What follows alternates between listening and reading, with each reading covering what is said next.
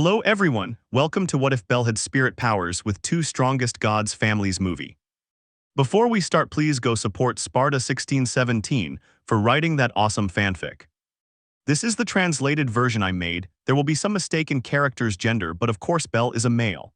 During ancient times, mortals formed contracts with spirits. Endowed with great power, they fought against monsters. Their names ended up engraved in history and they were praised as heroes.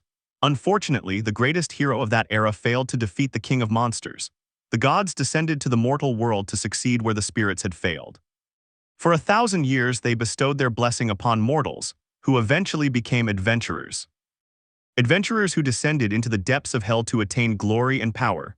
Unfortunately, the two strongest families of the last 1,000 years failed to destroy the king of monsters. What's next? Why don't we cooperate with the spirits? Said a god with a big smile. Chapter 1. Hestia. Familia, dreams. Never stop dreaming. Move forward with the childlike longing of a child as you fulfill your wishes.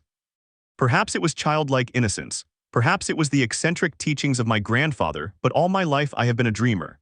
At 16, I still dreamed of being like those heroes in the stories my grandfather read to me. Standing before the monsters, defeating them gallantly while the light produced by the reflection of my sword illuminated the hearts of my enemies and allies, sowing fear and hope respectively. I dreamed of rescuing pretty girls in the dungeon and falling in love with one of them. I dreamed of forming a great family. Unfortunately for us dreamers, the world is especially cruel. It's not just about the harsh truth, it's also about all those people who enjoy trampling on the dreams of others. I ended up crashing into that darker side of the world. Even with determination burning in my eyes, rejection after rejection after rejection, I end up smothering that flame, leaving only embers. I felt disappointed and frustrated by that scenario beyond my control. Leaning against a wall in an alley, I looked up at the sky, asking my grandfather for forgiveness for being a failure. Hey, you there? That alley is very dangerous. What are you doing there? I blinked a couple of times while looking for the owner of that voice. It wasn't difficult to find him, only I couldn't see his face because of the darkness of the alley. Thank you, but who are you? Being here alone, are you lost? I questioned while I tried to see clearly who was talking to me. Obviously, you're the one who's lost, the voice complained as it got close enough to be seen. Then I realized who, or rather what it was, a goddess. The petite goddess with two pigtails fixed her gaze on the ground as she tightened the hem of her dress. Actually, I'm currently recruiting members for my family. I just thought I really want to have an adventurer, or something like that, so if you nervously, the goddess uttered those words as she extended her hand. I want to join, please let me join your family. At that moment, the embers of my determination turned into a sea of flames as I stood up and faced the goddess. Really? You want to join my family? The goddess looked bewildered, full of embarrassment and full of hope. Yes. I just needed one word to express what I felt as I took the goddess's hand. My name is Hestia, what is your name? The goddess asked with a big smile. Bellcranel. I spoke with my own smile. Are you really sure? Questioned the goddess Hestia. Yes, I answered. You are my first child, you know. Hestia said while looking at the ground. We'll find more, I replied. I only have a small basement as a base, Hestia said sheepishly. No matter, if necessary I'll build a base with my own hands. TT2 I'm so happy. Tears flooded the goddess's eyes. Kami-sama, no matter when it takes, we will be one of the strongest families in Arario. My determination burned hotter than hell itself. Kami-sama smiled at me with his eyes still full of tears. This was my first step. The prologue to my heroic story. All heroes start somewhere. I would be no exception. I would get money for weapons and a headquarters, allies to help me in battles, strength to protect my own, and I would also get a girl to fall in love with and start a family. I could achieve everything in this city. Really, are you just going to watch it? Yeah.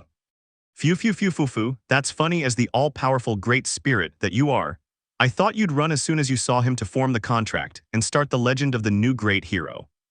The goddess and the child didn't know it, but they were being watched. Translucent beings, no one could see them and no one could hear them. The boy didn't know it, but the moment he set foot in Arario, 4 beings close to divinity spirits had set their sights on him. Observing their actions, judging their resolve, delighting in their soul, but more importantly. Your words stem from the fact that you never formed a contract. That child is identical to that person, perhaps less of an idiot, but exactly as I remember him. 12 centuries are not enough for me to forget that clown. Looking back on the past with nostalgia. Why do you make it so hard for me to find a cute adventurer to form a contract with? You damn clown, did you have to show up again? Do you even remember me? An entity whose appearance was that of a floating sphere of light and with a male voice. He complained to his companions with a notable love for his resources. Did you finally go crazy? I also think you don't understand. You can't see what I see. Oh my knight, do you remember me? Will you love me this time? A feminine voice, a hypnotic voice full of beauty and femininity. The voice of a maiden belonged to a woman with beautiful blue hair and purple eyes. Her appearance was youthful with an innocent smile and an air that screamed purity. You too. If you had made a contract, if you had found your hero, then you would see him my beloved king. My sweet and tender husband, do you remember me? Will you save me again? Would it be selfish to ask you to save that girl? A female voice that conveyed peace and tranquility like a lullaby, the voice of a loving mother belonged to the wind. A small, colorless whirlpool floated beside its companions. It's not my fault. No one was worthy of forming a contract with me. It's not as if they kept getting ahead of me. A voice, although feminine and beautiful, had an irritating tone like that of a spoiled princess. It belonged to a cluster of pure white lily petals. Of those three beings, their names had been engraved in the history of the world. They had accompanied the heroes of antiquity, giving them power and protecting them. Jupiter, a spirit associated with the god Zeus, once met and formed a contract with the hero Argonaut, becoming known as the first hero. Argonaut had traveled the world fighting monsters, had defeated Minos and saved Princess Ariadne. Even without memories and being a shadow of his former self, Argonaut had gathered a group of heroes, challenging monsters and leaving a legacy of hope for future generations. Dine, a water spirit who in the past had been associated with the hero Fulland Howells, with whom she had fallen in love. Fulland, the knight of water and light, who had protected the newly built dungeon city. For years had served as the leader of all those heroes who had settled in the city and who day by day fought to prevent the monsters from leaving the dungeon. Arya, an air spirit who in the past had been associated with the hero Albert Waldstein, the mercenary king who, with only his skill with the sword, had risen to the top of all those mercenaries who called the dungeon city home, who after signing a contract with the spirit he fell in love with, had managed to drive away the black dragon, freeing his city from danger and allowing a new era to begin. Finally, there was the novice spirit Juno, a spirit associated with the goddess Hera who in the past had never managed to form a contract, a spirit who arrived late to see how Jupiter had formed a contract with Argonaut, late to see Fingas form a contract with Phaina. Dine had beaten Fulland to it, Arya to it, and hundreds of subsequent examples. Finally, she ushered in the age of the gods and her power was no longer needed. Until this day. Those spirits had been contacted by a certain god along with a goddess. Goddess and goddess who for 1,000 years watched over and nurtured the adventurers who would later be called heroes, reached the end of their eternal patience. The age of the gods had been a failure, with expectations too high. In 1,000 years, they had only reached 2/3 of the goal. On the contrary, the age of the spirits, even with low expectations, had managed to hold back the tides of monsters and confine them to a single place. The time for a change had come. Both spirits and gods had complex and somewhat childish personalities, refusing to share their training, which is why with the arrival of the gods and the introduction of the fauna, the spirits had been relegated, losing usefulness, which provoked jealousy and anger. Gods who refused to share their toys and spirits resentful of those who had changed them. Do you agree with the idea? Juno asked. Yes, replied the other three spirits. What about his goddess? Will she accept it? Juno questioned again. Here, Soma, did I never tell you about that goddess? Zeus Soma never had any negative comments about her and praised her personality, that God would never do something like that. He would only praise a woman's physique. Jupiter answered his old friend's question without hesitation. Well, here Soma certainly had a positive opinion of her. Even so, Juno spoke somewhat uncertainly as she watched the goddess and the child arrive at an abandoned church.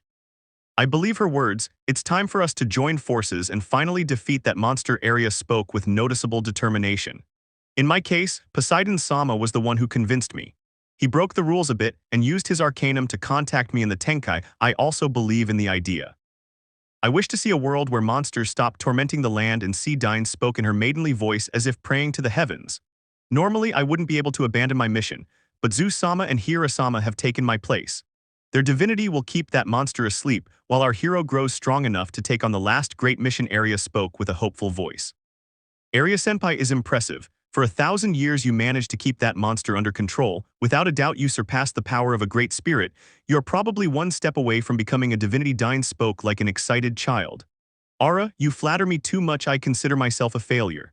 Several times I lost control of that monster, which led to multiple tragedies. 2 decades ago I lost control over it and a kingdom was destroyed. I only managed to save 2 children. Every time I think about it, I feel my heart sink with guilt. Arya spoke with a slight tremor in her voice, as if she were recounting a nightmare. You blame yourself too much. No one could have kept that monster under control like you did. Even now it takes 2 gods to fill your place. Jupiter spoke in a comforting tone. With your help and mine, the little one will become a proper hero in no time. Juno spoke in a somewhat conceited tone. I wouldn't count on that. I'm weakened. I can't even assume a physical form. Only you can hear my voice. I wish she could hear me. Arya's voice was filled with remorse. Enough nostalgia for one day. Would you let me play with the child for a bit?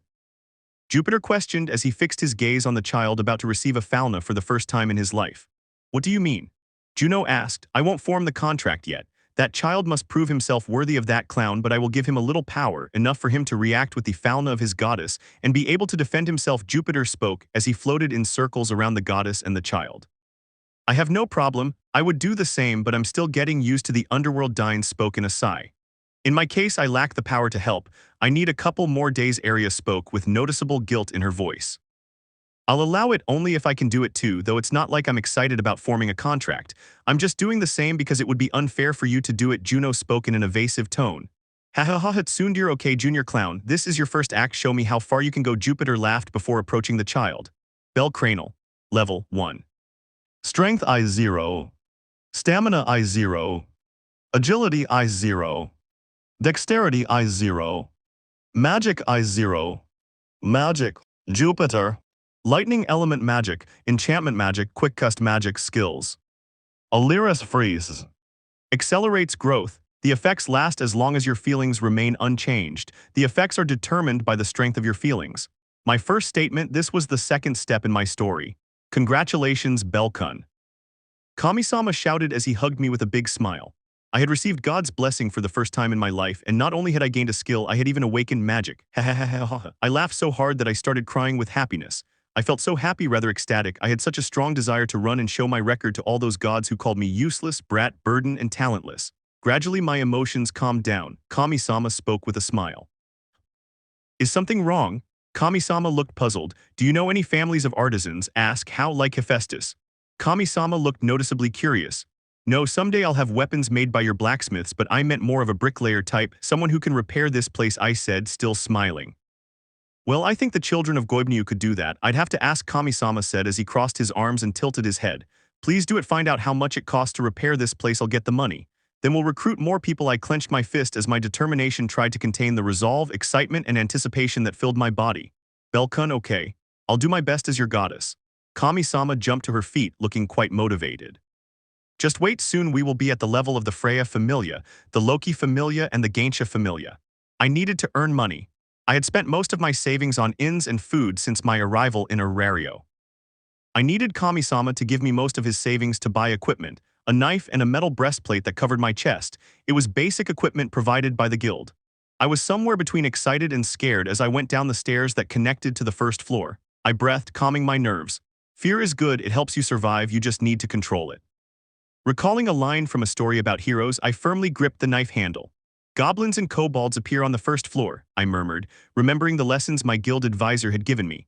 A shiver ran down my spine as I thought of that extremely beautiful half-elf. I had spent the last 4 hours receiving lessons about the dungeon and the first 3 floors. As he walked, the passage grew darker. He had entered the dungeon.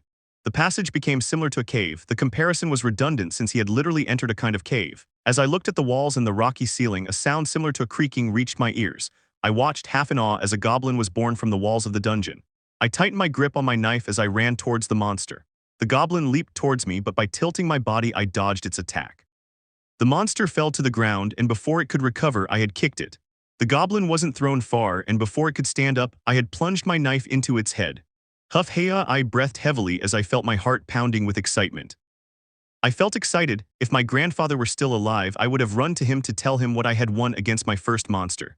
A treacherous tear rolled down my cheeks. If my grandfather hadn't died, I would never have come to Arario. He had grown up as a country boy, completely normal, just a dreamer.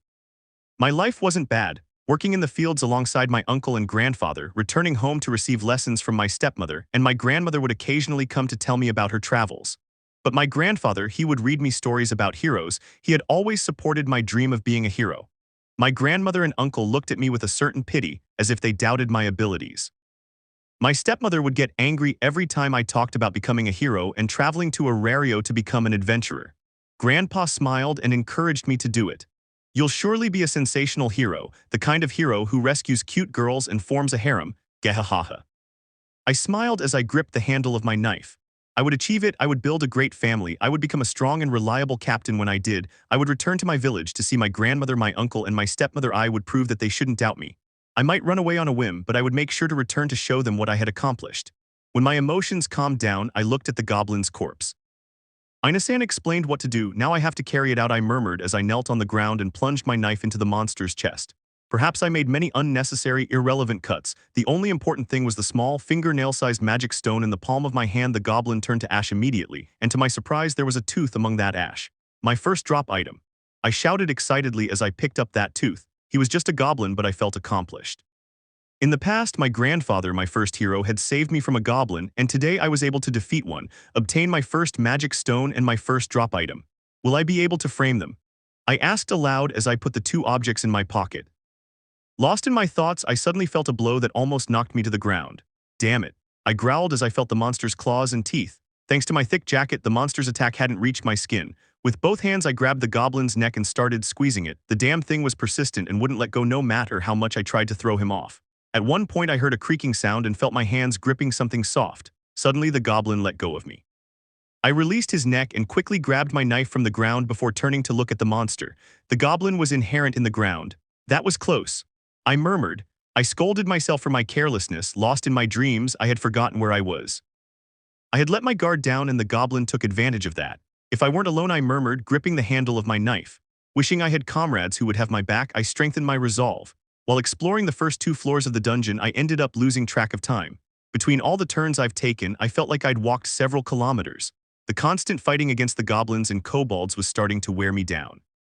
I should retreat, I thought, as I pulled a magic stone from a goblin's chest. When the monster turned to ash, it hadn't left any drop items. Time to go back, I murmured. Almost as if it were a joke, or as if the dungeon was waiting for me to be exhausted, 2 goblins were born from the wall.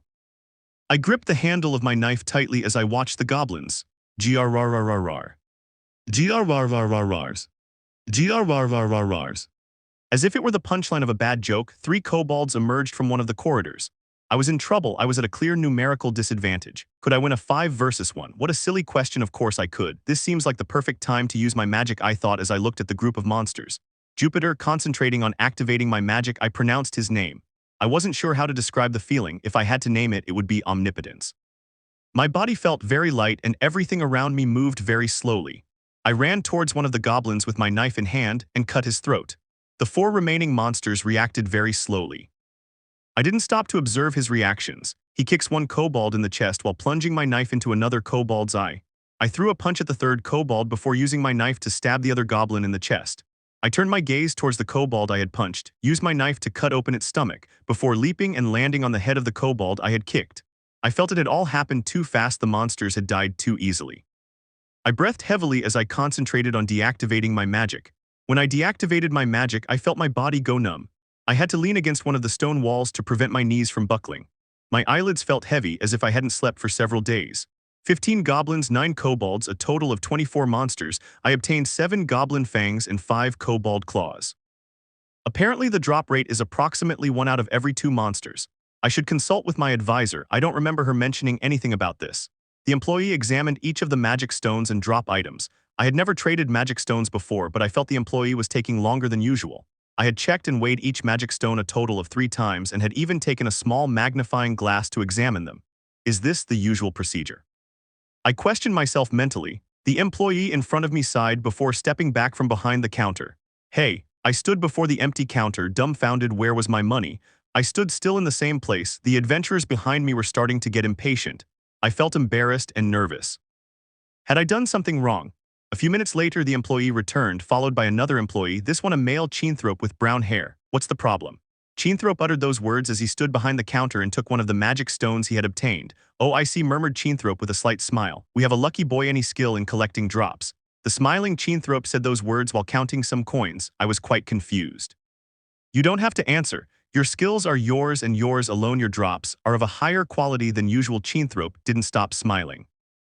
My name is Rihmer. I'm not usually at the exchange. I have other matters to attend to. But tomorrow, when you return from the dungeon, tell your advisor to find me so I can evaluate your drops. With that said, Rihmer slid a handful of volleys under the protective glass. Okay, answer. The goblin magic stones were valued at 250 volleys each, so for a total of 15 you receive 3750 volleys. The kobold magic stones were valued at 375 volleys each, so for a total of 9 you receive 3375 volleys. The goblin tusks were valued at 450 volleys each, so for a total of 7 you receive 3150 volleys. Finally, the kobold claws were valued at 600 volleys each, so for a total of 5 you receive 3000 volleys. A total of 13,275 volleys. Renar itemized my payment while I stared in astonishment. Is that correct? I asked, unable to hide my astonishment. Kid, I've been in this job for 20 years, although if you want a smaller amount, I'd be happy to offer it to you. Rihmar looked slightly offended as he said that. No, thank you so much. I hastened to apologize as I gathered my money. After receiving my first payment as an adventurer, I went to talk to my advisor. No, it's not normal, my advisor, a beautiful half-elf with brown hair and green eyes, said, crossing her arms. After explaining my first day as an adventurer, my advisor, Aina, gave me a look that was both annoyed and curious. Do you have any skills related to obtaining drops? Aina asked. No, I wasn't very sure. In my state, a skill of that kind hadn't appeared. Could it have appeared while I was in the dungeon? It's strange the monsters have lower drop rates, not 50%, and the magic stones you obtain shouldn't be worth that much either. Aina put a hand to her chin as she got lost in her thoughts. I remained silent, watching Aina process the information. At one point she sighed before shrugging. Anyway, you shouldn't look a gift rabbit in the face, right? Aina said those words with a beautiful smile. Although I had the impression that I had misspoken the phrase I was quoting, I did not attempt to correct it. You should use that money to get better equipment, Aina advised me, pointing to the armor that barely covered my chest. Ugh, he felt a lump in his throat. He had just bought the armor and the knife today. If you get better armor and change that knife, you'll be more protected and it will be easier to take down monsters after all. It's an investment. Aina began to explain the positive points of getting better equipment. I felt it was a waste to change the equipment I had only been using for a day. You know, you're still within the time frame where you can return the equipment. Aina spoke with a slight sigh. Hey, don't you read what you sign? Aina questioned. I remained completely silent, having only paid for the equipment, and ran towards the dungeon. You have 48 hours to return the basic equipment, in case it has any manufacturing defects. Aina sighed again as she crossed her arms once more. I nodded timidly. Because you were using the knife and it's clearly not defective, at most you'll get back 50% of your initial payment. On the other hand, since the armor hasn't received any damage, you can get your full payment back. Aina explained this with the air of a teacher. I glanced sideways at the armor on my chest to make sure it had no imperfections. I would recommend you keep the knife as a secondary weapon and return the armor. With the money you can buy a better one. While speaking, Aina picked up a book. I nodded. So what will you do? Bellcranel. Opening the book, Aina questioned me about the decision I would make. I'll take your advice, I said with a smile. Aina smiled for a moment before taking on a serious expression. Okay, we'll have a rundown of the monsters you'll find on the first few floors, as well as materials, drops, plants. With her eyes fixed on the book, Aina began to speak. I turned my gaze to the desk and looked for paper and a pencil. I had a silly grin on my face as I arrived at the abandoned basement that served as the headquarters of the Hestia Familia, Kami-sama. As soon as I got down to the basement, I greeted my family's goddess with a big smile, Belle.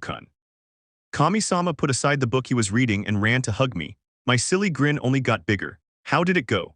Kami-sama asked while checking that he had no injuries. With a proud smile, I left the bag of volleys on the table. After returning the armor to the guild, I had a total of 18,275 volleys. Kami-sama stared in shock at the bag of gleaming coins. Belle, you're amazing. Kami-sama jumped with excitement before hugging me again. Hahaha, I laughed with a mixture of pride and embarrassment. After laughing for a while, I looked at Kami-sama seriously, took the linen bag and took out some coins. Kami-sama, I'm returning the 2,500 volleys you lent me, I said as I placed the coins in Kami-sama's small hands. I could see the happiness on my goddess's face. She probably didn't expect to get her money back so soon. After settling my debt with Kami-sama, I immediately went to the sofa, which looked like it was about to break, and took a seat, patting the seat next to me to invite Kami-sama to sit down. Hestia-sama, I asked my advisor, Aina-san, for some advice on how a family works. It's supposed to be that a portion of the adventurer's income goes into a common fund, which would be used to pay for a headquarters, food, taxes, etc. I began to explain what I had learned from Aina-san to Kami-sama. Yes, Hephaestus told me something similar. After work, I went to see her and asked her some questions. She wasn't very happy to see me. Kami-sama explained part of her day to me, although she whispered the last part.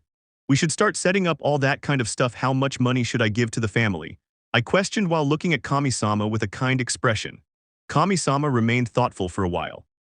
I heard that the norm is 30% or 35%, but I wouldn't want to live at the expense of my children. How about 20%? Kami-sama looked at me with a kind face. Isn't that a little? Question, that seems appropriate. You earned 13,275 volleys. Let's round it up to 13,000 volleys. If we take 20% for the family, that would be 2,600 volleys, leaving you with 11,400 volleys to buy new weapons or maintain old ones, potions, antidotes. Honestly, you children need the money more than we gods do. You're the ones who risk your lives to earn every volley. Hestia-sama explained her reasoning while smiling. What about you? Kami-sama, you also need money. I should take a share for you, I spoke, as the flame of my determination burned again. Glep'll probably waste the money you give me, it's better to leave it in a common fund. Kami-sama looked away after saying that. I looked at Kami-sama with doubt. Look at it this way, our meals are paid for with the money from the common fund, right? Then there's nothing else to worry about. When you become a famous adventurer and our family grows larger, we'll be swimming in volleys at that point. You can do something like assign me a salary for being your goddess. Kami-sama spoke confidently while placing a hand on her chest. At Kami-sama's words, I nodded with a smile. Very well, let's update your status. Kami-sama spoke as he stood up. Sure, I agreed as I took off my shirt and lay down on the sofa. Kami-sama soon climbed onto my back as he began to work. Belle-kun, you are definitely someone extraordinary, Kami-sama said that while copying my status onto a sheet of paper. With a small jump, Kami-sama got off my back and handed me the sheet of paper. Bellcranel. Level 1. Strength I0H107. Stamina I0H103. Agility I0H110. Dexterity I0H100. Magic I0I60. Magic. Jupiter. Skills. Lyris freezes. Gold rules. Grants the user a sixth sense for finding valuable objects. Increases the drop rate of items and rare objects in an area around the user. Increases the value of items and rare objects dropped in an area around the user. Passive ability. The area of effect is determined by the user's level.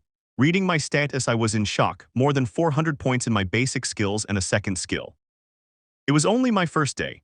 I clenched my teeth, holding back laughter. I so wanted to go and rub my condition in the faces of all those families who rejected me. You're like a lucky rabbit's foot, Belle-kun. Kami-sama mocked me with a big smile. Ha ha ha, I laughed nervously. Aina and the Chinthrope Rimur had been prophetic about my ability. Hey, don't you think it's excessive to give him magic and a skill too?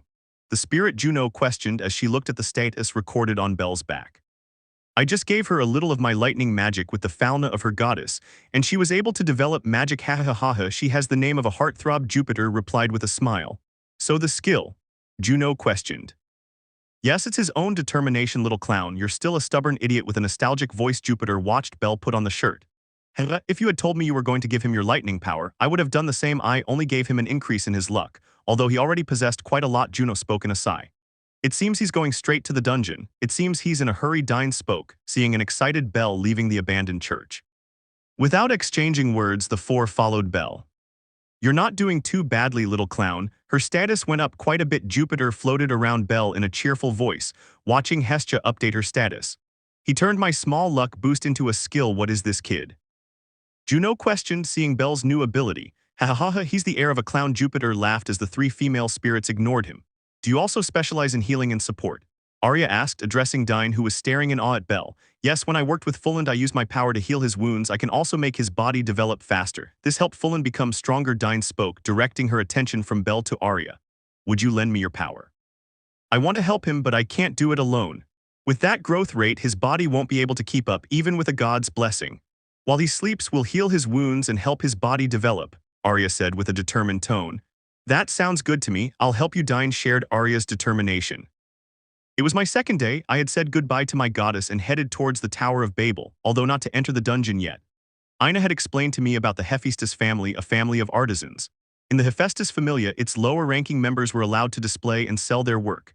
Since these were the works of novices, the prices were affordable, and a novice adventurer like myself could acquire a full suit of armor without spending much money. The 8th floor of the Tower of Babel was my destination, and where I could find shops run by the Hephaestus family specially designed for novice adventurers.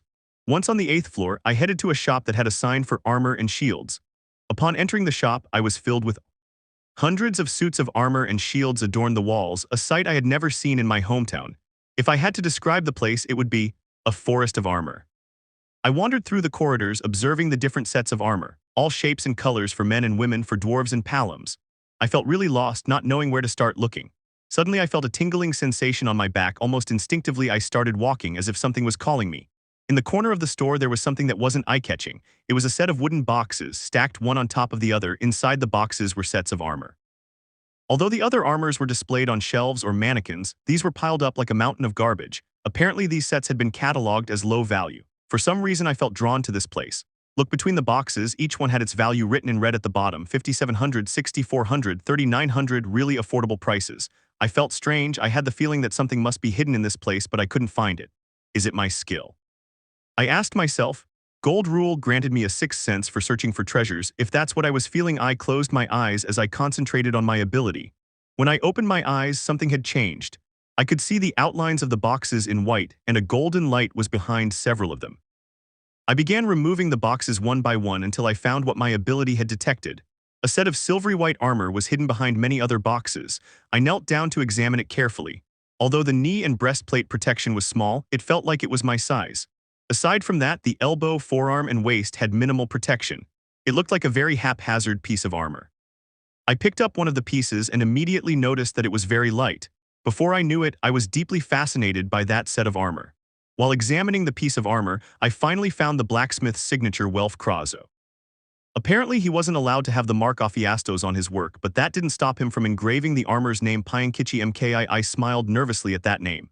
Even so, Welf Krazo, I will remember his name.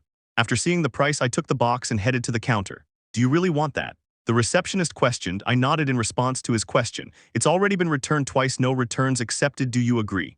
The receptionist asked again. I nodded again. The receptionist shrugged. I paid the 3,400 volleys that the armor was worth and left the place. This time I went to a sword shop. I didn't want to waste much time in this place, so as soon as I entered, I focused on using my gold rule ability. I saw it again, a golden light, and immediately headed towards that place.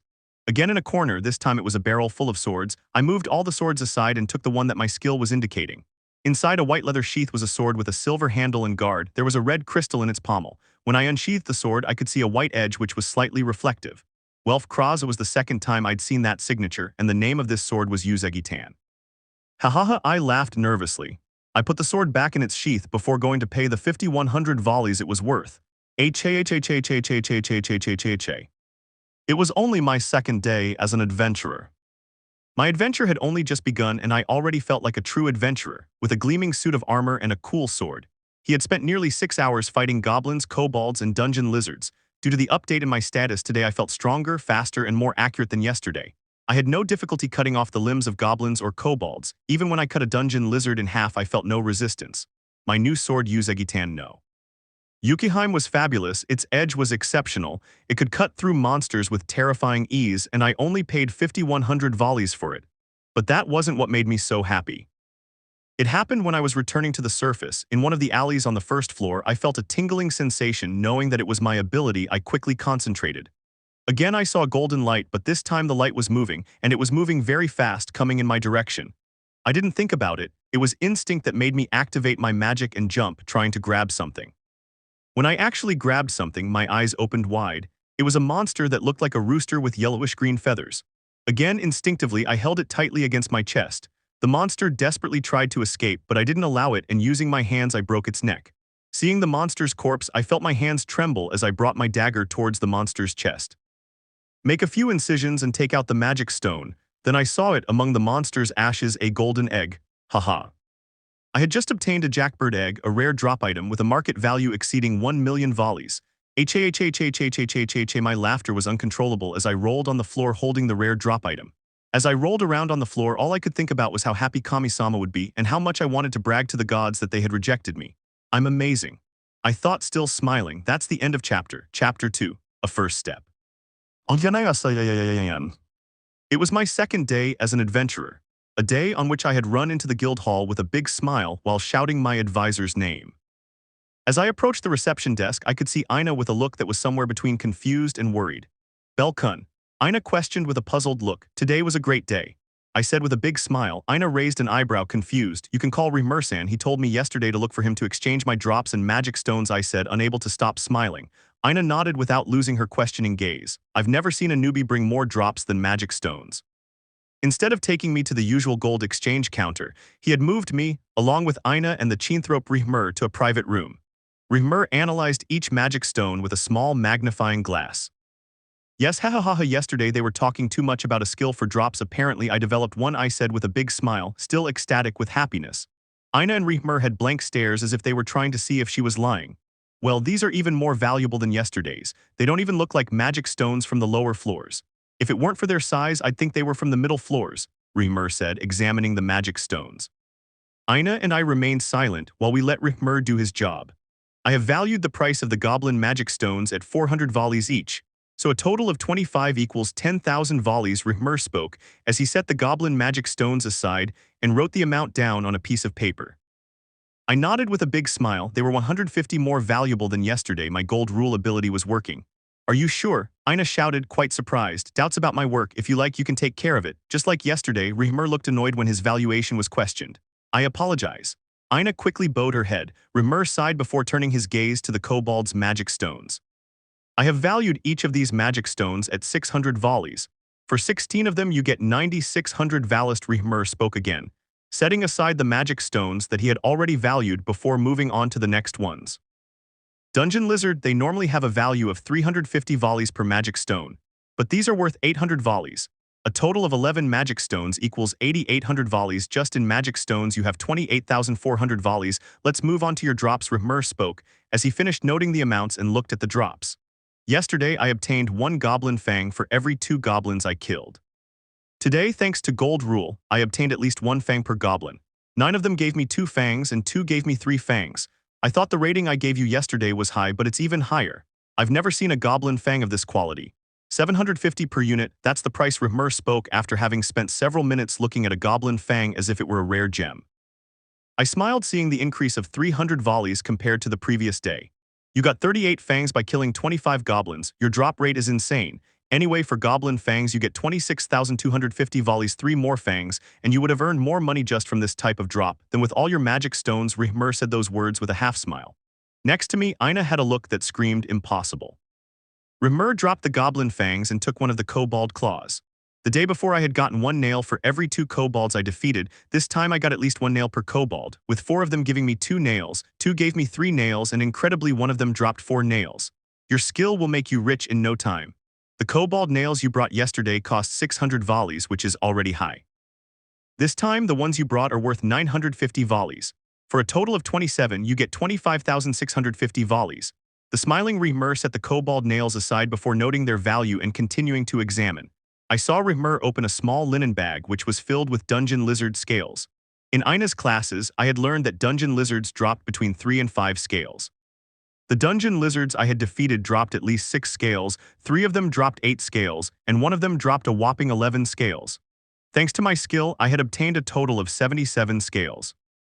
Because dungeon lizard scales have a higher drop rate, they tend to be a little less valuable than kobold nails. 850 volleys per piece is the price I've estimated. A little less valuable than the kobold nails you brought, at least that logic holds true. Rihmer spoke with a half smile as he set the bag of scales aside. I nodded enthusiastically. 65,450 volleys, that's the total value of the scales you brought. Rihmer finished writing down the prices on the sheet of paper. Ha ha ha ha. Aina seemed to have surrendered to the absurdity of what her eyes saw as she laughed emotionlessly. I simply clenched my fists, trying to control my emotion. You can come and collect your payment at the exchange box. With those words, Rihmer handed me a promissory note for 145,750 volleys, the fruit of 6 hours of work. Seeing Rihmer about to leave, I hurried to look for something in my backpack. Rihmer-san, you can evaluate something else. I spoke quickly, preventing Rihmer from leaving. Do you have anything else? What is it this time? With considerable curiosity, Rihmer sat down again. More, Belle, if it's not a goblin, kobold, or dungeon lizard drop, did you go deeper into the dungeon? Aina spoke in an intimidating tone, each word making her aura grow darker. No.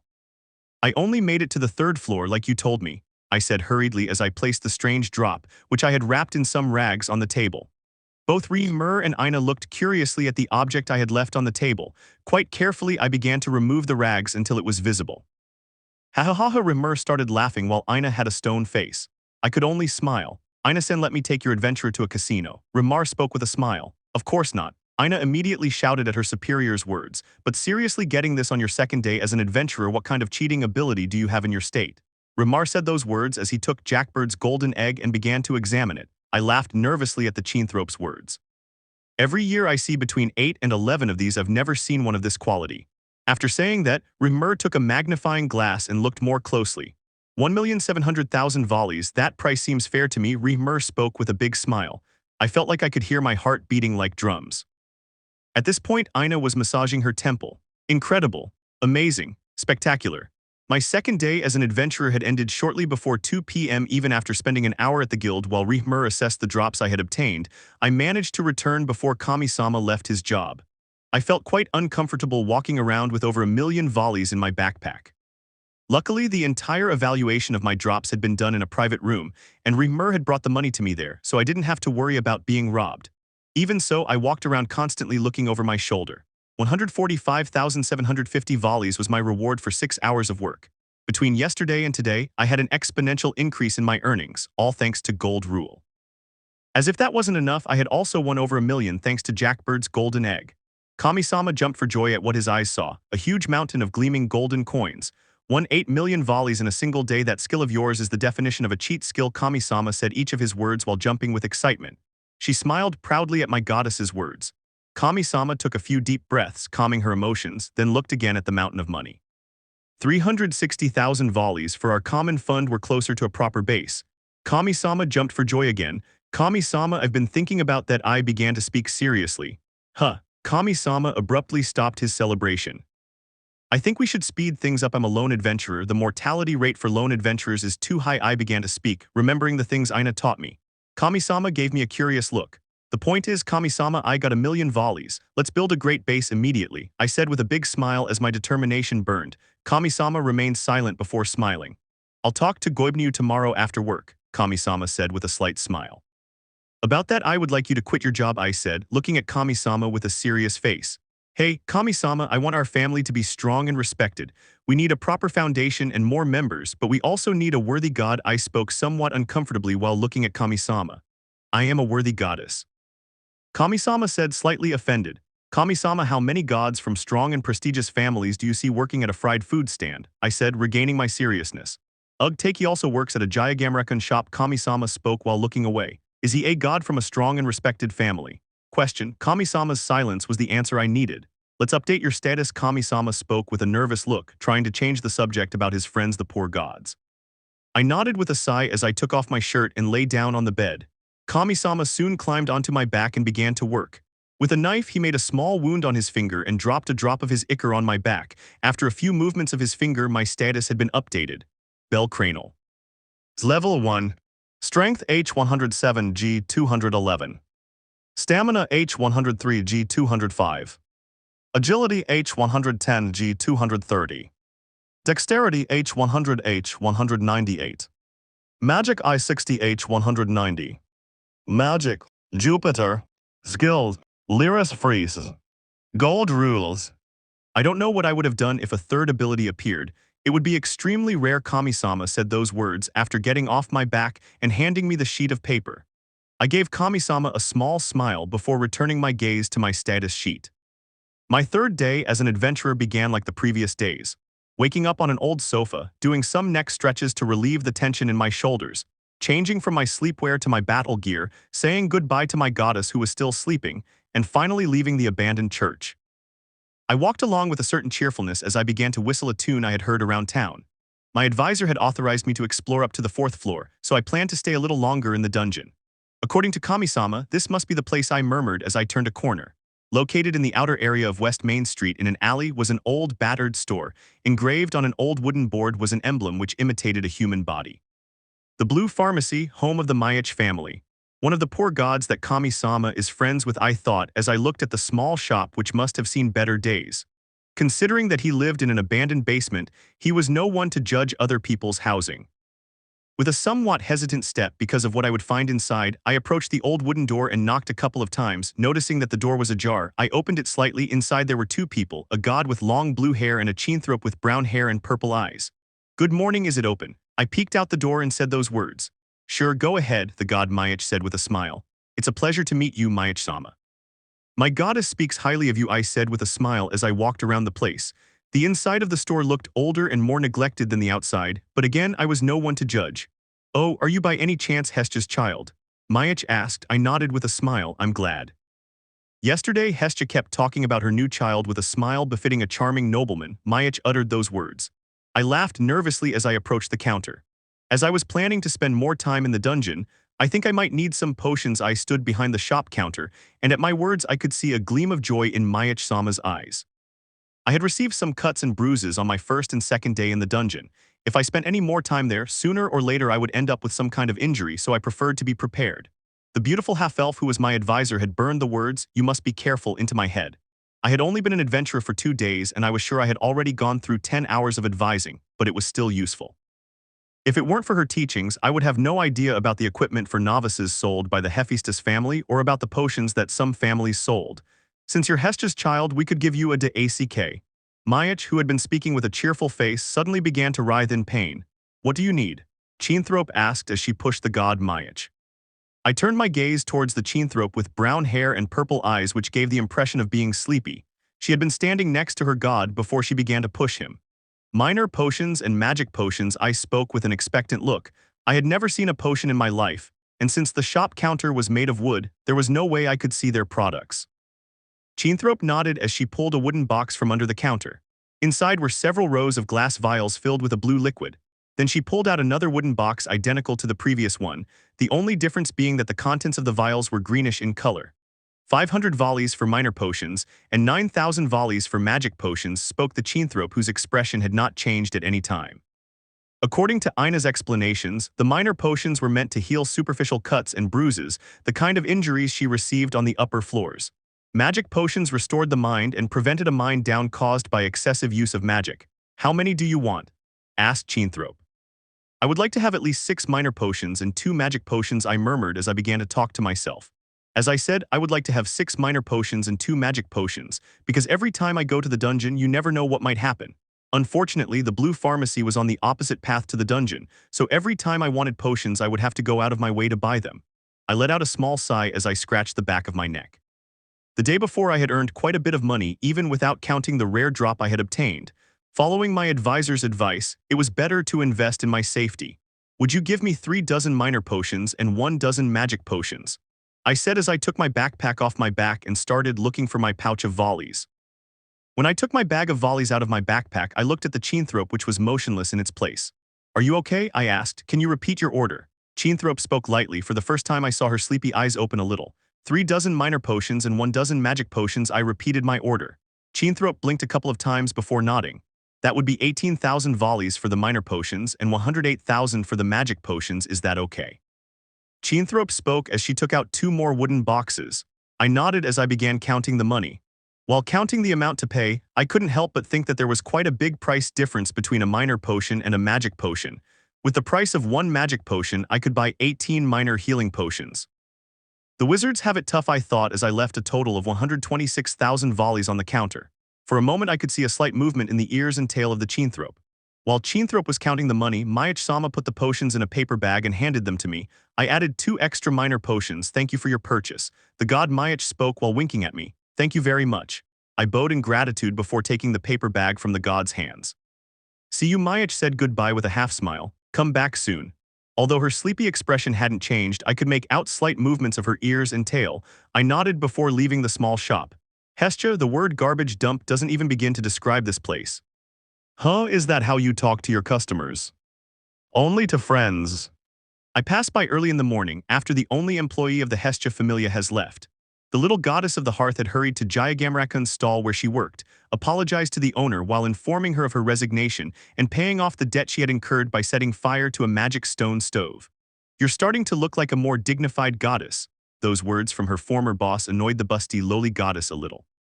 With her first matter settled, Hestia hurried to the workshop of the Goibniu family, the Forge of the 3 Hammers.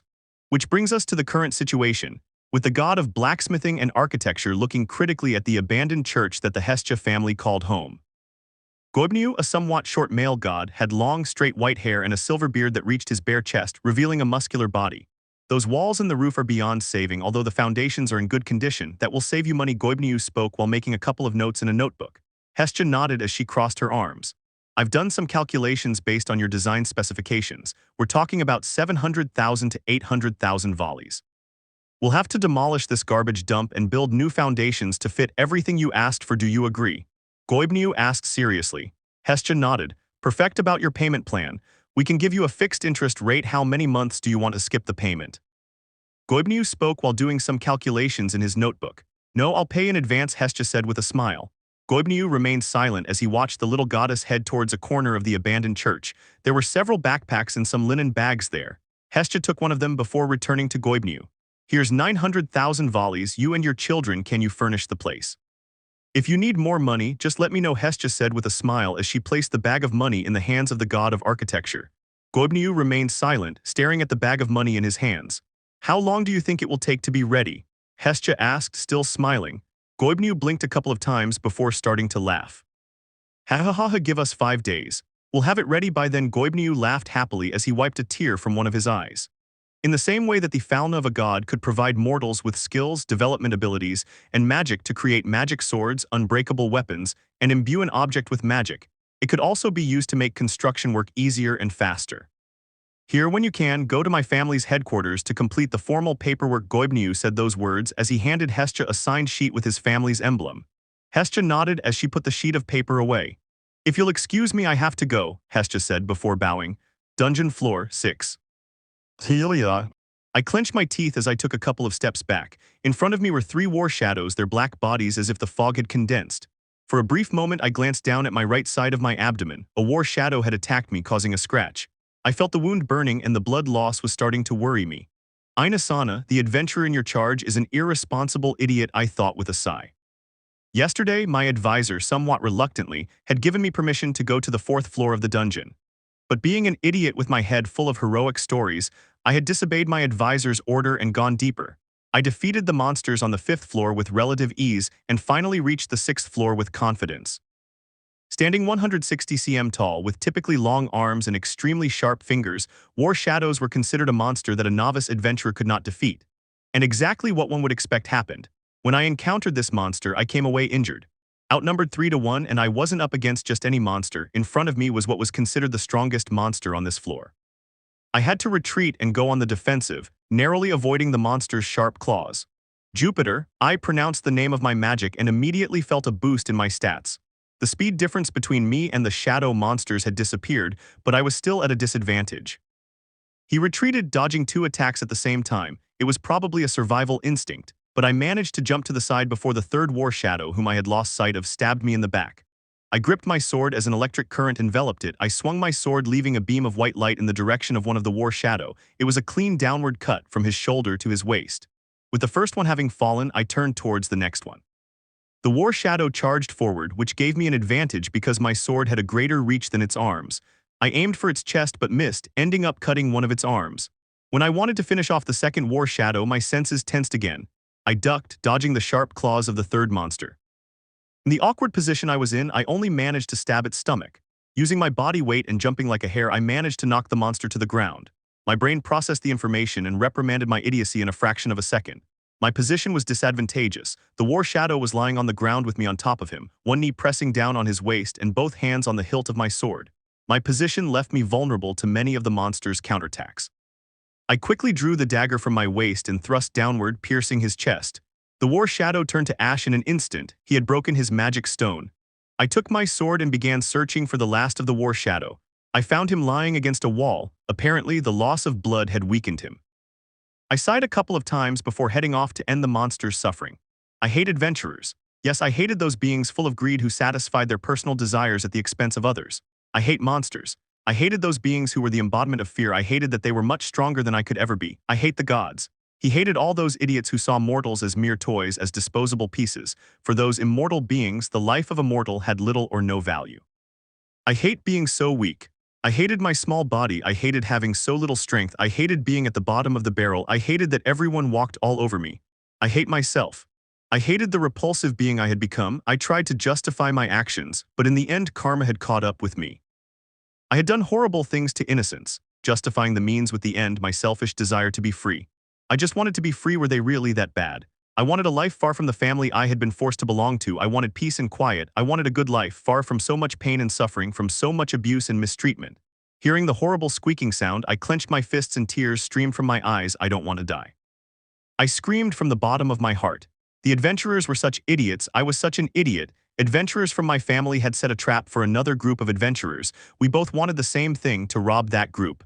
Unfortunately, they were dirtier than I was. He had used monster baits in order to attract a decent number of monsters so he could rob them. The plan was simple. A group of monsters would approach, and in the chaos he would take their valuables and disappear.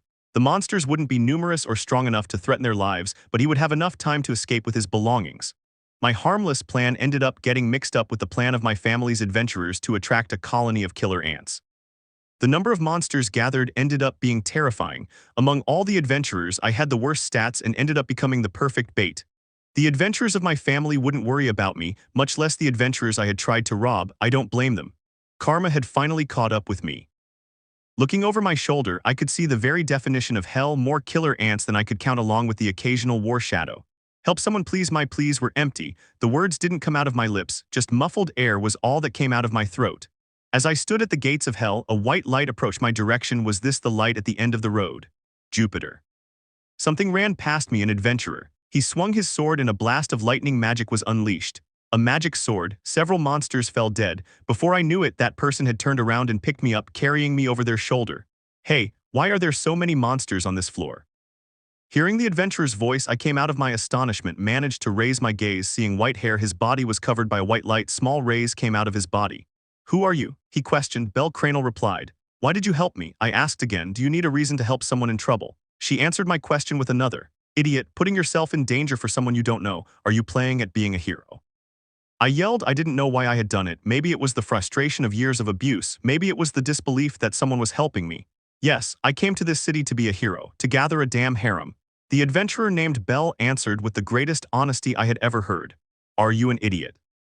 I yelled, filled with frustration, although for some reason I felt a strange urge to start laughing. Ha ha ha ha, I really am. Belle laughed dryly as he stopped. Why are you stopping? I questioned. Calijan, he replied. I looked up, seeing how the tide of monsters was getting closer and closer. Belle gently placed me on the ground, and as he took a couple of steps forward, he took a potion from his pouch and drank it quickly. We'll have to fight and open a way, Belle spoke with a determined look, determined not to die. I clenched my fists. I had lost everything, my equipment, weapons, and supplies. I had lost them while fleeing. There was nothing I could do to help the adventurer who was trying to keep us alive. A lone adventurer against an infestation of monsters, the outcome was more than clear. There was no need to look. I had resigned myself to it. Ha ha ha ha, I laughed dryly while looking at the ground. At least in my last moments, someone had tried to help me, someone had truly tried to save me. Then I looked up and saw him, a figure that could only be called a hero. He didn't take a single step back, confidently swinging his sword. With a swing of the white sword in his right hand, lightning magic emerged, killing a large number of monsters. I felt my heart pounding with excitement at what I saw, but at the same time I felt it shrinking at my own helplessness. After so long wanting someone to save me, a hero, and all I could do was watch him helplessly doing nothing. My hand moved on its own and picked up a stone. I had to do something, anything. I had to help him. I couldn't leave him alone. I would do something. Hang in there. There was only one thought in my mind: I have to resist. Everything had happened stupidly fast. After drinking a healing potion, she had felt the ground tremble. Being the idiot that I am, I went to investigate, and soon I could see a stampede of monsters in the distance. Before he could escape, he had seen something, or rather someone, a palom with brown hair and eyes. Before I knew it, I had started running, and my magic activated on its own with the boost of speed I received. I reached her before I realized it. Jupiter.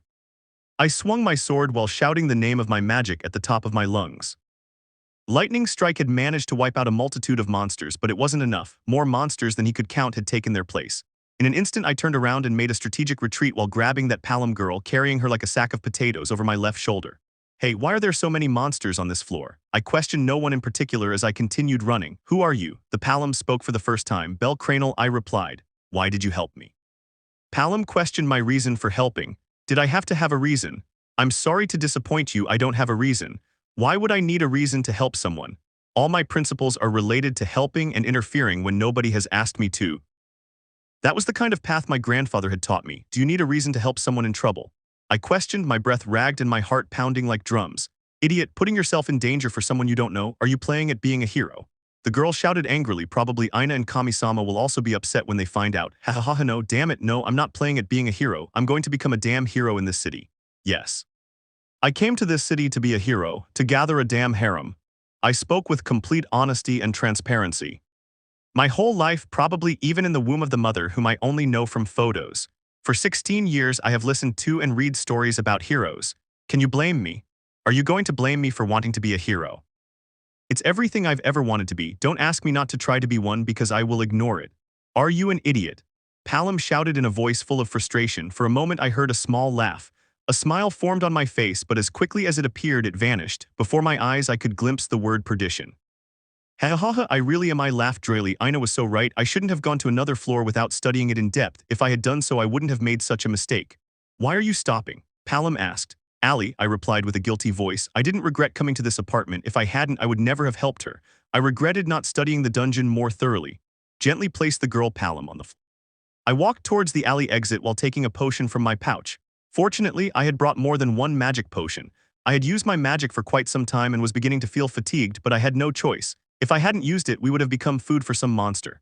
We'll have to fight and open a breach, I spoke with determination as lightning crackled around my sword. I brandished my sword, generating a lightning strike. The mangled or charred corpses of the monsters piled up on the ground, but did nothing to stop their advance. He'd cut one down and two more would come. I had to wield my sword with my right hand, and with my left the dagger I had obtained from the guild. Both weapons, enveloped in rays, cut through the exoskeleton of the killer ants as if they were paper. Unfortunately, magic is a cruel mistress.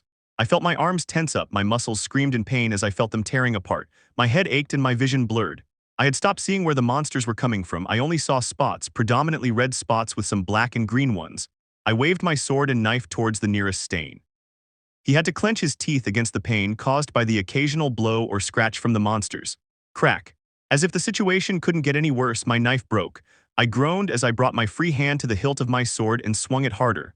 More than a swordsman, he looked like a gardener cutting the grass with a sickle. Telltale.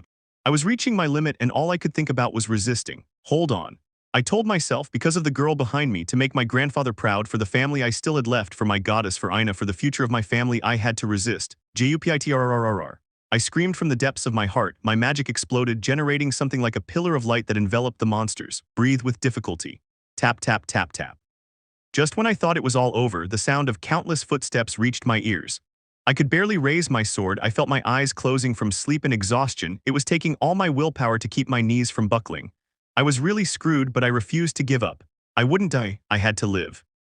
I needed to become stronger, a famous adventurer, a hero. I wanted to make Grandpa proud, gather all my determination and raise my sword. Splendid, that's what I'm talking about, you little clown. Huh, a voice. Where was it coming from? Truly worthy, so gallant, my knight. Will you never stop putting yourself in danger? 3 other voices echoed in my ears. I couldn't determine their location. I found myself in an increasingly difficult situation, unable to stop swinging my sword to ward off the monsters. And in that situation, I was hearing voices. There's no time. Let's make a contract, you little clown. A contract? Am I going crazy? I'll go first for now. I can only offer you healing. My name is Arya. Arya, I pronounced with difficulty. I had heard that name before in dungeon oratoria. Yes, even though you're in another body, we'll meet again. Suddenly, I felt a warm sensation surrounding my body. It was as if my body relaxed. All my tiredness began to disappear. My vision recovered. It was magic. Before my eyes, I could see the monsters that kept coming. When a kobold jumped towards me, I saw how a stone hit his face, which allowed me to cut him in two. My turn. I am Jupiter, the Great Spirit. Jupiter, that name, I felt like I had heard it before. Could it be possible? That's right, little clown. Let's write the best comedy the world has ever seen. A golden light surrounded my hands. Instinctively, I dropped my sword, and before my eyes, the shape of a sword began to materialize. The weapon that emerged was a gleaming golden sword. The sword was somewhat strange. It lacked a consistent width, tapering towards the tip.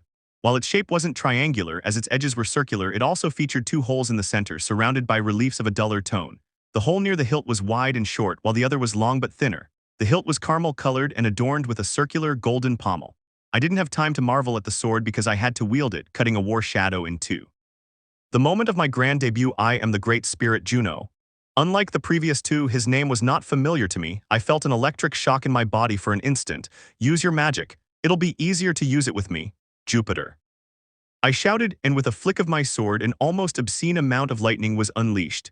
This time I felt no tiredness or exhaustion. It was as if my mind had multiplied several times.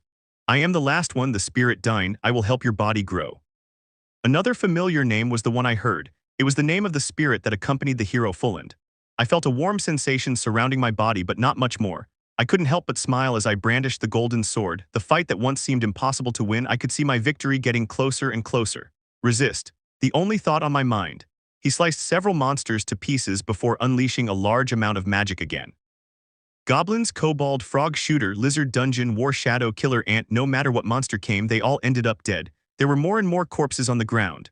What was once a tide of monsters had dwindled to a small number of monsters, and before I knew it, I was cutting off the last head of a killer ant.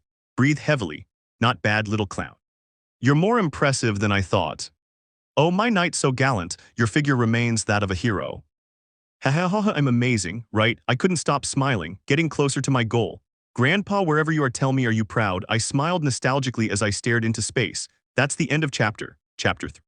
Brief clarification. From this chapter onwards, the narration will be in the third person with occasional narration from Belle's point of view. This is because we have already passed the prologue. The spirits are up. His body moved by pure inertia, by the pure adrenaline that was still pumping through his bloodstream. Bellcranel felt a mixture of fear, happiness, and anxiety, all because of what had just happened. He had been on the verge of death, his body had been pushed to its limit, his mind was pushed to the brink of exhaustion. The fact that he was still alive was a miracle. The albino turned his gaze to the sword strapped to his back, a sword created by the contract with a spirit as if it were a tale of heroes. Belle felt immensely happy and wished he could share the news with his grandfather. A smile formed on his face as he walked towards the dungeon exit. Beside him was the girl Palom whom he had rescued. Using her magic and much to Belle's bewilderment, Palom had transformed into a small elf girl who could easily be mistaken for a child. She carried the white-haired boy's backpack on her shoulders, a backpack that was about to burst due to the large number of magic stones and drop items inside. The journey to the surface was shrouded in silence. Both Belle and Palom Lili were exhausted and all they wanted was to rest. When the light from the surface could finally be seen, smiles formed on their faces as they hurried upwards. Belle Kun. No sooner had he surfaced than the white-haired man was met with a scream from his goddess. Due to many factors including adrenaline, Belle had ignored the fact that several parts of his armor had been torn to pieces. His clothes had been ripped in several places and were stained with blood. Arya's magic had healed most of his wounds, but he still had several cuts and bruises. The little goddess hurried to the side of her only family member, giving him a worried look as she examined his entire body. Belle forced a smile, as if trying to project a trustworthy expression of everything's fine. Hestia did not believe him at any point. Meeting with their goddess in Babel had been an agreement that Belle and Hestia had reached. While Belle was in the dungeon, Hestia would look for a small house they could rent while their base was being rebuilt. Their temporary base was a single-story house with a full bathroom and a half bathroom, a kitchen dining room, a living room, and 4 bedrooms. After taking a healing potion and a magic potion, taking a bath and a 2-hour nap, Belle met with Hestia for an update on his condition. As Hestia updated her status, Belle swore he heard the goddess groan in concern as she patted her face. "What the hell did you do in the dungeon?" Hestia questioned as she handed him her status sheet. Belle picked up that sheet of paper and was speechless when he saw it. Bellcranel. Level 1. Strength G211B 746. Stamina G205A 809. Agility G230C 690. Dexterity H198D 597. Magic H190A 810. Hunter H. Abnormal Resistance H. Mage H. Spirit Healing H. Healing H. Treatment H. Diving H. Strong Body H. Strong Defense H. Magic Resistance H. Healing Power H. Magic Jupiter Zeruya. Healing magic. The degree of healing depends on the amount of mind used. Healing of wounds and abnormal status effects. Quick cast magic. Juno Legacy. Magical summoning. The activation chant and the resulting effect must be known. Activation chant. Quick cast magic. Chant of the magic to be summoned. Milky Way. Transport magic. Transports objects from one place to another. Can only transport objects to a pre-marked location. Maximum 1. The amount of mind required is proportional to the weight of the objects. Generates a magic circle. Each object within that circle will be transported to the pre-marked location. Quick cast magic skills. Lyris Freeze. Gold Rules. Novice. Increases all 5 basic stats. Increases all development skills rank by 1. Increases magic power and effect. Increases skill effectiveness. Passive skill always active. Novice the guide. Area effect. The area of effect is determined by level. Increases the 5 base stats of allies within the area of effect. Increases by 1 rank all development skills of allies within the area of effect. Increases the power and effect of magic of allies within the area of effect. Increases the effectiveness of skills of allies within the area of effect. Passive skill always active. Jupiter. Increases base stats when facing monsters. Increases effectiveness when facing monsters from which Excelia has been obtained. Decreases the effectiveness of abnormal status effects caused by monsters. Increases resistance against any abnormal status effects the user has previously suffered. Allows passive use of the development skills Hunter and Abnormal Resistance. The effectiveness of the skill is proportional to the level. Lili. Increases the amount of mind, makes the use of mind more efficient, allows passive use of the development skills Mage and Spirit Healing. The effectiveness of the skill is proportional to the level, grants 1 extra magic slot per level, Hieros Gamos. Allows you to inherit other people's abilities. Inheritance must be voluntary, the other party must be willing to share the name and effects of their ability, which will allow the heir to awaken said ability. 1-2. Area. Increases the effectiveness of healing magic, makes the use of the mind more efficient when performing healing magic, allows the use of the development skills healing and treatment.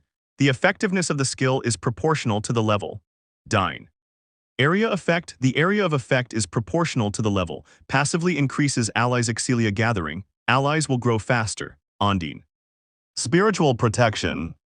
Increases resistance against attacks based on the element, water, increases all 5 basic stats when fighting underwater, enables passive use of the development skill, diving. A Fulland. A knight never retreats, increases basic stats based on the number of people being protected, increases body stamina, grants greater resistance to exhaustion, allows passive use of the following development skills: strong body, strong defense, magic resistance, and healing power. The effectiveness of the skill is proportional to the level. With the status sheet in his hands, Belle turned to look at Hestia as if questioning whether what he saw was real. Your ridiculous growth is your own doing, and yours alone. Hestia crossed her arms with a snort. Belle again turned his gaze to the status sheet. His basic skills had increased by 2618 points. He had gained 3 magics and 9 skills. It seemed unreal. Ha ha ha ha, Navis, it's been a while since I heard that name. A voice echoed in the albino's mind. We can hear your thoughts, so don't make a scene. Before Belle could say or do anything, Juno's voice had sounded in his head, as if predicting his outburst. I am the great spirit Jupiter associated with the god Zeus. Thanks to me you obtained not only an incredible sword but also the magic Jupiter along with the abilities Navis the guide, and Jupiter. Aren't I amazing? A spirit like the ones that accompanied heroes in stories? Belle questioned. Exactly, we've decided to join forces with the gods to create the next generation of heroes. You have the responsibility to defeat the Black Dragon, no pressure. Belle froze at the mention of the Black Dragon. It was the monster that had ended the life of the hero Albert. Ha ha ha ha, don't worry little clown, you have at least a decade to prepare, but let's get back to the topic. Not to brag, but I am one of the most powerful spirits that exist, and unlike some of my companions, I am not weakened, so you are getting a great amount of initial power from me. Belle nodded as he observed the magic and abilities mentioned by the spirit. In the past, we joined forces with mortals to fight monsters.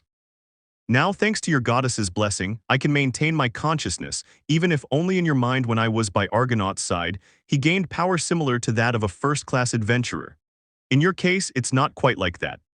For a moment, Belle was lost in his memories, recalling the story of the Argonaut and when he had signed a contract with a spirit to fight against monsters.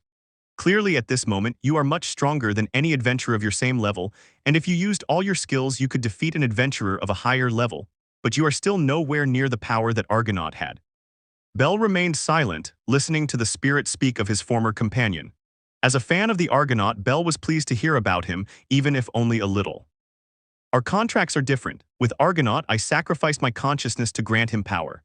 Thanks to your goddess, the current situation is no longer necessary. I use my power to leave seeds within you that will germinate as you grow. Your magic will become stronger, as will your abilities.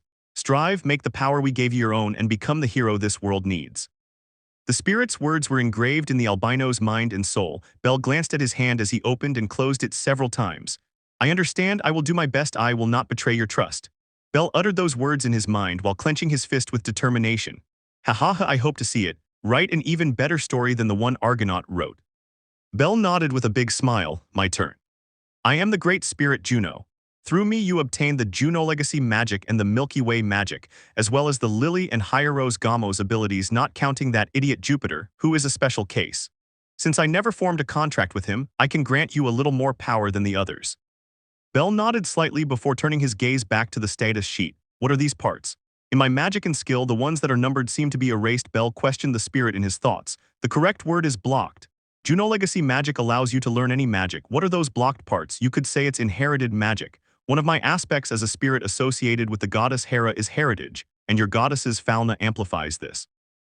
Apparently, there are or were magic users in your family. We could say you ended up inheriting their magic as part of the bond you share. The same thing happened with Hieros Gamos. remained silent for several seconds. I never knew my parents. I lived with my grandparents, my uncle and my stepmother. My stepmother referred to my mother as a loving and sick person who passed away at the moment of my birth. She never had anything good to say about my father. My uncle shared some stories of my father but always described him as someone weak and unmemorable. Belle got lost in his memories. It could be because of them. I really don't know. What do you know about your uncles? What? My uncle is the strongest man in the village, and my stepmother the smartest woman. They don't talk much about their past, but I always thought my uncle must have been some retired soldier and my stepmother a noblewoman because of the way she acted. They both had a falna, but they don't talk much about it. My uncle explained some of his abilities and his magic, which is a flame that can cover his sword. It's not very strong magic by his own admission. And my stepmother possessed a magic that created a small sound attack. It's not very strong either.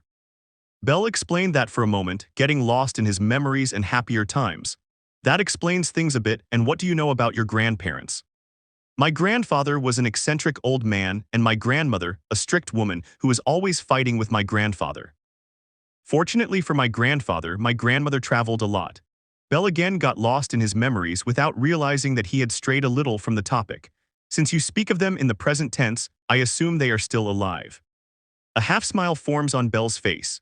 Grandpa passed away a few months ago. His body fell down a ravine, and because of the number of monsters and wild animals, not even my uncle could retrieve it. Let's just say I ran away from home. Grandpa always read me stories of heroes, and I wanted to be one to make him proud.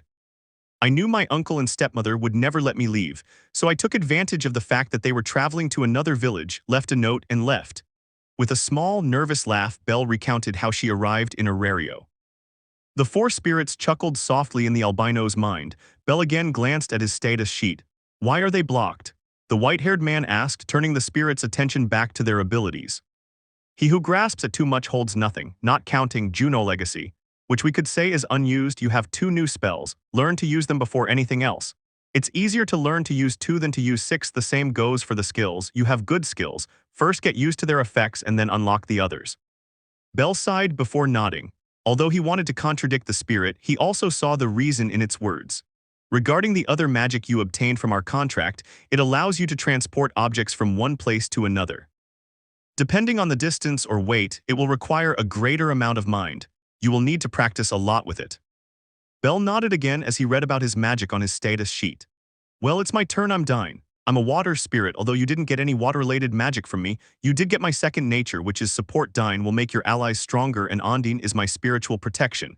Basically, it's like wearing an Ondine cloth at all times. Plus, underwater you'll be stronger and you'll be able to breathe without difficulty. Are you the spirit that accompanied the hero Fulland? After processing what the spirit said, Belle asked that question upon recognizing the spirit's name. That's right, it was a long time ago. This ability Fulland, do you have anything to do with it? I mentally asked the spirit. Nope, didn't you see how gallantly you stood up to defend a damsel in distress? You remind me of my knight. That skill came from your own merits as a hero. The maidenly voice of the water spirit caused Belle's heartbeat to intensify. Belle immediately turned his gaze towards that ability, seeing it filled his heart and spirit with excitement and intensified his determination. I am the last one. My name is Arya, a spirit of the wind. I apologize, I am in a weak state. All I can offer you is healing. Belle frowned at the spirit's self-deprecating tone. No, it's incredible, a healing magic and an ability that increases its effects. You really are amazing. Belle mentally directed those words to the wind spirit. Each word was charged with his deepest gratitude. You're so kind. Belle smiled slightly. Well, will you explain to me what happened in the dungeon? Hestia's voice finally pulled Belle from his thoughts. Belle-kun, you're a terrible liar. To make matters worse, you came back from the dungeon with a sword you didn't have before, that ring, those earrings, and that tiara. What happened? Upon hearing Hestia's words, Belle immediately turned his attention to her hands, and what he saw was a silver ring with a green gem on her right ring finger. This is the form I've taken. It will be some time before I can communicate with anyone else or take human form. As she stood up to go to the mirror, Arya's voice echoed in her mind. In front of the mirror, Belle could see that she did indeed have a white headband with red gems. The headband prevented her hair from falling towards her forehead, and if it weren't for the red gems, it would have been lost among her hair since it was the same color. It looks good, right? Much nicer than a silly sword. That foolish sword cut down a large number of monsters and saved his life. Juno's voice, followed by Jupiter's, was heard by the albino. As the two spirits began an argument, Belle turned his gaze to 2 gold earrings with blue gems. They contrast with your eyes and look cute. Belle nodded slightly at Dine's words. So exactly what happened? Belle turned to look at Hestia, trying to show a trustworthy expression, an expression that ended up collapsing. The sun was beginning to set in the labyrinthine city. Our albino protagonist felt like he had aged 10 years. Explaining four spirits to her goddess had been difficult, but it was nothing compared to explaining to her advisor what had happened in the dungeon. The moment she set foot in the guild, Aida approached Belle with obvious concern and anger. The reason was obvious. Belle had arrived more than 5 hours later than usual. Considering the high mortality rate in the job Belle performed, Aida's feelings became clear. Aida did not hold back in the slightest when scolding Belle for going to the 6th floor of the dungeon. The fact that he had rescued a girl did little to lessen the anger of the half-elf. Belle turned his gaze towards the girl he had rescued, the Palom who was currently disguised as an elf. The albino had learned little about that girl, except for her affiliation with the Soma family and her hatred for it. Belle only knew her name and nothing else. That girl, Lilaruka Ard, was carrying a backpack with the drop items that had not been exchanged in the guild, talking about what they had exchanged in the guild. On his third day as an adventurer, Belle had eliminated a total of 351 monsters, most of them during the monster parade, from which Belle and Lili barely escaped alive. The magic stones obtained from the 351 monsters were divided as follows. Goblin X51, Kobold X58, Dungeon Lizard X49, Frog Shooter X39, War Shadow X30, Killer Ant X124. Total 351. Each magic stone from a goblin had a value of 400 volleys, the kobold 600 volleys, the dungeon lizard 800 volleys, the frog shooter 1100 volleys, the war shadow 1500 volleys, and the killer ant 1200 volleys. The total was as follows.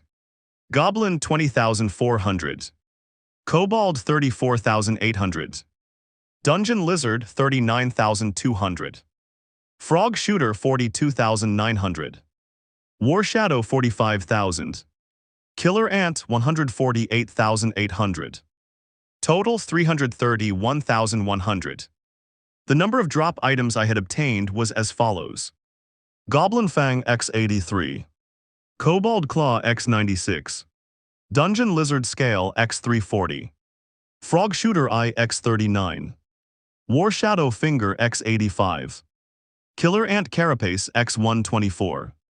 In the guild, for each Goblin Fang he had obtained 750 volleys, for Kobold Claws 950 volleys. Goblin Fang 62,250.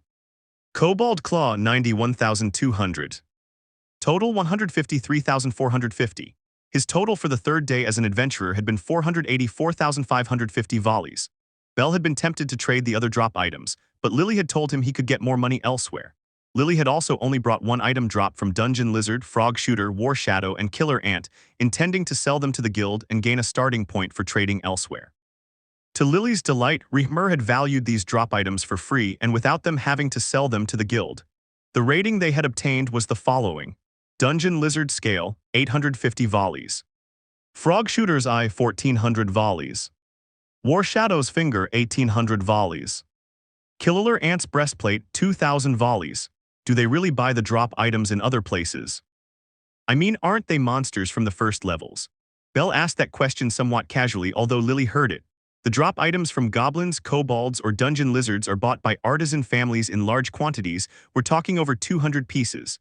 Except for dungeon lizard scales, we didn't have enough to sell elsewhere, and it's also difficult to sell goblin or kobold drop items due to their low value. Even though Belle Soma's drop items are more valuable than usual, it would be difficult to get them accepted. The most sensible thing to do was sell them to the guild. Lili said this without stopping walking or looking ahead. Before Belle could say anything, Lili spoke again. All the other drops are goods that can be easily sold to merchant-type families.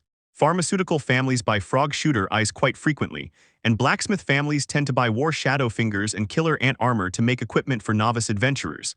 Lili explained this as Belle nodded. Let the little one handle selling the drop items, you have other things to worry about.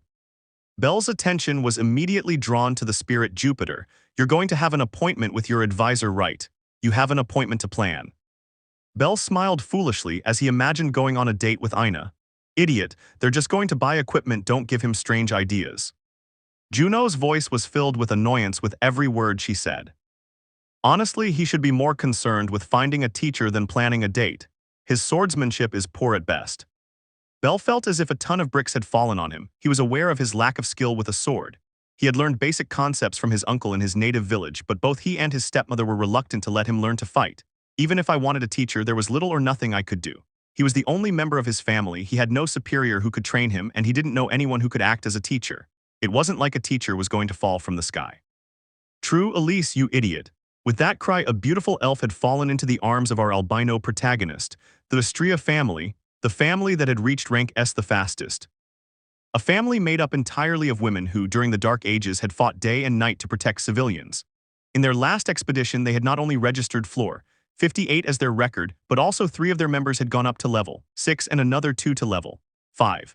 With a total of 5 adventurers at level 6 and 6 at level 5, the Astrea Familia could boast of being one of the strongest familias in Arario. They had fewer than 50 members, most of whom had joined in the last 5 years, and whose levels ranged between level 2 and level 3. Each of Astrea's daughters possessed a great sense of duty and justice. Even when there was peace in the city, each and every member of the family continued to go out on patrol to maintain the peace and tranquility of the civilians. Or at least that was the theory. A group of adventurers looked with annoyance at their captain, a captain who was supposed to have gone out on patrol and instead was sleeping on a rooftop. This time let me use one of my explosives. No, you're going to destroy the property of some innocent person. Can I shave his head? This time we'll go with Kaguya's suggestion, it sounds more reasonable. Okay, any objections? Lyra, I'd prefer explosives, but this is okay. Knees, none. Lion, let Astrea Sama decide the punishment. Before the annoyed eyes of a human, Palom, and werewolf, a blonde elf approached her red-haired captain, extended her hand to touch her shoulder and wake her up. The redhead, with all the simplicity in the world, grabbed the elf's wrist and threw it over her shoulder. Before the eyes of her companions, the elf was thrown from the top of the building.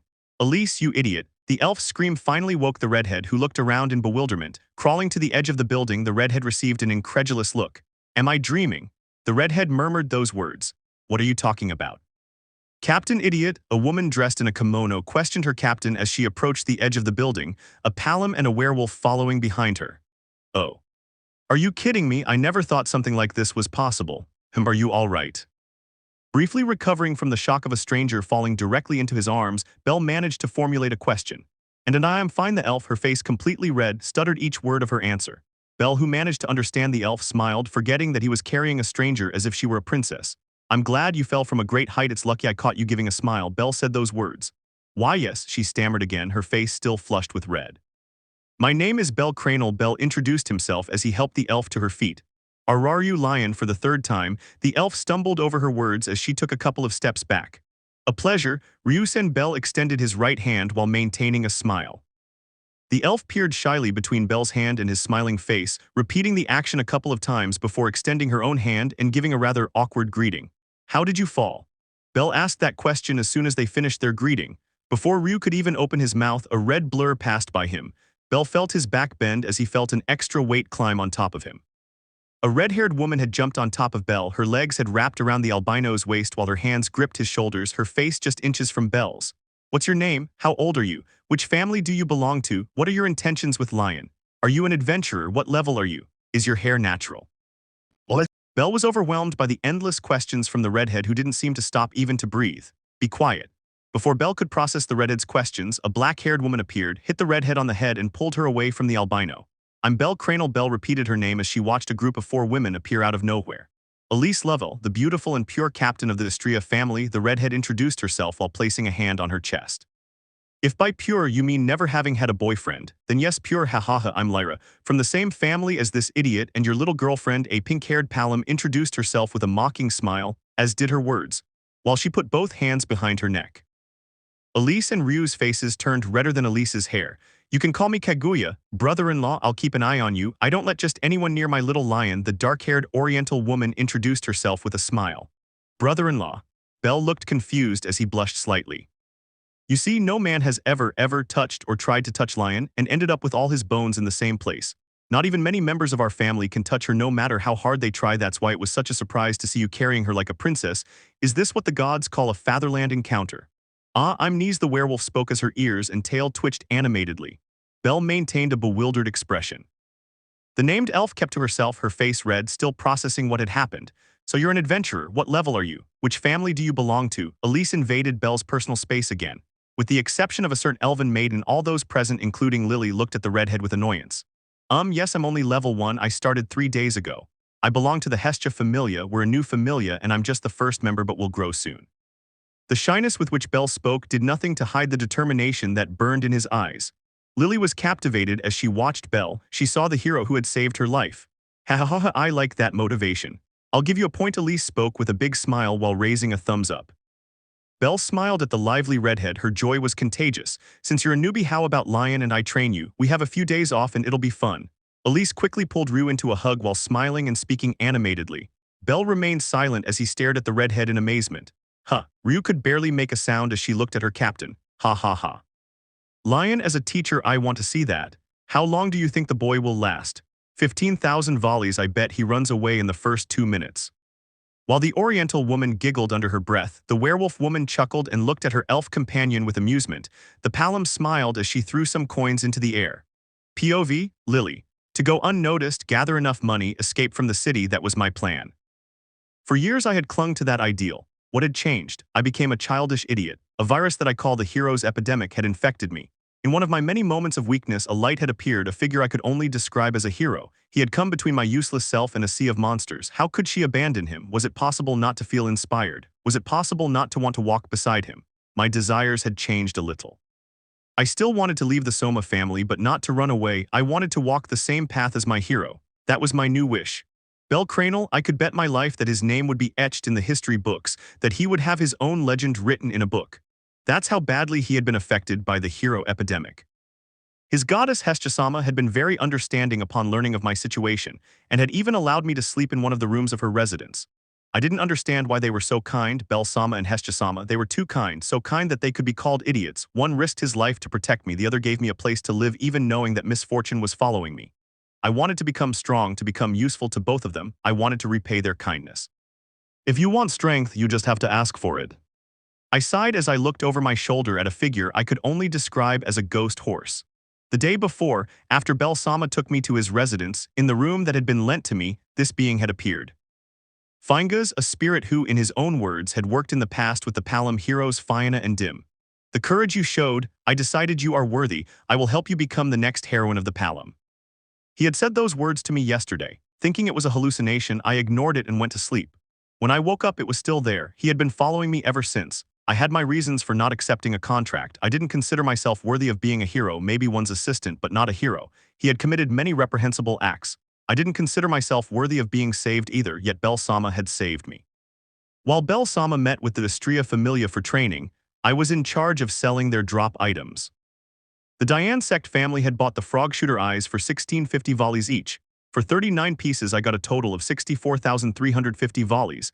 D. Saint was very amazed when she saw them. Likewise, I had never seen frog shooter eyes of such high quality. The Hephaestus family had bought the dungeon lizard scales for a value of 1,000 valleys per piece, had obtained 340,000 volleys. The Goibniu family bought the other drop items, the war shadow fingers for 2,000 volleys. For 85 pieces, I had obtained 170,000 volleys. The killer ant armors obtained a valuation of 2,200 volleys. 124 pieces gave me 272,800 volleys. He had given Hestia Sama a total of 541,150 volleys. The money obtained from sales to external parties was combined with the money obtained from sales made to the guild. On his third day as an adventurer, Belle Sama had obtained 1,025,700 volleys. Belle Sama was an abnormal existence. No adventurer earned that much money in the early floors of the dungeon, and even less so in its early days. Hestia Sama had suggested that I take a share to help me deal with the Soma Familia, but I had refused. I felt like an unsuitable Palom and didn't want to feel worse by taking my savior's money. You have courage, but you're indecisive. I ignored the spirit's words again as I walked towards my destination. A certain cafeteria run by and for Paloms. It wasn't difficult to find the person I was looking for. There wasn't a single Palom who didn't know his name or couldn't identify his characteristic bubblegum pink hair.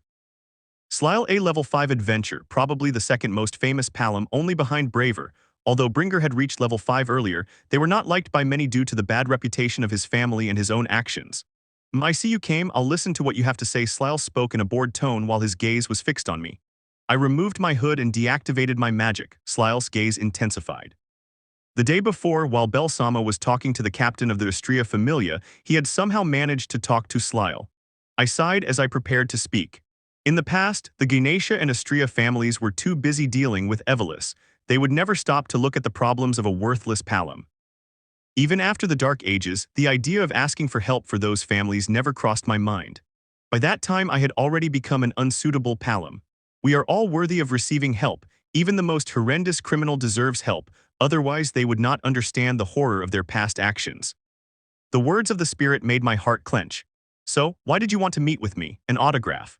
Look, I'm missing a great show. Your friend somehow managed to train with those two idiots, and I had to leave in the middle of the show. Lyle displayed a variety of expressions ranging from boredom and disinterest to an amused smile. I sighed again as I clenched my fist. To become someone worthy of following Belle Soma, I needed to pay for my actions.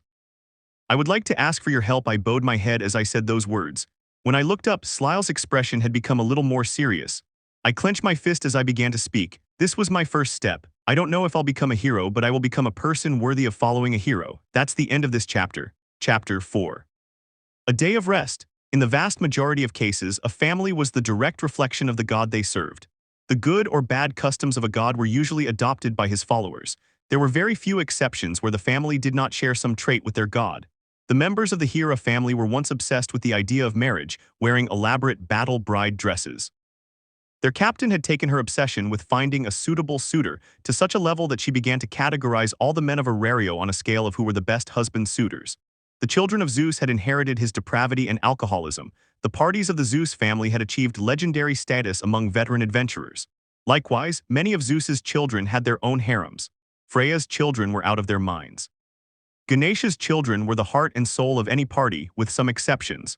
Astrea's daughters had inherited their goddess's sense of justice, responsibility, humility, and helpful nature. But they had also inherited other kinds of traits. Astrea was a goddess who enjoyed gossip and interesting stories. She was the type of goddess who liked to gossip about anyone, especially regarding romance. She was a meddler. Astrea-sama, didn't you have a meeting with Ganesha-sama? Don't worry, it was cancelled. Cancelled. Yes, I cancelled it. Astrea-sama. At the Astrea family training ground in the new Stardust Garden, a rather peculiar visitor could be seen. A blonde elf and a red-haired human, dressed in training clothes, stared blankly as their goddess, wearing a summer dress and straw hat, sat behind a circular table with a cup of tea under an umbrella. Behind the goddess were a multitude of women. Some were standing, others had laid tablecloths on the ground to sit, others had brought their own chairs, and many of them had unfurled umbrellas. Prepare some snacks. Anyone want some? Rihanna, a brown-haired human and renowned level 5 adventurer, smiled maternally as she offered her companions a basket full of sandwiches. Several second-line adventurers ran towards their superior and soon grabbed their own snacks. I overslept. I'm late, Noin, a human with brown hair and a level 6 adventurer, shouted as she ran carrying an umbrella. Hey Kelty, are you done with the sunscreen? Iska, a level 5 Amazon, asked those questions while looking at her companion. Yes, thank you. Kelty, a level 5 green-haired elf, handed a flask to her friend. The blonde elf and the red-haired human had opposite expressions. The elf looked like a vein was about to burst on her forehead, and the human looked amused. Can someone explain to me what are you doing? Ryu Lion, a proud elf and adventurer who had just reached level 6, asked that question with a decidedly unfriendly face. What do we do? Questioned a werewolf with tan skin and sandy-colored hair. You ask pointless questions, a pink-haired palom said with a mischievous look. We're waiting for your boyfriend, said a black-haired human wearing a kimono as she stood up. A series of screams and laughter was heard throughout the place. And no, he's my boyfriend, Ryu stuttered, his face red. Even ha-ha-ha, the red-haired human chuckled.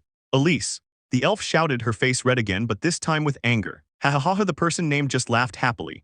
Ryu turned to look at her companions and goddess for help. Her companions looked at her with amused and happy faces, and her goddess had a smile on her face. The elf fell to her knees while murmuring words that no one could hear. Did we arrive at a bad time?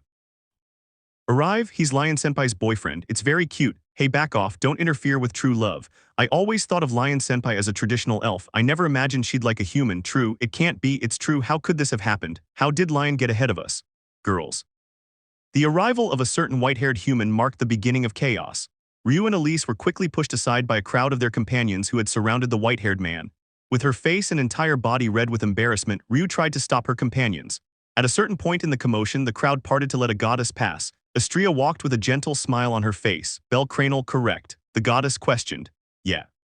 Please take care of our Ryu. She's a girl with a fragile heart. Astrea said those words, bringing a hand to her cheek. Astre, don't worry. I would never do anything to hurt you. Belle smiled as he placed a hand on his chest. Belle, who didn't understand what was happening, simply followed the advice his grandfather had given him in the past. Cranel oh. Lo, lo, lo. Ryu Lion had a certain fame within his family. First, she was very reserved about her body. She didn't let most of her family touch her. Few members could touch her without getting beaten up in the process. That's why when the news broke that a man had not only taken her hand but had carried her like a princess, it only took minutes for that to become public knowledge within the walls of Stardust Garden. The second thing Ryu Lion was known for was being a wild. The word moderation was either not in her dictionary or she enjoyed ignoring it. Among the 11 senpai, Ryu was the canonical event for any new recruit of the Stria family. Many had asked to train with her only to be sent to the hospital for light blows from the elf. Her own peers didn't want to train with her, and her kohai, being levels 2 to 4, couldn't withstand more than a few exchanges of blows. That's why they all watched Ryu's boyfriends training with such intensity, as if it were a battle against a monster Rex. Ryu Lion, who sent level 3 adventurers to the hospital with mild blows, was training a level 1. The concern was evident on their faces.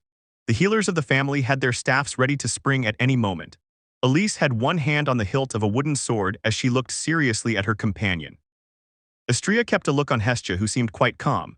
Ryu asked the albino to hold the wooden sword in his hands as he normally would. Belle obeyed the order and held the sword firmly. "Whom did you receive training?" Ryu asked. "Yes, my uncle taught me some basics." Belle nodded. "Hold the sword with one hand. I see. You received training to use two-handed swords." Ryu dictated some orders which Belle proceeded to follow. "When you hold the sword with one hand, your grip is incorrect, your posture is incorrect, your balance is terrible. When you hold it with both hands, your grip is correct, your shoulder posture is corrected, and your balance is adequate. You unconsciously move your feet to stabilize yourself. Whoever trained you did a good job." Ryu crossed his arms while analyzing Belle's posture. "Really? I felt like I was making a lot of mistakes in the dungeon." Belle was incredulous at the elf's words. "Were you using the sword with two hands?" Ryu asked. Belle denied it. "That's the problem. You're not used to fighting using one-handed swords. Likewise, training is different from a real fight." Ryu took his own wooden sword and pointed it at Belle. Belle took a stance holding the sword with both hands. It happened when their attacks collided. The albino was sent flying and crashed, raising a cloud of dust. Idiot elf. Learn to control yourself, you idiot elf. Lion Senpai is ruthless. Kelty, heal him quickly. I'm going." While a group of adventurers were reprimanding a certain blonde elf, a green-haired elf ran towards where the albino had been sent. "Don't worry, I'm fine." "Hey." Belle stood up, dusting himself off, leaving a green-haired elf stuck in place. "So this is a level 6 with that thought." Belle stood in front of Ryu again. "Are you really level 1? Ryu questioned. Belle nodded. "I see, it must be some kind of skill," Ryu murmured to herself before looking back at Belle. Belle smiled slightly, remembering his full-end ability. "I'm glad you're okay." Ryu smiled slightly. At that moment, a certain woman with black hair hit Ryu on the head with a wooden sword. "What the hell? What was that?" "I'm glad you're okay. You could have killed him, you idiot elf." An enraged Kaguya struck the elf on the head again. "What's wrong with you?" Ryu asked, dodging the attack. "What's wrong with me? You almost killed a rookie. That's what's wrong with me." Kaguya spoke with a twitch in one of her eyes before chasing after Ryu.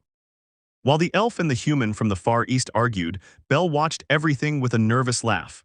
His training with the Astria family had not turned out quite as he had hoped. Although Ryu was well-versed in combat techniques, she lacked finesse. Her training had consisted of a dodge or I'll hit you approach, with Belle having to use her healing magic on several occasions. When it became more than clear that Ryu was about as much of a suitable teacher as Belle was a tan, she had received a change of teacher. Elise turned out to be a slightly more competent teacher, able to regulate her strength to a level comparable to Belle's for sparring. The only problem was that the redhead was a natural airhead. You must get into a swish position so you can perform a SWASHH. And if at the last instant you combine it with a SCRASHH pose, then you'll have a great CAPAMMM. Belle never felt he was on the same page as that cotton-headed little Elise. Then, much to the redhead's dismay, Kaguya was the next to take on the role of teacher. Kaguya had been a far more competent instructor than Elise and Ryu combined. She could control her strength and her explanations were understandable. There really wasn't a single bad thing about Kaguya. Although later, through the words of other members of the Stria family, he learned that Kaguya was prone to mood swings and being lazy. In other words, depending on her mood, she was a better or worse teacher, fluctuating between being the best instructor in her family or the worst. It all depended on whether or not she felt like training someone. When the training with Kaguya was over and Belle was preparing to leave, he found himself cornered by a rather excited werewolf woman and Amazon. Nese was an overly dedicated fitness trainer, coupled with slight hyperactivity and excessive emotion. Belle had been forced to accompany her in her exercise routine adjusted to her ability. Before the albino could take a break, an overly excited Amazon had gotten in his way. Belle, if you ever encounter an Amazon, remember this. Amazons are the most enthusiastic lovers you'll ever meet. If you find yourself in the line of sight of one, the best thing you can do is go with the flow. Resisting will only fuel her interest and turn it into an obsession bordering on the unhealthy. You must play along. If you don't meet her standards, she'll leave you alone, but if you do. Seeing a beautiful and excited Amazon in front of him, bellcranel had been transported back to his childhood, when he was 8 years old and was listening to a story about a hero and an Amazon. Then in the middle of the story, his grandfather stopped and began to give him some advice. So while sparring unarmed with that Amazon, he could see a smile spread across her face and how she unconsciously began to use more force. As Iska became more excited and stopped holding back, Belle found himself needing to use his healing magic repeatedly. So as he listened to Iska laugh, he could hear his grandfather's words in his head. Scoring, it's time to attack. Following his grandfather's teachings and driven by his own motivations and desires, Belle was more than willing to let himself be captured by an Amazon. That was exactly what he wanted, what he had come to Arario to find. It's time. His grandfather's voice filled his head as his heart beat. In an exchange of blows, the Amazon had jumped back a few meters to create distance. Her smile had only grown since the sparring began. Iska took a step and the ground cracked, then she started to run. Belle saw her coming towards him. Bellll. Grandpa Belle smiled slightly as he extended his arms. His moment had arrived. He closed his eyes for a moment. Unfortunately, that magical moment had not happened. What the hell are you doing? What bug bit you? Since when did you become dependent on Ishtar? Is this uncharacteristic of you? When Belle opened his eyes, he found Iska being held down on the ground by her companions. Knees had applied a lion killer to her by holding her neck with her arms and passing her legs around her waist. Ryu and Elise had held her arms while Kaguya pointed a wooden sword at her forehead. Before Belle could say or do anything, he found himself being escorted inside the Astria family residence.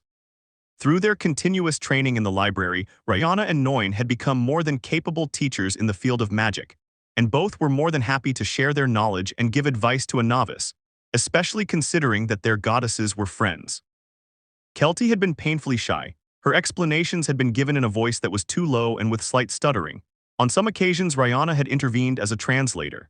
His day with the Astria family had concluded with Belle having afternoon tea next to his goddess in Astria.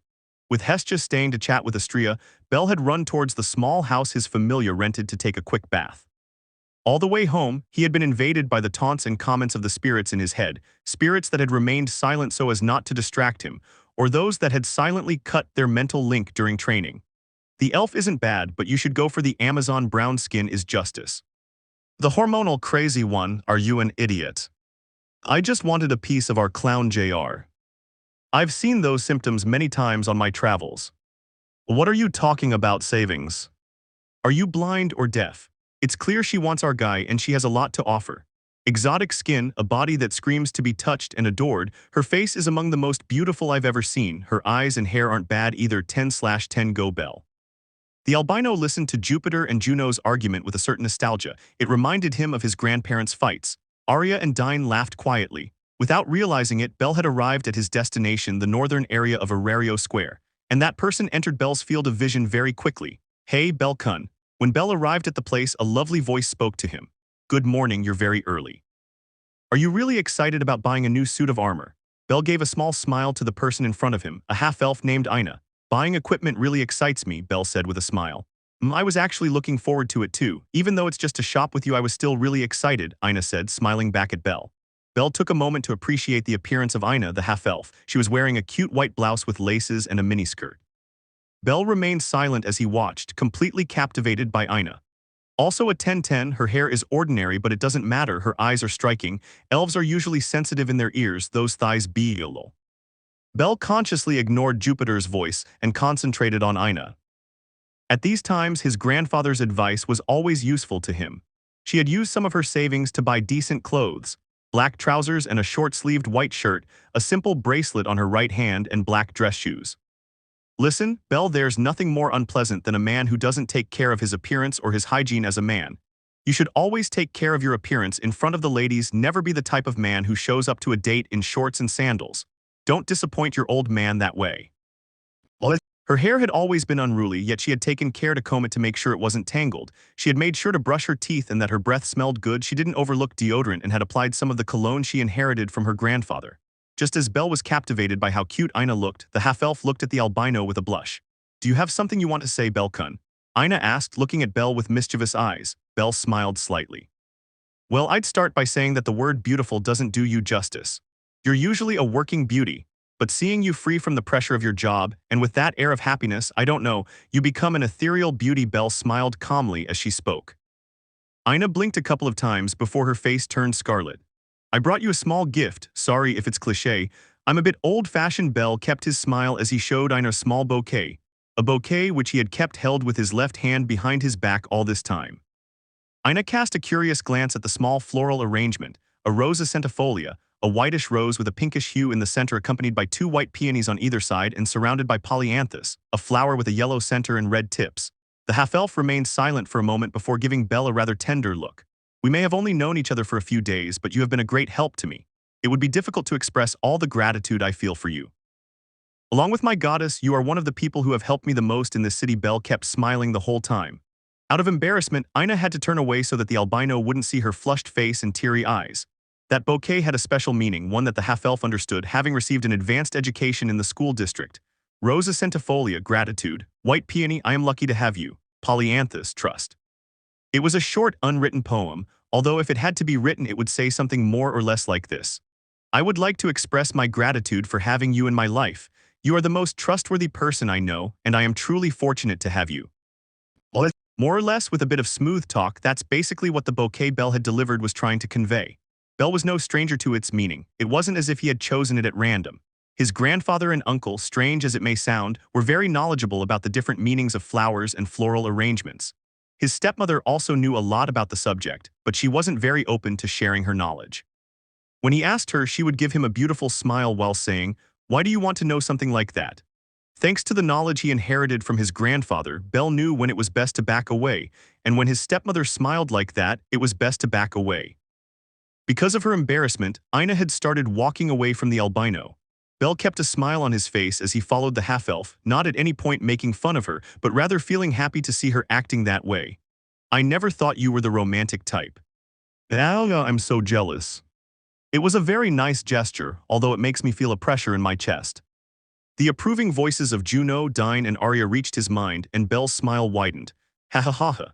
The head clown could never manage to act like that even when he tried. I give you 50 points out of 10.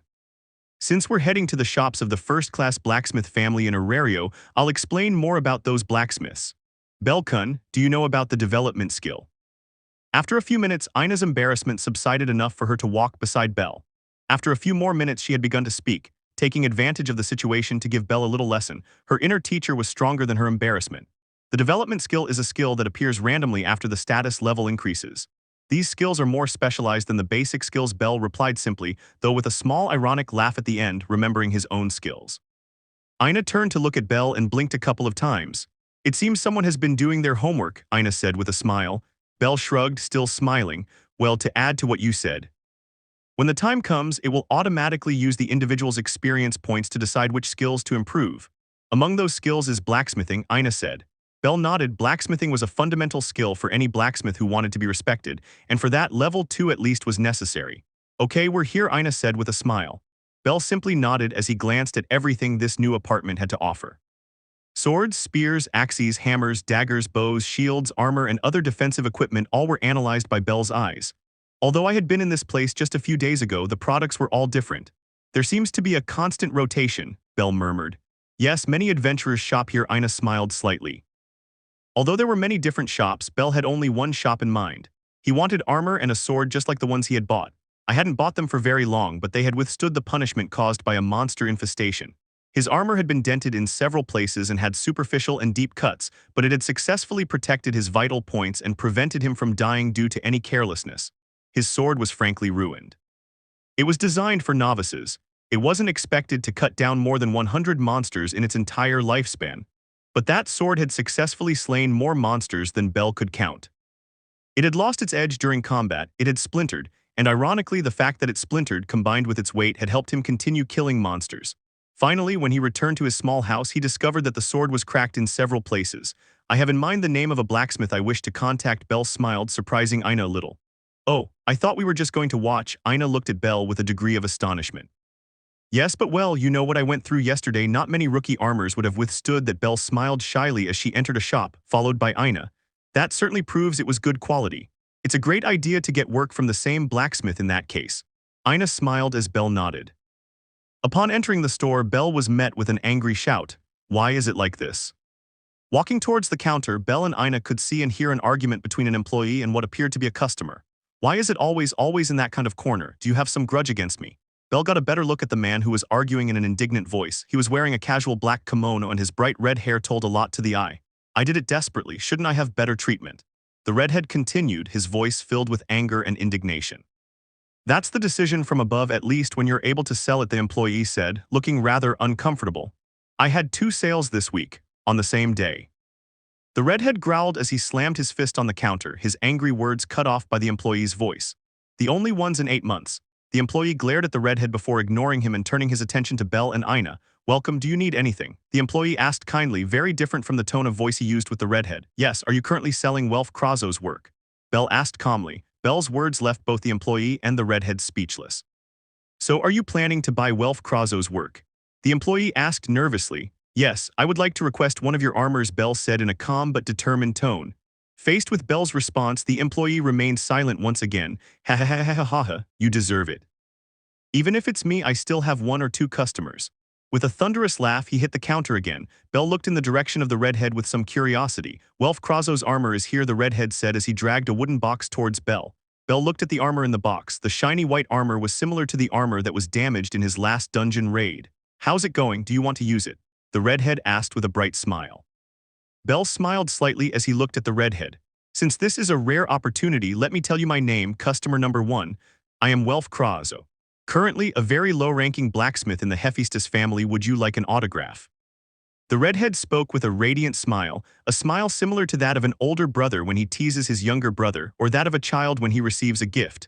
After meeting Welf Kraso in person, Belle was guided to a small room on the 8th floor where he took a seat on a bench. Bellcranel, correct. Yeah. Honestly, if you didn't tell me you were an adventurer, I'd hardly believe you, the redhead laughed nervously. Is it because of my appearance? Belle asked, raising an eyebrow. Well, that's one point. You do look like a nice guy, no offense, and you're on a date with a girl. You look more like a player than an adventurer, but that's not the reason. Welf looked momentarily at the ceiling before speaking. So, how to put it, your aura, if that's what it is, you have a very calm aura around you. I can almost see flowers floating. It's relaxing. Welf scratched the back of his neck somewhat nervously. Haha, if stepmother said something similar. Belle laughed slightly. Seeing Belle smile, Welf somehow felt like patting him on the head as if he were a younger brother or a rabbit. So Kraso-san, how old are you? Belle asked with interest. I'm 17 years old, don't call me Kraso-san. I don't like my last name, Welf said, sounding somewhat uncomfortable. So Welf-san, I'm 16, Belle said with a slight smile. Welf sighed as he nodded slightly. Belle remained silent as he watched Welf make some strange gestures as if he were putting together a monologue in his head. Then I'll say it bluntly, I don't want to let you go, Welf said firmly. Belle raised an eyebrow as he looked at Welf. My work, whether it's a sword or armor, doesn't sell. Although I'm a little embarrassed to admit it, I have confidence in my products. However, that point is useless. The pieces that do sell almost seem to have been returned, and I don't know why, Welf said in a dejected tone. Belle tilted his head in confusion. Certainly the equipment he had bought had strange names, but it was of good quality. However, you appeared an adventurer who recognized the value of my work, Welf said with a slight smile. Belle nodded as he smiled back at Welf. You came twice to buy my products. You're my customer, a real customer, aren't you? Welf said with a satisfied smile. Yes, Belle said casually. Welf nodded, satisfied with the short answer from the white-haired man. This is a very rare opportunity. An adventurer personally requested to purchase my work. I said it before, you recognized me. For us, nothing makes us happier than that. You're my first client, so I don't want to let you go. How could I let you go? Welf spoke in a firm voice mixed with a nostalgic tone and a dreamy look. Belle smiled at Welf. He resembled his grandfather when he read him a story, a firm voice for reading properly, a nostalgic tone due to the feelings the stories provoked in him, and the dreamy gaze of a child. So you expect me to be your customer from now on? Belle said with a slight smile. That's right, I want to get even more involved in this. How about you make a contract directly with me, bellcranel? Welf said with a big smile. Belle simply listened to a passionate explanation about the benefits of a contract between blacksmith and adventurer. Are you sure? I'm just a level 1 adventurer, Belle smiled nervously. I couldn't care less. Welf slapped his chest with a steely stare. Level 1 or level 7 rookie or whatever, the only important thing is that you recognized my work. There is no other valid argument. Welf's determined look moved Belle in a certain way. Besides, if you have such good taste, I bet you won't be a novice for long. Welf laughed happily as he clapped his hands on the box where he kept the armor. Belle shared a smile with the redhead. It is my desire to become your personal blacksmith. Otherwise, another blacksmith will come along and I will lose the client I almost got. Regardless, I would like to sign a contract with you. And if I were to sign a contract with a promising adventurer, my value would also increase. Welf spoke with great determination in his words and eyes. Welf's ambition could only be described as a blazing fire. I understand. Then I'll sign a contract with you, Welf's son Belle said with a smile. Okay, settled. I was thinking about what I should do if you refused, Welf said with a big smile, then spoke in a sigh. With a handshake, Welf and Belle sealed a verbal contract. Then I'll say it. Could you listen to my selfish request? Welf spoke as the fire in his eyes only grew stronger. Obviously, I'll return the favor. I'll rebuild your equipment for free, Welf said firmly. What's this about? Belle asked somewhat seriously. Please let me join your team, Welf said with great determination. Belle smiled broadly. Belle left the store and returned to a previous spot where he met Aida again. Belle-kun, this is for you, Aida said as she handed Belle an item wrapped in a rag. Then Belle could see what it was about. Its shape mimicked a hand covering and its length extended from the wrist to the elbow. From its metallic surface, it was clear that it functioned as a shield. It was a jade color identical to Aida's eyes. A gift from me. You have to remember to use it, okay? Aida said. Belle smiled as he looked at Aida. To be honest, it's not surprising that an adventurer can die at any moment.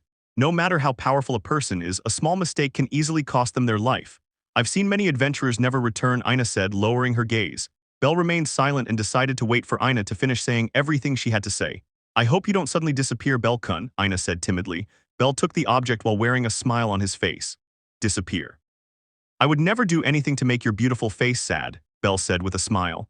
At Belle's words, Aida's face turned completely red, while her ears turned red and she said unintelligible things. 30/10, my little womanizer. Stop doing that, don't play with my feelings, Aida said while looking at the ground. Belle smiled as he stroked Aida's head. Who taught you to speak like that? Aida asked, embarrassed. Honestly, it was my stepmother. Belle smiled as he removed his hand from Aida's head. My stepmother is what we might call a tsundere. She acts very haughty and serious, but she's attention-seeking. She loves receiving compliments for anything, no matter how small. She taught me the right way to treat a woman, in other words, how to treat her, Belle said, still smiling. Basically, Aida had a trembling smile. Yes, I'm somewhat used to flattering women, so it's natural for me to compliment a girl when I see her. Belle maintained his smile. He turned you into a womanizer without realizing it. That thought disturbed Aida in a certain way. Seeing Aida lost in thought, Belle stroked her hair again. Mawu, what kind of things did your family teach you? Aida complained, her face red. Belle continued smiling. That's the end of chapter. Chapter 5. Party, the hero has fallen. The great mission failed. Heroes of past generations had been forgotten. The greatest adventurers in history fell before the king of monsters. What's next? The hero fell. The hero decided to trust the next generation. You're sure he would give his life to the chicks so that they would become stronger. The once invincible hero, now reduced to a sad and desolate figure, marched towards his end. He would give his life to the new generation. He refused to let his life be taken away because of the wounds that monster caused him. The hero fell. His family had run out of heroes. The worried voice of his god did not affect the determination of the invincible. His decision was made. Nothing and no one would make him change his mind. Taking his sword with the only arm he had left, the invincible prepared to march towards his end. It would be the last time he would see his god. It all began with his first step. A first step. An invisible force had stopped him. Turning his head, his lifeless eyes opened slightly at what he saw. In the arms of his god, he could see the meaning and the miracle of life. A small hand had held his shirt. That small fist had clenched his shirt, clenched it with all the strength it could muster, refusing to let him go. The hero lost. His lifeless gaze met the innocent and hopeful eyes of a child who had lost everything before he could even walk. That invincible one felt his heart clench, and how that small hand of an infant without Falna prevented him from leaving. That infant son of one of his lowest-ranking subordinates, the miracle son who had almost cost his subordinate his life for daring to impregnate the favorite of an allied goddess and sister of a witch. The boy who lost his mother a few months after being born and who had recently lost his father. The invincible's eyes turned glassy as he lost a staring contest with a baby. I'm sorry, he apologized to the child for leading his father to his death. The boy didn't let go. Could you let me go? The boy didn't let go, I understand. The hero had lost. Why does our witch seem to be in a worse mood than usual? We had to leave Belle behind. He was saddened by the old man's death. I understand. Are you sure it was the right decision? That old man filled his mind with stories. If he knew the truth, he would have insisted on receiving the Falna from one of them. He's better off living a quiet life in the countryside. I can understand your reasons. If I'm still alive, it's because of my little godson. He's the reason I keep fighting. Even so, that day I saw a will in his eyes that I've never seen in my entire life. Are you sure that brat will stay still? Completely. What about you, Zald? He is a responsible child. If he decides to rebel, I trust he can take care of himself. Those lessons were not in vain. In a desolate wasteland near the Dragon Valley, where the great seal of the wind was visible, a group of acquaintances gathered. A dark-haired man clad in black armor and wielding a greatsword, with a serene expression and a face covered in scars. Zald, retired adventurer, level 7. A silver-haired woman wearing a beautiful black Gothic-themed dress, her face contorted in an annoyed grimace. Ulfia, retired adventurer, level 7. A man with a kind face and smile, with a build and height greater than Zald's own, wore a simple black shirt and brown pants. His right arm had been replaced by a silver-colored prosthesis. Maxim, retired adventurer, level 8. Where is that despicable woman? Ulfia asked, crossing her arms. Are you referring to your goddess or to our empress? Maxim asked with a small smile. The second Ulfia did not deign to turn to see Maxim.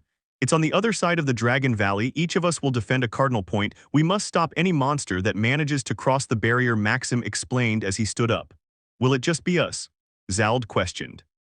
No, Leon came with help from the school district. The Thor family and the Poseidon family are already with our empress. Likewise, the Artemis family will provide us with help as our support. Maxim explained that as he began to walk. So is this where a new era is born? Ulfia questioned as she turned her gaze towards the great seal of the wind, an immense hurricane-like barrier of black color. Yes, our gods will take the place of the great spirit Arya, and she will seek a new hero. Maxim smiled as he looked ahead. When the seal is complete, what's next? Zald questioned. The Poseidon family and the Thor family will make this place their new base of operations. They have taken on the task of guarding the new barrier. Maxim pointed towards some wooden cabins that had been recently built. I understand both families have adventurers of level 5 and 6. Recently, one of Poseidon Soma's adventurers reached level 7. They are ideal for the job. Zald crossed his arms while nodding. The Poseidon family has been fighting against sea monsters for 15 years. It is natural that many of its followers reach such power. And the Thor family had the task of keeping the behemoth at bay. After its subjugation, they dedicated themselves to eradicating the remaining monsters of the Black Desert. Maxim nodded. They progressed more than the adventurers of Arario. Ulfia sighed as she walked. The Astrea family has gained notoriety lately. They are candidates to fill the position we left. Maxim smiled as he looked up. The Freya family, with their individualistic way of doing things, grew strong by killing each other, but they will never reach the top. Zald shook his head with a sigh. I have hopes for the Loki Familia. If I were that brat, I would form an alliance with the Astrea Familia to explore the dungeon and make each other stronger. Maxim smiled slightly. What about the Gainsha family? Zald asked. Gainsha-sama decided to dedicate himself to protecting the city. I suppose the dark era of Arario left a deep mark on all of them, so he decided to turn his family into the protectors of the masses. They have the potential to become the strongest family, but they decided to protect the citizens instead of exploring the dungeon. Maxim shrugged as he spoke. Even so, in the 15 years we left them in charge, they only reached level 6 and only one reached level 7. Pathetic, Ulfia denied, speaking a little more than usual. They've spent 10 years fighting criminals. Give them a break. Zald forced a smile as he spoke. In our time, those vermin wouldn't have lasted more than a few days. Ulfia denied it again. Ha ha ha, he has a point. Maxim smiled as he laughed. Every generation has its good and bad points. Our generation may have been stronger, but your generation has better healers and alchemists. Zald yawned as he spoke. Ulfia and Maxim nodded, agreeing with their companion. Zald had been poisoned after consuming the behemoth's flesh in order to deliver the decisive blow. It had been 10 years of constant weakening, until a pharmacist from Arario had developed a new antidote. The antidote had not eliminated the behemoth's poison but had managed to slow its advance, and little by little had managed to make Zald generate antibodies against the poison. Currently, he could not say that he was at 100%, at best he would be at 60%, and even so he was stronger than any adventurer in Arario with the exception of a single person. Similarly, Ulfia had lived with an illness her entire life. It wasn't until 2 years ago, when her life hung by a thread, that the god Hermes had brought a healer with silver hair to the village where she lived. That healer had done her best to help her, and although she hadn't cured her completely, she had kept her alive. After that, she continued consuming a medicine specially designed for her illness. Likewise, Ulfia wasn't at 100%. At best, she was at 40% to 50% of her capacity, and even so she was significantly more powerful than any other mage in the world. Maxim was in the best condition. He had certainly lost an arm and there was a moment when his life hung by a thread, but over time his condition improved, and even with one less arm, he was far stronger than the king of Arario. The three walked in silence for a few more minutes before the captain of the Zeus family decided to speak. What will you do after the job is done? Maxim asked. I'll go back with Belle, Ulfia said instantly. My little nephew still needs me. Zald smiled slightly. I see a new era is about to begin. I also plan to go and find my little godson. Whether you like it or not, I'm going to train him. Maybe I'll find a god who will give him his fauna, maybe I won't, I'm not sure yet, but in these changing times, I want him to be able to defend himself. Maxim smiled as he looked at his prosthetic arm. For the first time since her arrival, Ulfia slightly opened her eyelids, revealing her heterochromatic eyes. I know it goes against your wishes, but you can't keep Belle in a bubble. At some point, he'll have to fend for himself. I'll make sure that when that moment comes, nothing and no one can hurt him. Maxim clenched his prosthetic fist. Let's take our positions. Soma and Hira-sama are about to begin the process. Maxim's gaze sharpened as he watched a circle of golden light surround the great seal of the wind. Zald and Ulfia nodded, then disappeared in the blink of an eye. Date 3 days before Belle arrived in Arario, present. As a first-class adventurer, she had been through countless battles, through hundreds of battlefields, monsters, criminals, other adventurers. Battle after battle had toughened her instincts and senses. So why did she feel nervous? He was in training, not in a real battle, and against a level 1, no more and no less. Why did she feel nervous? Facing him was a level 1 novice adventurer, firmly holding a wooden sword with both hands. She didn't understand. He was a rookie. Why did he give off the impression of a veteran? Kaguya firmly grasped her own wooden sword, which resembled a katana, and launched her attack. The normal thing for a veteran would be to wait for the rookie to start the attack, but the dark-haired woman felt that she wasn't in a normal situation. Bellcranel quickly moved his wooden sword, which simulated a greatsword, and in an instant he had blocked Kaguya's attack with the flat part of his sword. Kaguya watched with slight astonishment as her katana was blocked. Immediately, Belle made a quick movement with his hands, and his sword went from being vertical with the tip pointing to the ground to being diagonal with the tip pointing to the sky. Kaguya had seen how her posture broke and how her sword was sent far away. If it weren't for her level, the dark-haired woman would surely have her wrist broken. Being forced to dodge the tip of the sword, Kaguya had acquired a strange posture, almost as if she were playing limbo. As his final move, Belle lowered his sword and struck it against the dark-haired woman's forehead. There was no force behind the attack. All of the above had happened in the span of 3 seconds. Ha ha ha ha, my loss. Kaguya laughed slightly. Belle smiled as he rested the wooden sword on his shoulder. But I don't understand. How are you so good using a great sword and so bad using another weapon? Kaguya sneered slightly as she watched the white-haired man chuckle softly. I don't know, I guess I'm just not used to it. When I first went to the dungeon, I used a knife and it felt awkward. I felt like I was making a lot of mistakes. Then I got a one-handed sword and it felt similar. Belle scratched the back of his neck with a nervous smile. Many of us get used to using a specific type of weapon. Apparently your weapon type is a greatsword. Kaguya shrugged as she spoke. I suppose when I trained with my uncle I used large swords, although I also used one-handed swords. Belle shrugged. It might be because of the weight. I have a theory. Could you take your shirt off for a second? Kaguya crossed her arms while looking seriously at the albino. Belle blushed slightly before sighing and nodding, dropping the sword to the ground before reaching for the hem of his shirt and taking it off. Kaguya and some of the female spectators were slightly astonished. Bellcranel was a person with a pretty and somewhat childlike face with a rather silly smile, added to the fact that he wore loose clothing that reached his wrists, made him look thinner than he really was. And in front of Kaguya was an image completely different from what one could imagine at first glance. At 16 years old, Bellcranel was 180 meters tall and weighed 90 kilos. His torso and arms were full of muscle. Every muscle in his torso and arms was defined and taken to hypertrophy. That answers my question. It's about the weight of your sword. Whoever trained you as a tank or heavy warrior type warrior. You simply got used to using weapons of a certain weight. Kaguya nodded, still looking at the albino. I understand. Can I put my shirt on? Belle nodded before questioning the dark-haired woman. Now you can stay like that. Kaguya smiled. Well, yesterday we had theory classes, but the best way to learn magic is through practice. With practice, it will be easier for you to use a chant and you'll be able to do it more quickly, Rayana, a level 5 mage with brown hair, said with a smile. Why yes, with practice you'll improve. Kelty, an elf with green hair and glasses, spoke while hiding behind her companion. It was hard to believe that she was a level 5 adventurer. Belle nodded. Jupiter, after pronouncing the name of his magic, Belle's body was surrounded by a blue aura forming a lightning armor. This blue aura, as is obvious, generated its own light and a sound similar to hundreds of birds singing at the same time. Hey, hey. Human and elf blinked at what they saw. Where is the song? Rayana asked, addressing no one in particular. It does not possess a song. Kelty blinked a couple of times in confusion. His training with the Stria family had started early in the morning and finished before 8:00 a.m. before heading to the dungeon. After some training with Kaguya, Elise, and Ryu, the three had come to the same conclusion.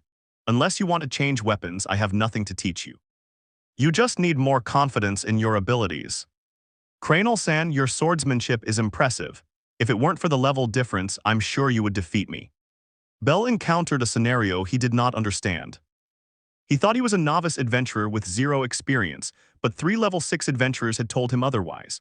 All I did was train with my uncle Zald. Belle turned his gaze towards the ceiling of his goddess's room as she worked on updating her status.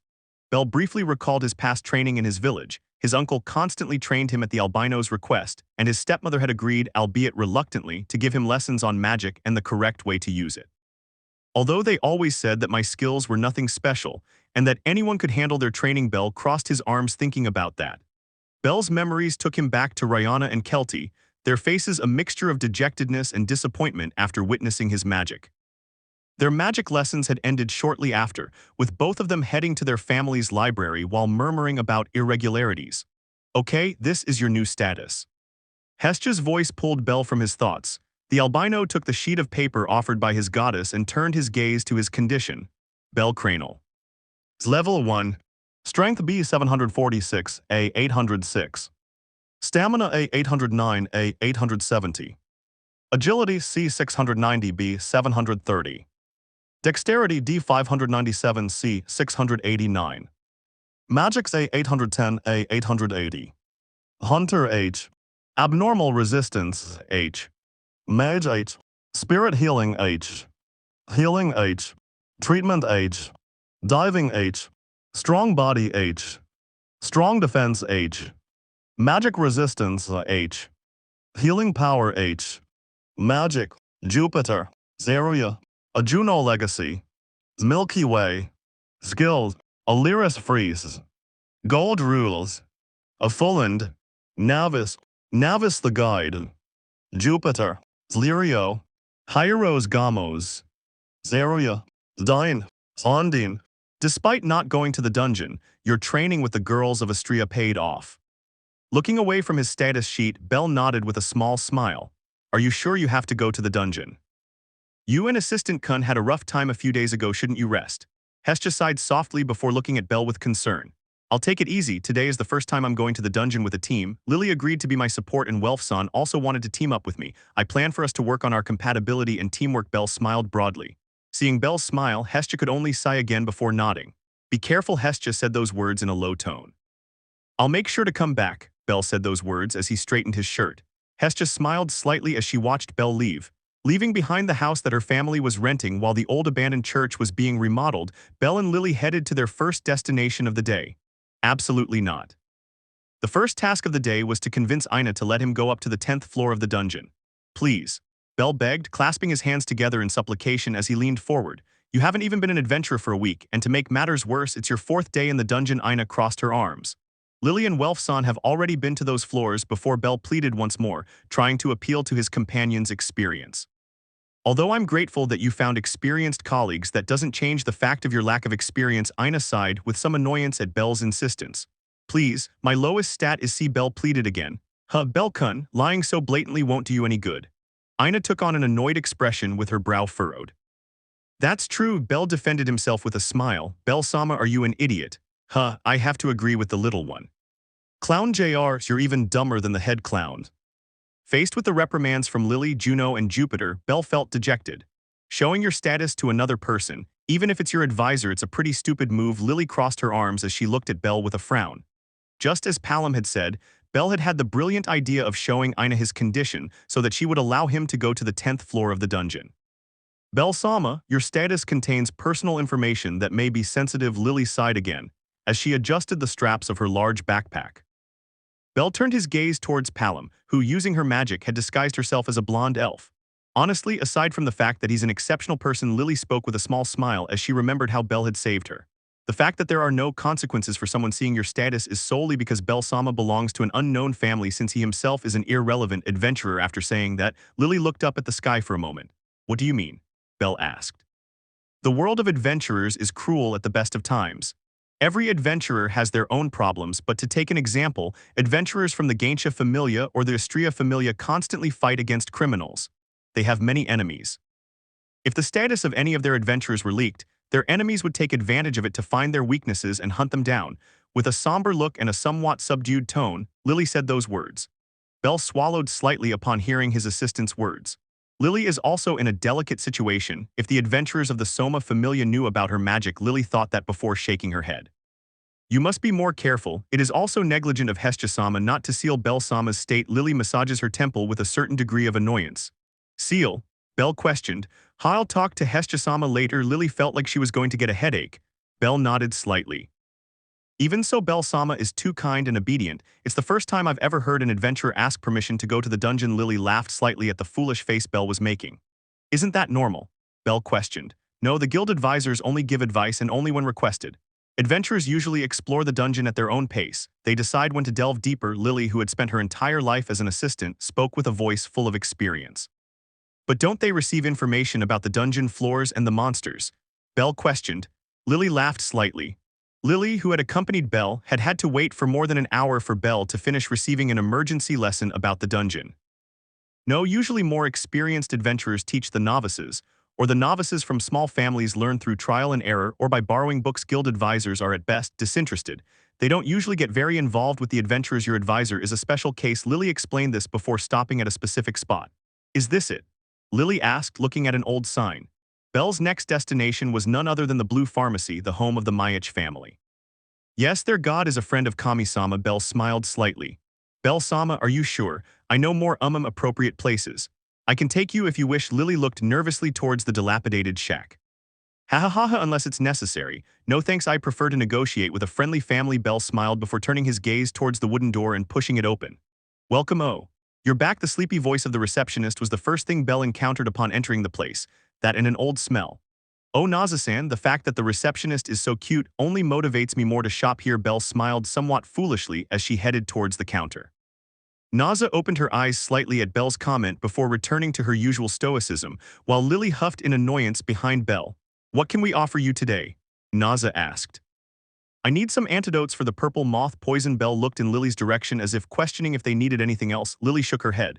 Did you get to the 7th floor so fast? Naza asked, slightly surprised as she searched for something among the vials under the counter. Things happened. Belle smiled again as he scratched the back of his neck. It took me more than 3 months to get to that point. Naza made that comment while leaving an antidote on the counter. Are you an adventurer? Belle asked, slightly surprised. I left shortly after reaching level 2. It's 800 volleys for the antidote. Naza glanced briefly at the floor before raising her gaze again. Incredible. You must have been really strong to reach level 2. Belle smiled as he watched Lili take the antidote and examine it before returning it to the counter and nodding.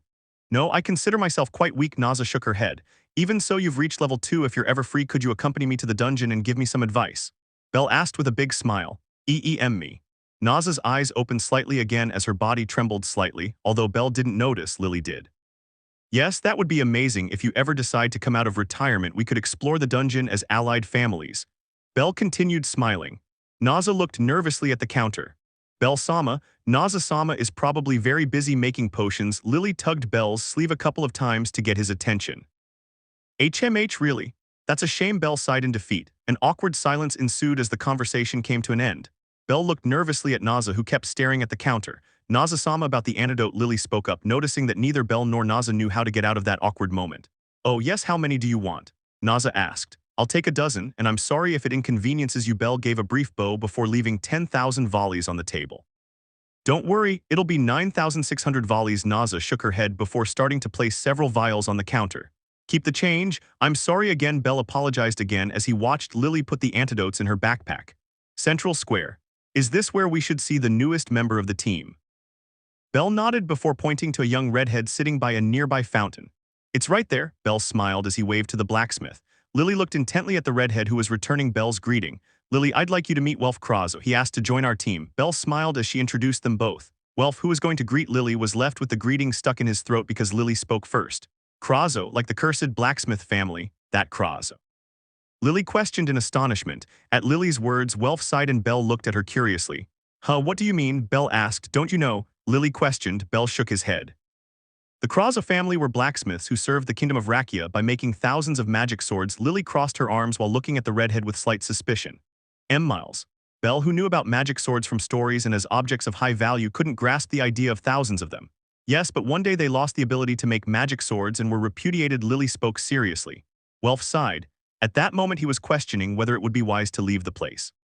So Welf-san, is he the protagonist of a story of overcoming adversity? Belle questioned with a smile while tapping his chin with his index finger a couple of times. Hey. I knew the name Krazo from the story of the Argonaut. He was a blacksmith who forged weapons for the hero and accompanied him on his adventures. Belle smiled. The weapons that boy forged were top-notch. I've never met a better blacksmith. Welf blinked a couple of times at Belle's words. So Welf-san is a descendant of a legendary blacksmith. His family lost its prestige, and it's his responsibility to restore its name to its former glory. Sounds like a great story. Belle spoke with excitement and a smile so bright it reflected the sunlight. Belle's words left the two present stunned. After a few seconds, Lili sighed and shook her head. Welf put a hand to his eyes, covering them, and then began to laugh. Ha ha ha ha, so what the hell are you saying? I've never heard anything like that. Welf laughed with joy. Belle smiled as he watched Welf laugh. After a few seconds, the redhead stopped laughing before looking at the albino seriously. Well, you know, I'm part of a family that lost all its prestige for not being able to make magic swords. What do you think? Welf questioned seriously. Belle held a brief staring contest with Welf before sighing and shrugging. I'm fine with the weapons and armor you manufacture. I have no interest in something you can't do. After all, we have a contract. It would be rude of me to ask you for something you can't do. Belle smiled, downplaying the matter. Welf smiled slightly before looking at the ground. And what if I told you I could make magic swords? Welf questioned. Huh, can you? Belle asked. Welf nodded. But I don't like doing it. I hate magic swords. Welf kept his gaze on the ground as if it were the most interesting thing in the world.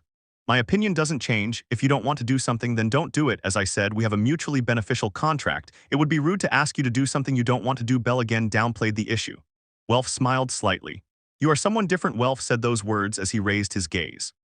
If I may ask, why don't you like forging magic swords? Belle questioned. How many reasons? Family reasons and a little bit of pride.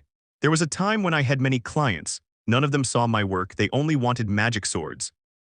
In the end, I got fed up with all of them and told them to go to hell. I hate magic swords. They're not reliable. They break and leave their wielder behind. A weapon shouldn't be like that. It should be an extension of its user. It should be loyal and never abandon them. Welf spoke in a tired tone. Belle blinked a couple of times before speaking. I don't understand. Belle crossed his arms. All weapons break. It's natural. They have a lifespan. Belle looked at Welf with a questioning expression. For example, I bought you a sword. I think you called it Uzagatan. It cut through many monsters, but in the end it cracked and became useless. What's the difference with a magic sword? In the end, both are going to break at some point. Belle maintained the same pose and expression while speaking. Welf blinked a couple of times in confusion. And no, that's not what I meant. Magic swords break after a few uses. They make their users dependent on their power. They take away the modesty of their users and the pride of their blacksmiths. They become complacent with the magic they contain. Welf clicked his tongue in annoyance. Belle had another staring contest with Welf before smiling. Did you know you're a fool? Belle said with a smile that magic swords are objects, nothing more and nothing less. If a user becomes dependent on their power and ends up dead from trusting a disposable weapon, it's entirely their own fault, the fault of someone with a complacent personality. And if a blacksmith decides to take the easy way out by forging magic swords to sell them, then the blacksmith has always been someone with a complacent personality. Belle shrugged as he spoke. From my point of view, you're a proud bastard. Your hatred comes from feeling that no one looks at you for who you are, that no one sees your work, and that they only see magic swords. You simply feel your pride hurt by being belittled. Everything you just said is a way of justifying your hatred. Belle maintained his smile. Welf clicked his tongue as he thought of an answer. That being said, we're running late to go to the dungeon, and Welf-san, I have no interest in magic swords that break. You can rest easy. Belle winked at the redhead before starting to walk. Lili, who had remained silent, immediately began to follow Belle. Welf glanced briefly at the ground, clicked his tongue, stood up, and walked behind Belle and Lili. Dungeon, 7th floor. A feeling of satisfaction flooded Belle's chest. He felt he had accomplished one of his goals. He had formed a group. While Belle and Welf fought in the vanguard, Lili provided support from behind, clearing monster bodies out of their way, shouting warnings, or helping with the occasional arrow. Welf swung his greatsword, cutting off the head of a killer ant. Behind him, a purple moth approached, but it didn't get far thanks to an arrow that Lili shot from her little ballista. Belle eliminated a group of killer ants before cutting a war shadow in half. They were right, the feeling is different, Belle murmured. When Belle fought using the guild knife, the albino felt insecure. The knife's short reach meant having to get closer to the monsters, which made Belle uncomfortable as he had never fought any monster before. When using the one-handed sword, Belle felt that his movements were erratic and his aim was terrible. He felt as if he were waving a stick. And today, fighting with the sword Jupiter, Belle felt great confidence in his actions. Whether he held the sword with both hands or with one, the sword was perfect in both size and weight. Holding the sword in his right hand, Belle took a step back, avoiding the claws of a war shadow, then swiftly severed the monster's head from its body with a quick cut. Belle's attacks were overwhelming. In Welf and Lili's eyes, it was like watching a veteran play with a rookie. The monsters didn't present much of a challenge. His high stats for his level, combined with the development skills he had received thanks to the abilities that the spirits had given him, made Belle a complicated opponent. Hunter increased Belle's effectiveness when fighting monsters that he had received exilia from, which meant that with each battle it became easier for Belle to fight the monsters. It was as if he knew their attack patterns by heart. Abnormal resistance granted Belle an innate resistance to poison, therefore the poison of the purple moth did not require the use of an antidote. His body neutralized the poison immediately. Strong body and strong defense increased Belle's resistance. The war shadow claws that a few days ago would have torn off half of his arm today had only made superficial scratches. And for those injuries like scrapes and bruises, he had healing power, which accelerated his body's healing factor. Those scratches healed within minutes of being inflicted without the need for a potion or much less magic. Speaking of magic, Mage was an indispensable development skill for every mage.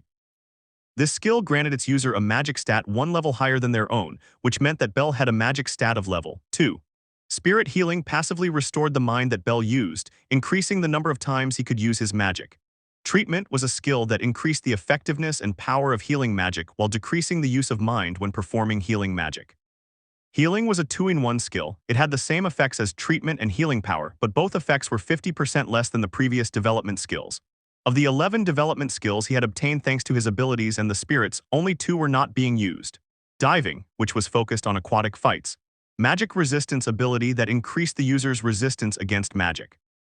Belle swung his sword, cutting 3 killer ants at the same time, and turned his gaze towards Welf, who had just received a cut on his leg. Area. A golden light enveloped Welf and his wound closed in an instant without leaving a trace.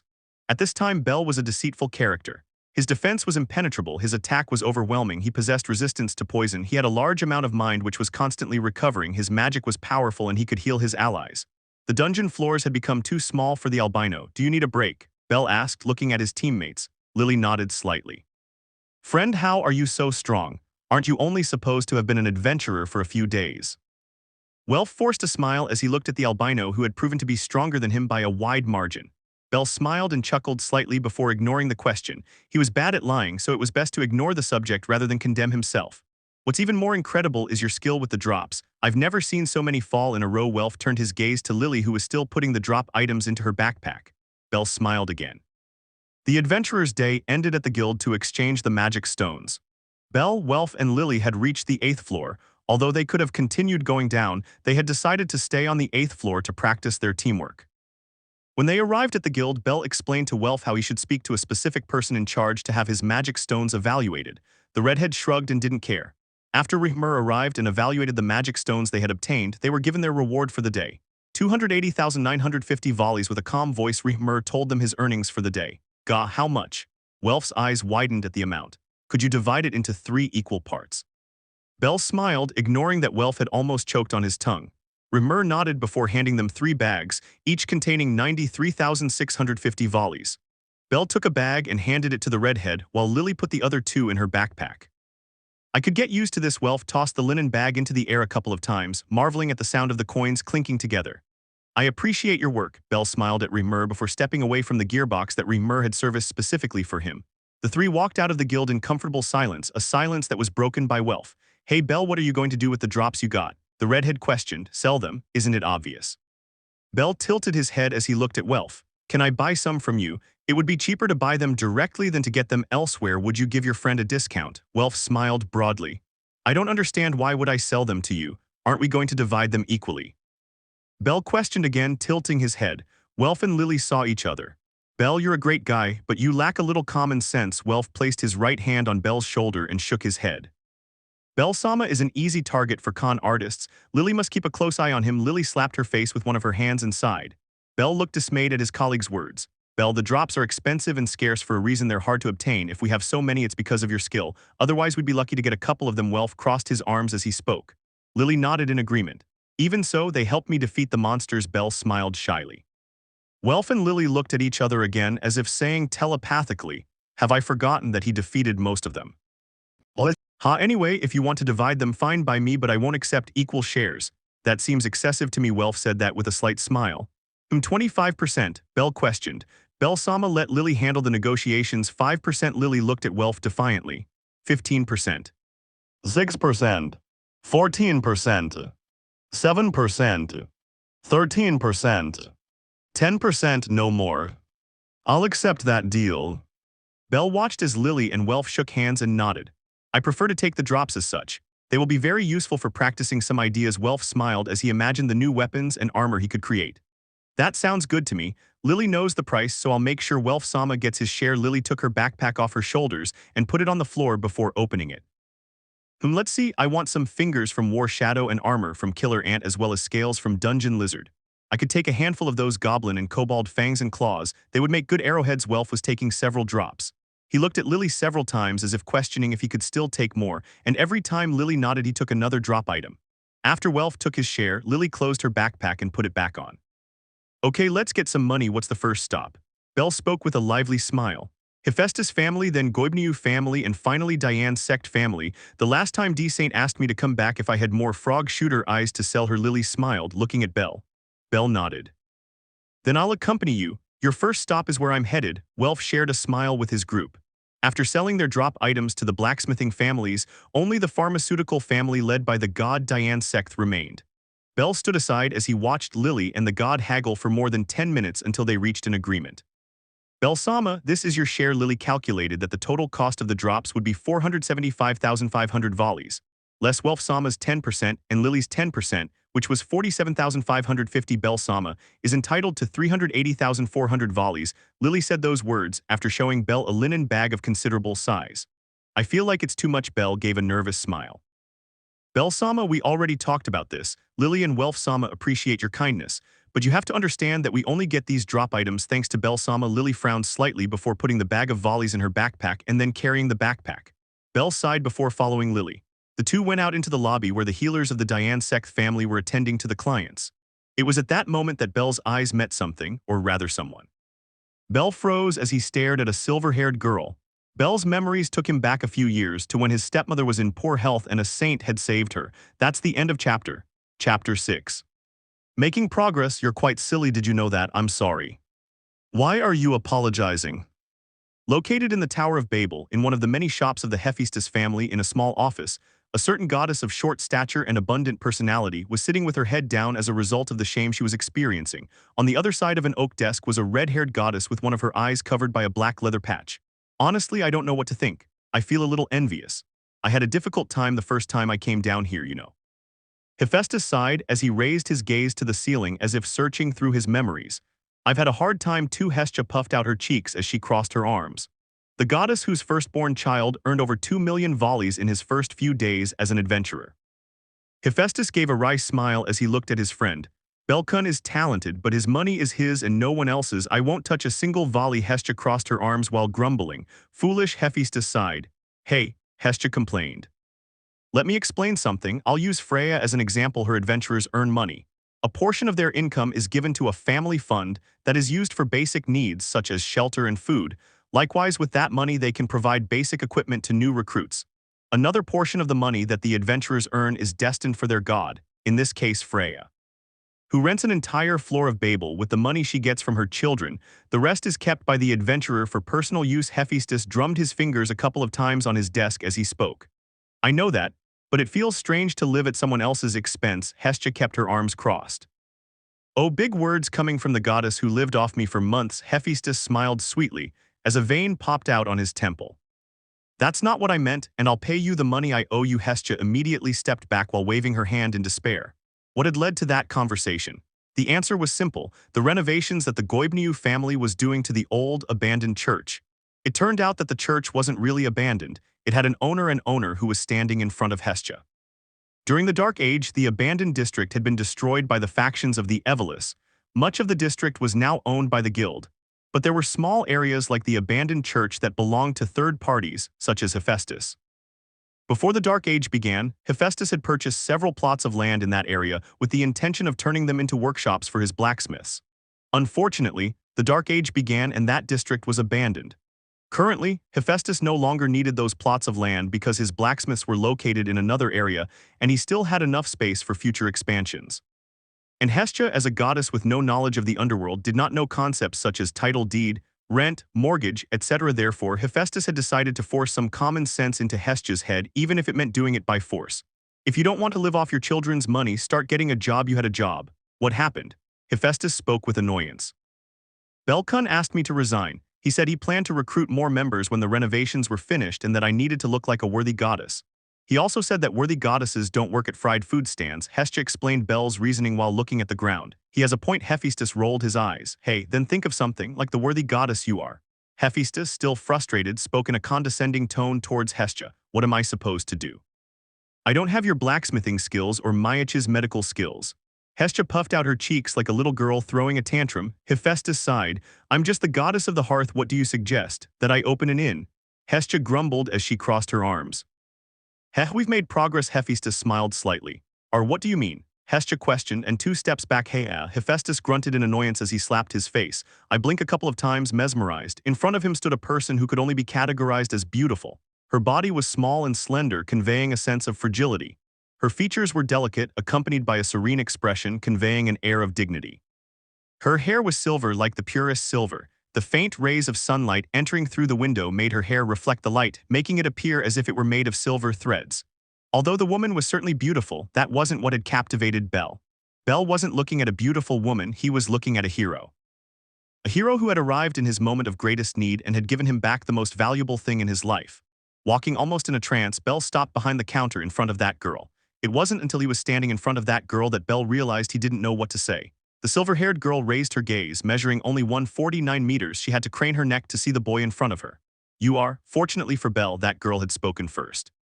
Are you all right? Your stepmother, correct? The girl questioned with a slight smile. Belle nodded with his own smile. Bellcranel, I had no idea what you did for a living in this city. Belle introduced herself with a smile. There was no time for introductions. You can call me Ermid. The silver-haired woman smiled slightly. Although 2 years had passed since they first met, it was difficult for Ermid to forget someone like Belle. Her features were not common, and she had been taken by the god Hermes to an agricultural village in an emergency, because the experience is not easy to forget. I never had a chance to thank you. Belle gave a nostalgic smile as she thought of her stepmother. There's no need, I was just doing my job. Ermid smiled slightly despite her words. She was happy to receive praise for her work. Even so, she wanted to maintain an air of dignity in her work. No, you saved the most precious thing I have to me. You did much more than just do a job. You were my hero. Belle spoke with a determined look while clenching his fists to calm his nerves. Ermid opened her eyes slightly, then lowered her gaze as she felt her cheeks warm up. A mixture of happiness and embarrassment flooded her heart at the words she had just heard. Words cannot express how grateful I am for what you've done, but I'm more of an action person. If you ever need anything, don't hesitate to ask, and I'll do everything in my power to get it for you. Without losing his determined gaze, Belle looked directly into Ermid's eyes. Ermid had a brief staring contest with Belle before looking away and glancing back at the counter in embarrassment. Thank you. Ermid spoke softly, almost in a whisper. Belle nodded before withdrawing so as not to be an obstacle to Ermid's work. Belle, Soma, where do you know D. Saint from? Lili questioned. 2 years ago I saved my stepmother's life. Belle smiled slightly, wondering if it was too soon to send a letter home. Her stepmother? Lili questioned. She's my mother's sister, but she hates it when I call her aunt. Belle chuckled slightly as he recalled all the times he'd been hit for calling his stepmother aunt. Lili tilted her head, confused, wondering what kind of family Belle had. His workday had ended with a bag full of volleys in his pocket and his small backpack full of drop items for future projects.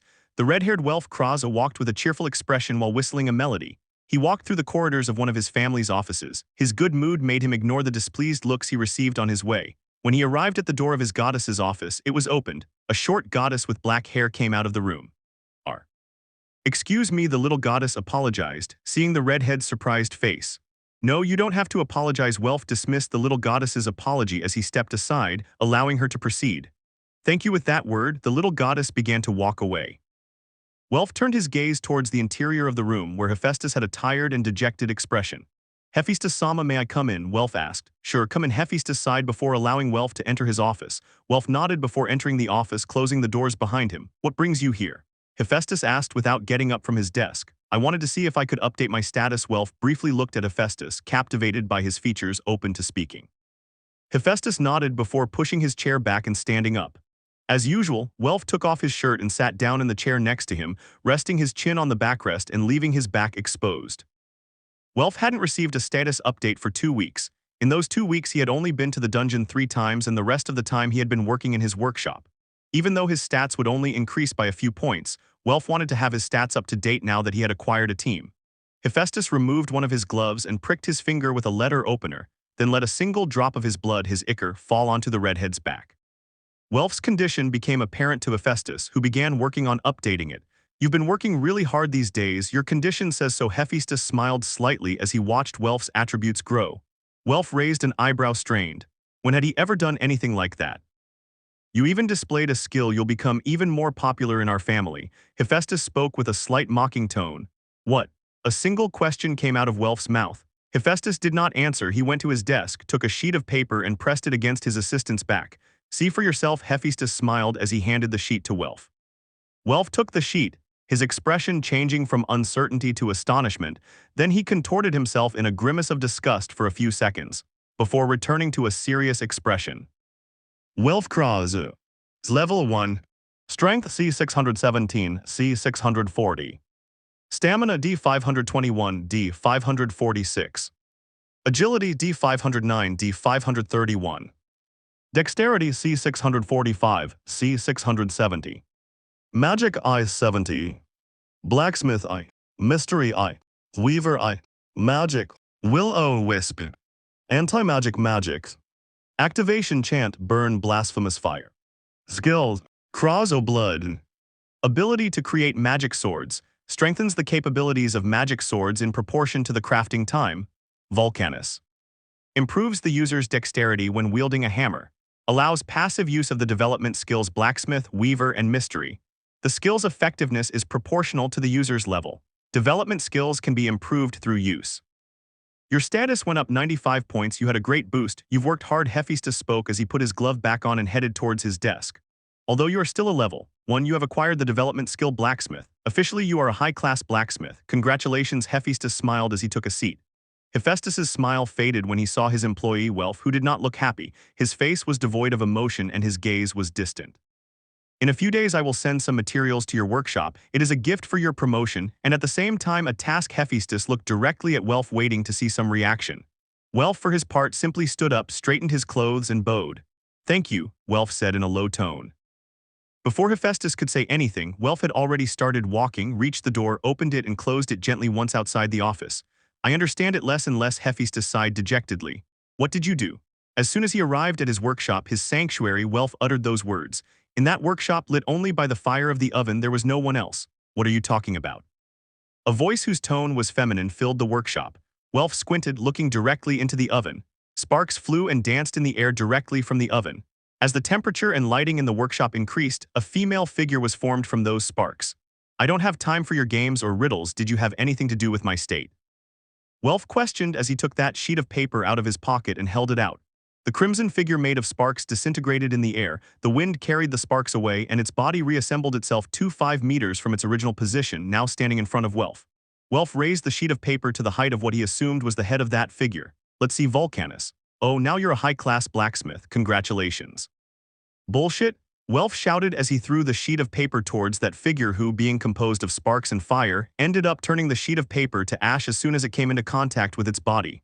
Why are you upset? Wasn't this what you wanted? What do you know? Stop your stupid games and answer the question. Welf gritted his teeth as he looked at the figure. Welfie-chan, you mean you don't know how to treat a lady? Did you have anything to do with my condition? Welf questioned. Ha, you're so stupid. The figure again broke down into sparks and floated back into the oven. Answer. Welfie-chan, we've talked about this several times already. I'm not a blacksmithing spirit. I don't have that kind of power. I'm just a fire spirit. So how? The redhead questioned. Don't you believe in yourself? I'm not talking about that. Welf gritted his teeth. The boy you teamed up with possesses abilities that help his teammates grow. Your status grew and your natural talent surfaced. Add to that your spiritual blood reacted with that boy. His spiritual abilities matched with your blood and an ability was produced. Spiritual abilities? Oops, I'm not supposed to talk about other spirits' contracts. Does Belle have a contract with a spirit? No. So you had nothing to do with it? Welf asked again. Are you deaf? What? I've said it many times, I'm not a spirit of the smithy. Krazo being a great blacksmith is solely due to his own skill. He used my power to become the best blacksmith that has ever existed in the mortal world. What? I am only fire. Fire can warm a home, destroy a kingdom, or forge a sword. It all depends on who uses it. Do you understand? So just to be sure you're not increasing my blacksmithing skill. Welfie questioned again while crossing his arms. That head of yours is harder than adamantite, only surpassed by how emotionally dense you are, as dense as orichalcum. I just want to make sure. I want to reach the top on my own terms. Welf looked intently towards the oven where sparks were still flying. If that's what you want, then leave the group you're joining. Isn't that what you want? To advance on your own, those adventurers are growing together, helping each other, supporting each other. To grow, it's the opposite of what you aspire to. It's not. Are you going to say it's not the same? Then what's the difference? If you don't want my help, why is it okay to depend on other people's help? Aren't you being hypocritical? Welf remained silent, his gaze falling to the ground. You're a proud bastard. Belle's words reached his thoughts. It's just pride. Welf rudely accepted his mistake without looking up from the ground. Progress. So tell me, are you ready to sign a contract, to become a hero of this new generation? Welf remained silent and continued looking at the ground. When he raised his gaze, his eyes had a determined gleam. Yeah. How Hephaestus can be very stubborn when he sets his mind to it. Walking through the streets of Arario, the goddess of the hearth sighed wearily. She had been sitting in front of Hephaestus's desk all day, her brain aching from all the information she had received, as well as her skull from the iron fists of the goddess of blacksmithing every time she fell asleep. Hestia had learned quite a few things today. The main thing he had learned was that he lacked a lot of common sense. He had built his base on someone else's property. Luckily for him, the owner was a friend and had agreed to sell him the property. Why hadn't Goibniu questioned him about the property deeds? Simple, the god didn't care. He only did what was ordered, and if there was a problem, he would wash his hands of it, blaming his employer. Another thing he had learned was that he had to allocate himself a salary. Managing a family was no easy task. It was certainly a heavy burden. I'll need to talk to Demeter for fruits, vegetables, and grains, to Nissan for meat and milk, to Njord for fish and seafood. I have to go talk to Goibniu about furniture, get mattresses, pillows, sheets, curtains, think of an emblem. Og. Hestia began listing her to-do list before starting to pull her hair out of stress. Managing a household is no easy task. Anyone who says otherwise is either a masochist or has never been the head of a family. Belle will be busy exploring the dungeon. The least I can do is lighten his workload. After all, I am the goddess of the hearth. Who better than me to guarantee a cozy home? To return to Hestia crossed her arms as she spoke to herself. Several passers-by had begun to look with strangeness at the little goddess who walked without paying attention to where she was going while talking to nothing. Hestia sighed before standing in front of a clothing store window. Looking in the mirror, Hestia saw a small goddess, a goddess from a small and unknown family as well as in debt. Currently, the Hestia Familia owed bellcranel 640,000 volleys, money that had been borrowed to repair their base. They also needed to pay Hephaestus 250,000 volleys to buy the land where their base was located. The Hestia family currently had 890,000 volleys in debt. Tomorrow he would pay Hephaestus the value of the land. His other debt could wait. The good thing about being indebted to oneself was that there wasn't so much pressure to pay. Perhaps I should go to the guild and see if any nearby land is for sale. Belkun will need a training ground. Astrea has one for her family. Hestia brought her right index finger to her chin as she thought. Again, Hestia looked at her reflection in the display case. The words little family flashed through her mind. In a few days they would have their own base. Maybe that would help them get new members. Even so, where do I get members for my familia? Hestia wondered to herself. She had little experience recruiting people, especially considering she had been rejected many times and had developed a bit of a bad reputation as a poor goddess. Hestia kept her gaze on her reflection, sighed, and closed her eyes, thinking that it wasn't worth worrying about things beyond her control. Goddess Soma. A voice pulled her from her thoughts, making her open her eyes.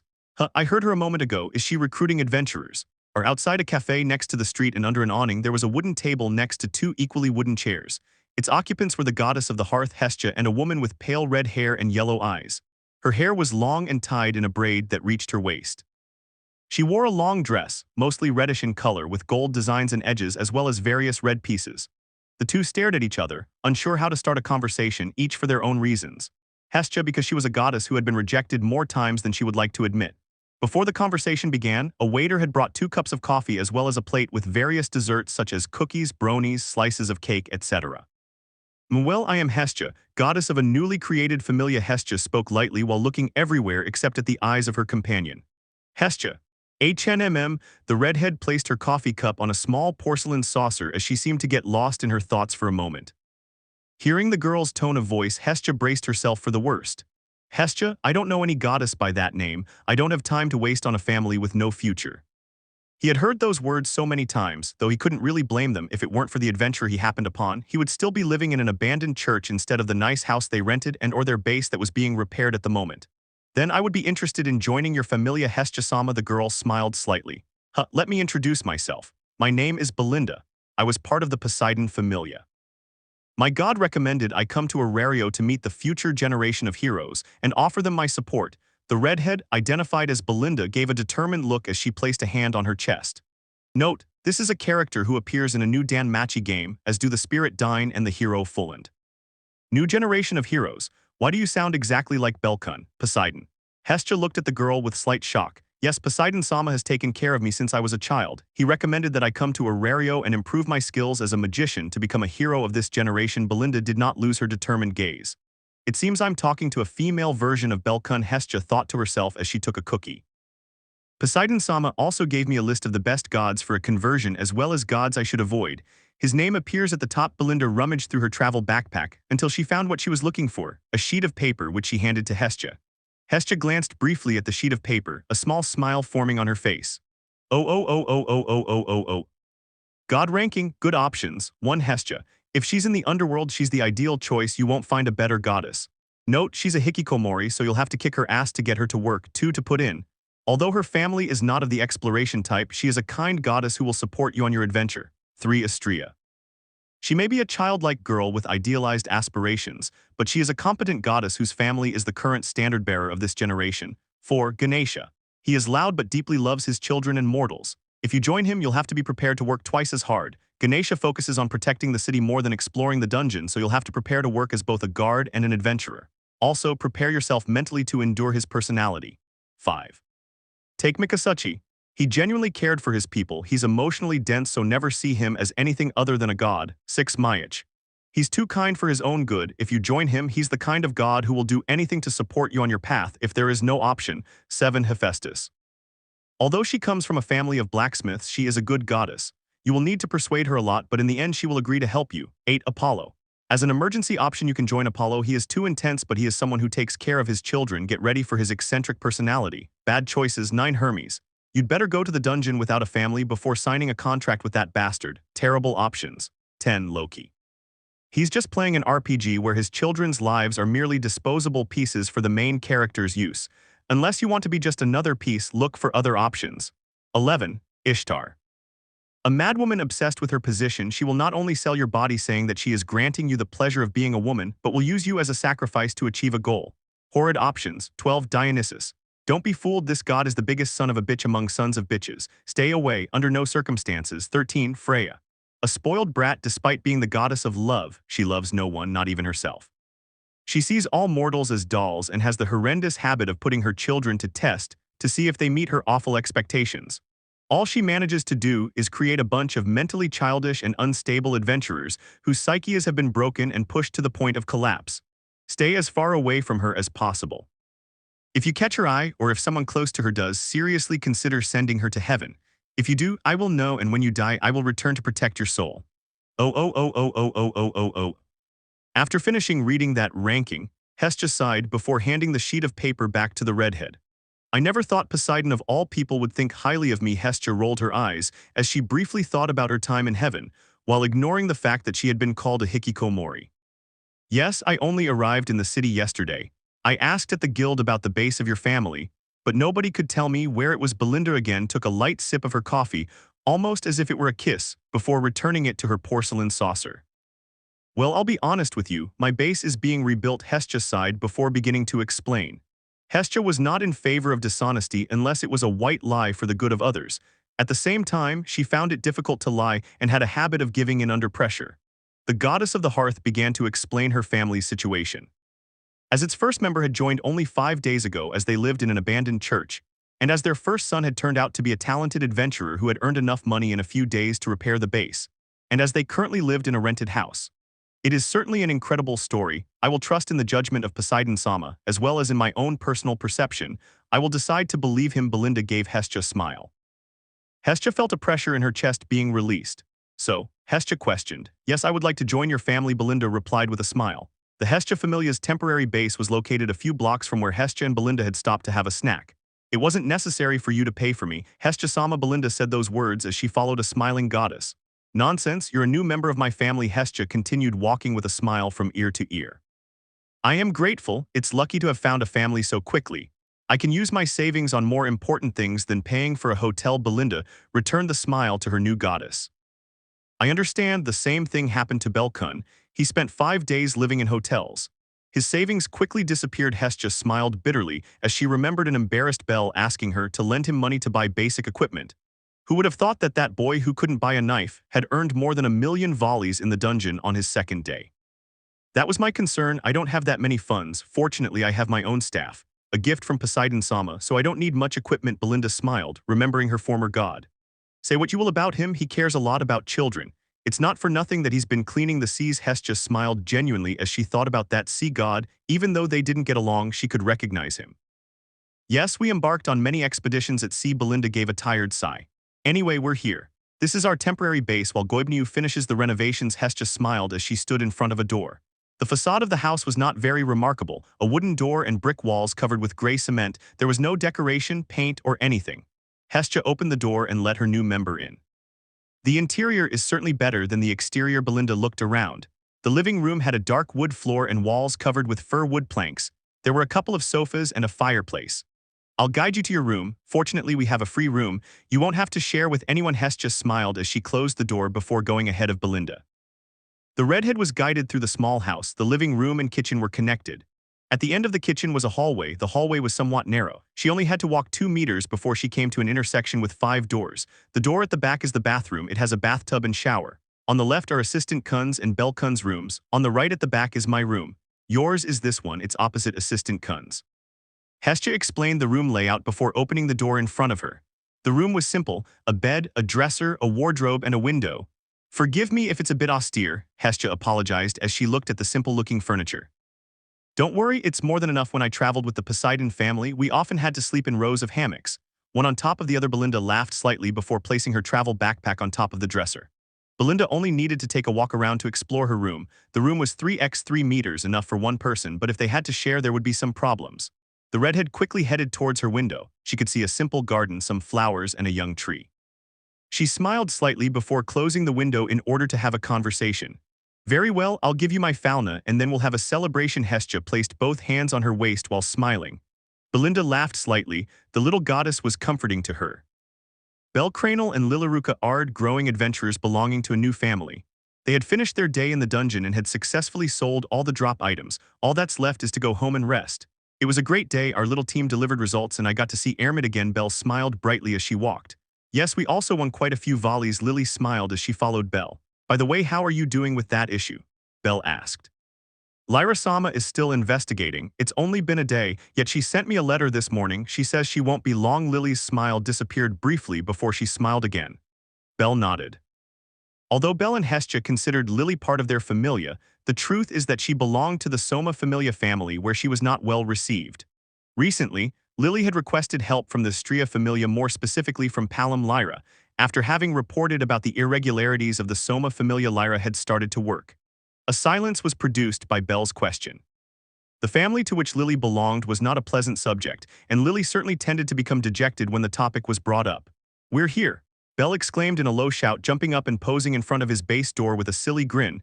Hehe. Lili laughed slightly. Seeing that his actions had the desired result, Belle reached into his pocket for his key and opened the door. Kami-sama. We're home, Belle spoke in a voice a little louder than normal but not too much. His time base was small enough that it wasn't necessary. Belle-kun. A few meters from the entrance in the area designated as the kitchen were Hestia and an unknown girl, Kami-sama. Belle took a questioning look as he entered the small house, Lili closing the door for him. I want to introduce you to Belinda-kun, a new member of our familia.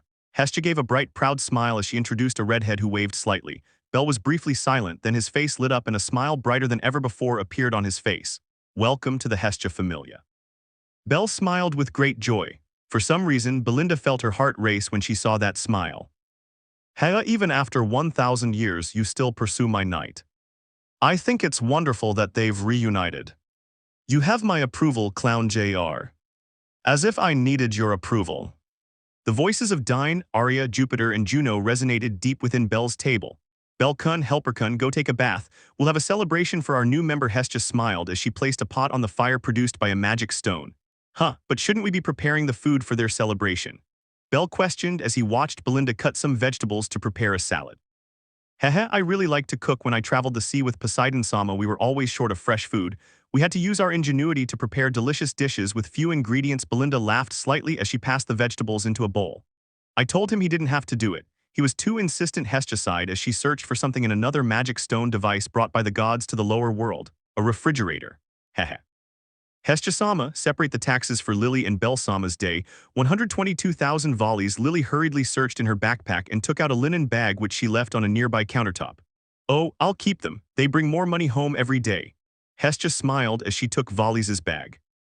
Hestia consciously forgot about the jackbird egg that Belle obtained because it was an irregularity, as well as his third day as an adventurer where Belle alone earned over 1,000,000 volleys by killing monsters. She also overlooked that day because of the mortal danger Belle was in. Barring strokes of luck, Hestia hoped her children would not go through dangerous experiences, no matter how much money these might generate. With a final exchange of greetings, Belle and Lili left to freshen up while Hestia and Belinda finished dinner. Belinda, Level 1. Strength G 208. Stamina G 291. Agility F 374. Dexterity E 495. Magic D 506. Magic of Finalized. Create swords of light that pierce the enemy. Activation chant Night of Light. A spell key light. Enchantment magic. Enchants a weapon increasing its attack power. Activation chant Hero of the New Era.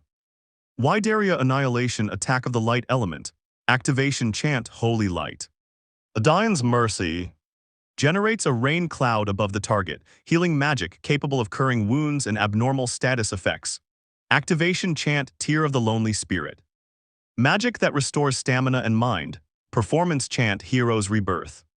Anti-status magic reduces status effects and generates various abnormal status effects. Activation chant Impure Beast. Skills. Saint of Light. Decreases the use of the mind when performing magic. Makes the use of the mind more efficient when performing magic. The small celebratory dinner had concluded. The 4 members of the Hestia Familia spent a pleasant evening. Belle and Belinda had a good time talking about their experiences in the dungeon and traveling by sea, respectively. Lili kept to herself as she didn't have many pleasant things to say about the life of an adventurer. Her only contributions were when Belle talked about his stay in the dungeon today, as well as when Belle saved her from a party of monsters. Hestia also remained mostly silent, watching her dependents converse. Before dinner was over and everyone had gone to their respective rooms, the topic of Belinda's condition had come up. Belinda had been serving in the Poseidon Familia for several years. She was no stranger to combat and also possessed her own magic. Both Lili and Belle looked curiously at the redhead's status sheet. My magic is special. Each of my spells is divided into 3 different effects that I can use independently. This gives me 6 spells occupying only 2 spaces in my state. Belinda spoke with a smile. Belle smiled happily while Lili had her eyes wide open. It's just like the magic of 9 Hell, murmured an astonished Lili. I'm not sure how the magic of 9 Hell works, so I can't comment. Belinda quickly dismissed Lili's theory. Anyway, now our group has a magician and healer. Lili smiled. I also possess healing magic. Belle felt slightly offended. Yes, but Belle Sama is a member of the Vanguard. He should conserve his mind to use his offensive magic and leave the role of healer to Belinda Sama. Lili explained her reasoning to Belle, who had no choice but to accept due to finding no inconsistencies in Palam's words. Well, could you explain how your magic works? Belle asked. Let's see, it depends on the spell and the chant. For example, with Finalized, I can generate swords of light. When I activate the spell, they start generating automatically. I'd say my limit is about 40 swords. Then the enchantment magic increases a weapon's offensive power. My companion said it was a great help. The effect lasts around 5 minutes and I can't use it on the same target until 10 minutes after the effect has ended. The advantage is that I can use it on multiple targets at the same time, and if it's a large group and we coordinate, there will always be Vanguard members with their enchanted weapons. Or at least that's what we did in my previous Familia. The third is my last resort attack. It's a powerful spell that can destroy a large area, but it leaves me in a mind-down state. Belinda explained her magic with a slight smile as she remembered her time in the Poseidon Familia. Lili nodded attentively, already thinking about what uses and position Belinda could have within the team. Dine's Mercy is the magic I used most often. The first spell is healing magic. I can cure wounds and abnormal status effects like poison or curses. The drawback is that the spell's effect depends on my level. Several times I've encountered wounds, poisons, or curses that I couldn't counteract. Even so, I can keep a patient stable until more powerful healing magic is used. Belinda's face fell slightly as she said this. No one had ever died under her care, which she attributed to pure luck since her healing abilities had often proven insufficient. Soma's healing magic is quite powerful, and since we'll still be on the upper floors, as long as she can keep someone stable it's enough. Anyway, we'll use potions if the injuries aren't serious to save mind. Lili nodded while making some notes in a small notebook. Belinda nodded. The second spell is my favorite. I can restore a person's stamina and mind almost completely, depending on their level. When I restore a target's stamina or mind, I have to wait 10 minutes before I can use my magic on the same target again. I learned all of that in my previous Familia. Belinda's smile returned as she spoke. That's incredible, Belinda-sama. It's better than magic potions, and cheaper. Lili smiled with a volley sign etched in her eyes. Belinda gladly accepted the compliment. The third spell is anti-status magic. My classmates described it as suffering poisoning, paralysis, blindness, deafness, dizziness, etc., all at the same time. Depending on the level difference, the magic is more or less effective. Classmates of my own level could barely stand, while my level 5 senpai barely felt the effects. The disadvantage is that I can only use it on 4 targets simultaneously. Belinda maintained her smile as she finished explaining her magic. It's perfect. Tomorrow we can put it into practice and see it for ourselves in the monsters. Belle smiled broadly. Lili and Belinda nodded, the latter feeling excited to explore the dungeon. Hestia smiled broadly. Officially, the Hestia Familia no longer had only one member. That's the end of chapter. Chapter 7. Rolling that invincible man who boasted of having faced thousands of battles, of being able to look death in the eye and smile, decades as an adventurer, climbing step by step from the lowest rung until reaching the top. The invincible remembered those eyes. I had never seen eyes like those. During his life he met thousands of people. Adventurers, criminals, enemies, and heroes, but I had never seen anything like that boy who had become a young adult.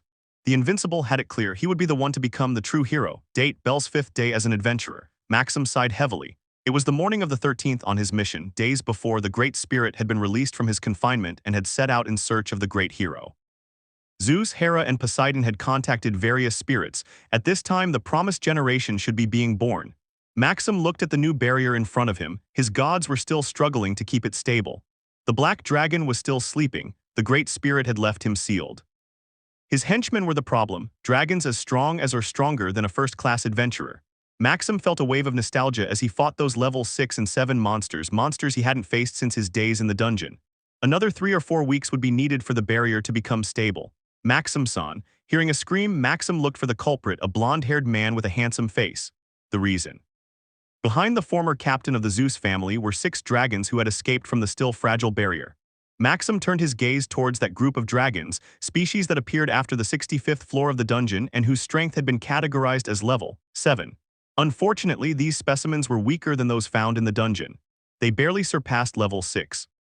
Before the eyes of that blonde man, members of the school district and the Thor and Poseidon families, the one who was once called Invincible, killed those monsters. The fight lasted no more than 5 seconds. Apart from that blonde guy, nobody had been able to see Maxim's movements. Brat, get me another sword. Turning his gaze to the first-class weapon made of adamantite, Maxim sighed wearily. Hahaha, you along with Zaldsan and the Empress Sama are depleting our weapons supply. The blonde man laughed dryly. Is it my fault that their weapons are so flimsy? Questioned the Invincible. I apologize. The blonde man bowed his head, as if belonging to a bygone era. That person, Leon Vardenberg, was accustomed to bowing before the strongest families. You've changed. The brat I remember would jump up looking for a fight, get beaten up, and be forced to serve as an errand boy. Maxim smiled nostalgically as he looked at the adventurer hooligan who had become a teacher. As a teacher, it would be unacceptable to display such behavior. Leon smiled slightly. Ha ha ha. Maxim chuckled slightly as he threw the pieces of adamantite's weapon to the ground. Leon sighed as he looked at that first-class sword in pieces. Its value exceeded 70 million volleys and it had been reduced to fragments after only a few uses of the Invincible. Don't you really have anything better? Maxim questioned. These are the best works of our blacksmiths and of Cyclops, the captain of the Hephaestus family. Leon maintained his smile as he spoke. Hephaestus family. I see, that explains why they're so fragile. Maxim sighed as he looked up at the sky. In the past, the Zeus family and the Hera family had worked together with the guild. Information was a precious commodity and in most cases high-ranking secrets. The magic stones brought from the deepest floors of the dungeon posed no problem. Things changed with the drop items and the minerals extracted from those floors. At a certain point, adamantite became an inferior mineral. Because the information about those floors was confidential, the drop items and minerals could not be sold. Instead, they were used to forge weapons, armor, and in the making of potions and items. Zeus and Hera had their own blacksmiths and alchemists, not so much out of pleasure but more out of necessity to keep secret the deepest floors of the dungeon and the hell that was there. The only weapon of higher quality is my personal sword. Leon said those words as he drew his own sword. That weapon is a waste. Maxim shook his head. The Invincible had nothing against Tsubaki or Leon, but the sword that had been forged with a fragment of Leviathan's fang was, in his eyes, an inferior weapon and a waste of materials. Although talented, Tsubaki had not had access to the materials or drop items from the deeper floors of the dungeon. She had jumped from lower materials such as adamantite, orichalcum or valgang dragon fangs to an ultra-rare drop such as the Leviathan fang, in this case a fragment. The result was a first-class weapon superior to any other weapon, but only because of the quality of the materials and the incompetence of the blacksmith had such a high-caliber material been defiled. The Invincible side, all its blacksmiths and alchemists had died in the failed mission 15 years ago. Their families were a shadow of what they once were. In all these years, his god had only accepted one more person into his family. Maxim briefly thought of that aspiring hero who once came to him seeking training. He must be traveling the continent now. If he received his god's message, he should be heading to Arario at this moment. Keep the magic stones, the drop items, don't even think about touching them. Maxim crossed his arms and watched with a dark aura as teachers from the school district worked on the bodies of the dragons he had defeated. Come on, there's no need to intimidate my colleagues. Leon smiled, trying to calm the atmosphere. Should I remind you how your god disobeyed us, hid a unique class drop item and wasted it on that flimsy weapon of yours? Maxim kept his arms crossed as his dark aura grew. Leon smiled as he took a few steps back. Hahaha, what do you plan to do when the mission is over? Leon asked, trying to change the subject. Talking about the future only brings bad luck. Maxim sighed, keeping his gaze shadowed and his arms crossed. Hahaha, well, I plan to return to the school district. I'm still searching for a hero. Do you like it? No. Leon's pretty boy smile and expression were quickly cut short by Maxim's gruff and unfriendly expression, whose refusal left no room for dialogue. I found the hero my family had been searching for a millennium a long time ago. Maxim's expression softened as a familiar face came to mind. He is still weak, innocent, childish, reckless, but his will and his heart are those of a hero. Maxim's smile widened as memories of a white-haired boy came to his mind. Leon remained silent. He had never seen such an expression on the face of the Invincible. Ulfia and Zald restricted his growth. It's the last memory of his sister, and the boy she grew fond of. They were afraid he would follow in their footsteps, that he would become corrupted or hurt.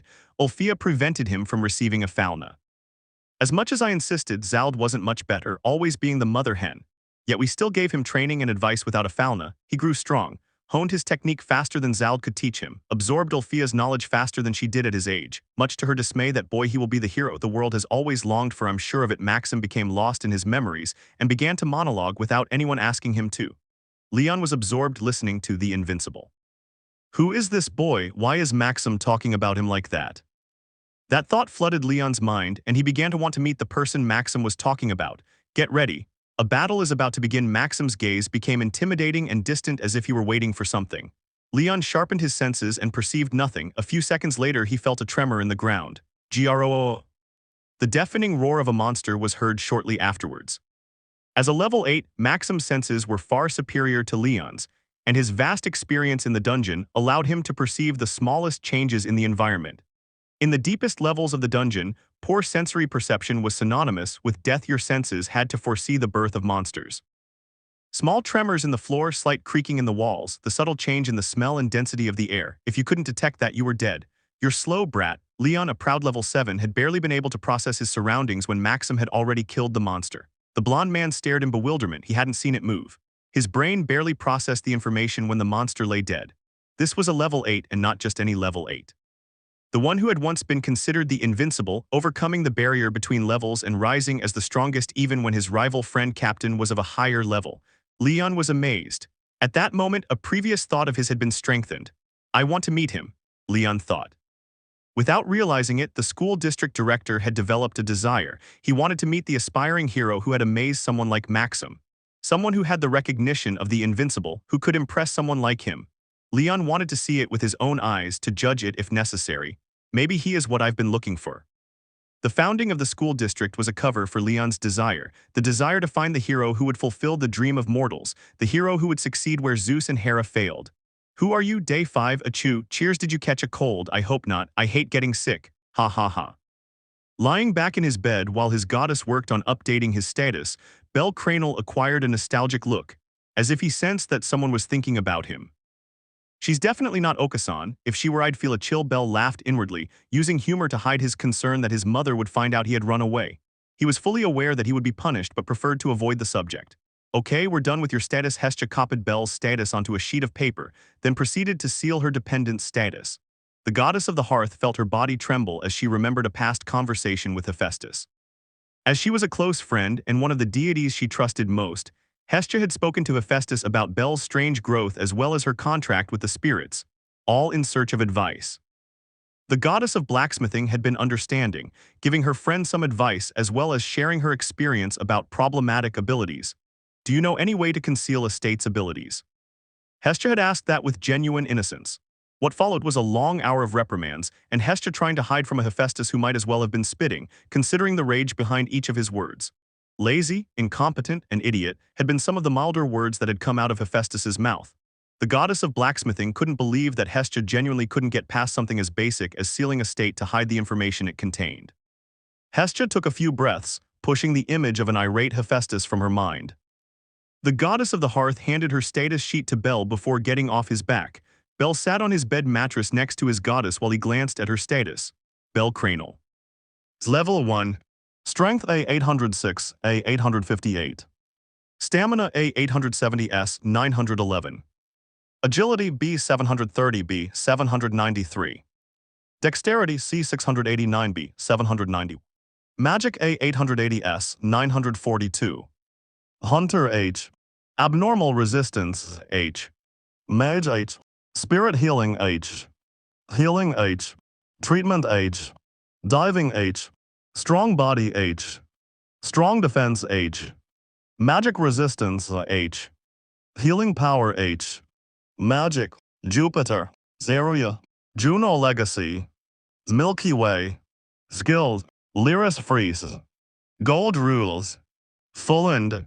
Navis. Navis the Guide. Jupiter. Zlirio.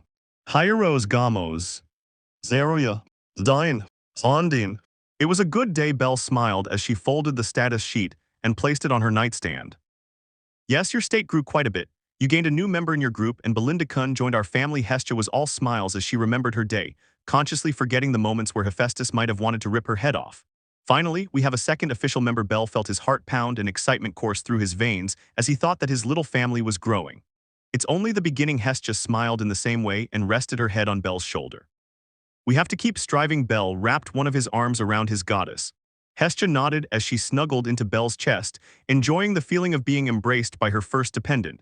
The seconds quickly turned into minutes as Belle and Hestia enjoyed each other's warmth and company. Unfortunately, every moment has an end, and the end of that moment was brought about by the sound of a blow. The sound of a thump produced by something falling towards the ground pulled Belle and Hestia out of their dream world. Belle quickly stood up, quickly opened his door and left his room. Hestia ran after the albino. Belle and Hestia didn't have to walk far to find the source of the bang. Upon exiting, they found Belinda standing outside Lili's room. The redhead was wearing a simple white shirt and loose-fitting pants like pajamas. Hestia glanced towards Belinda. The redhead had a bewildered look as she stared towards Lili's room, as if she didn't know what to do. Belle, for his part, took the doorknob and turned it. When he opened the door, he found Lili kneeling on the floor, her gaze distant. Belle scanned the hobbit's room. The bedside table and a chair were on the floor near Lili. Before Belle could speak, Lili's gaze met Belle's figure, and in an instant she had stood up and run until she crashed into the white-haired boy's abdomen. Belle SS Soma, the little hobbit, soon buried her face in Belle's abdomen. Belle soon noticed Lili's broken voice and the tears flowing from her eyes. Belle wanted to know what was happening again, but he was interrupted. Emmi Fafa Falna. Lili's voice trembled as she pulled her face slightly away from Belle's abdomen and looked up. What happened to your Falna? Assistant Kun with a maternal voice, Hestia stood to one side of Belle and began to stroke Lili's head. He disappeared. It was a single word. Lili buried her head in Belle's abdomen again. Hestia's hand paused for a moment, ceasing to stroke Lili's head. Belle looked at Hestia in amazement. Soma, she has returned to heaven. Hestia said that in a soft voice, almost a whisper, as she stroked Lili's head again. The albino said nothing. He felt that words were unnecessary, holding Lili by the shoulders, separating her body from his. He dropped to his knees, eliminating the height difference and standing face to face with Lili. Then he wrapped his arms around her, letting his head rest on her shoulder. Belle felt Lili's tears wet his shoulder and felt the hobbit tremble slightly. Hestia soon joined in, wrapping Lili's body with her own, leaving the hobbit between the goddess and the albino. Belinda, who felt like she was in the way, was about to leave to give them space. She stopped when she saw Hestia signaling to her. She hesitated for a moment before walking towards the group and joining in a group hug. She didn't understand the reason behind that show of affection or what was tormenting Lili, but she didn't need to know the context to offer her support to a companion. Later, the Hestia Familia would learn the reason why Soma had returned to heaven. After Lili provided evidence about the illicit activities of the Soma family, Lyra had begun an investigation. The guild, as well as the Astrea and Ganesha families, had already had multiple problems with the Soma family, a family that had accumulated a large number of petty crimes, thefts, riots, fights with guild members and adventurers from other families, etc. The guild was tired of not receiving any word from the god Soma, and when Lyra presented the results of her research, the Soma Familia had been officially dissolved. All the assets of the Soma family had been seized before the eyes of a bewildered Soma. Several members were arrested, and Astrea along with Ganesha confronted the apathetic god. Soma had to release the statuses of all his dependents, dissolving his family. If he wanted, he could start a new family, but this time under the direct supervision of the guild. Having no connection to or affection for his family and dependents, and seeing all his possessions vanish, Soma shrugged his shoulders and decided to return to heaven of his own free will. Soma was only interested in his hobby. It was faster to return to heaven and continue his pastime in his domain than to start a new family from scratch, so the god made his decision. Soma's abrupt return to the sky took not only Astrea and Ganesha by surprise, but also all of Arario, who saw a pillar of light illuminate the night sky. Upon returning to heaven, the states of all his children were immediately released and placed in conversion mode while simultaneously being locked. Lili, who was analyzing the finances of the Hestia Familia, felt as if her state was sealed. The shock of being released from the Soma family from one moment to the next had taken her by surprise. Before he knew it, he had fallen backward, knocking over the chair and the small desk. Still in shock, when he tried to stand up, his legs gave way and he fell to his knees. When Belle appeared, she had run towards him. The shock was mixed with happiness and the fear that it was a mistake and that she was still tied to the Soma family. A logical example of that mix of emotions was her crying.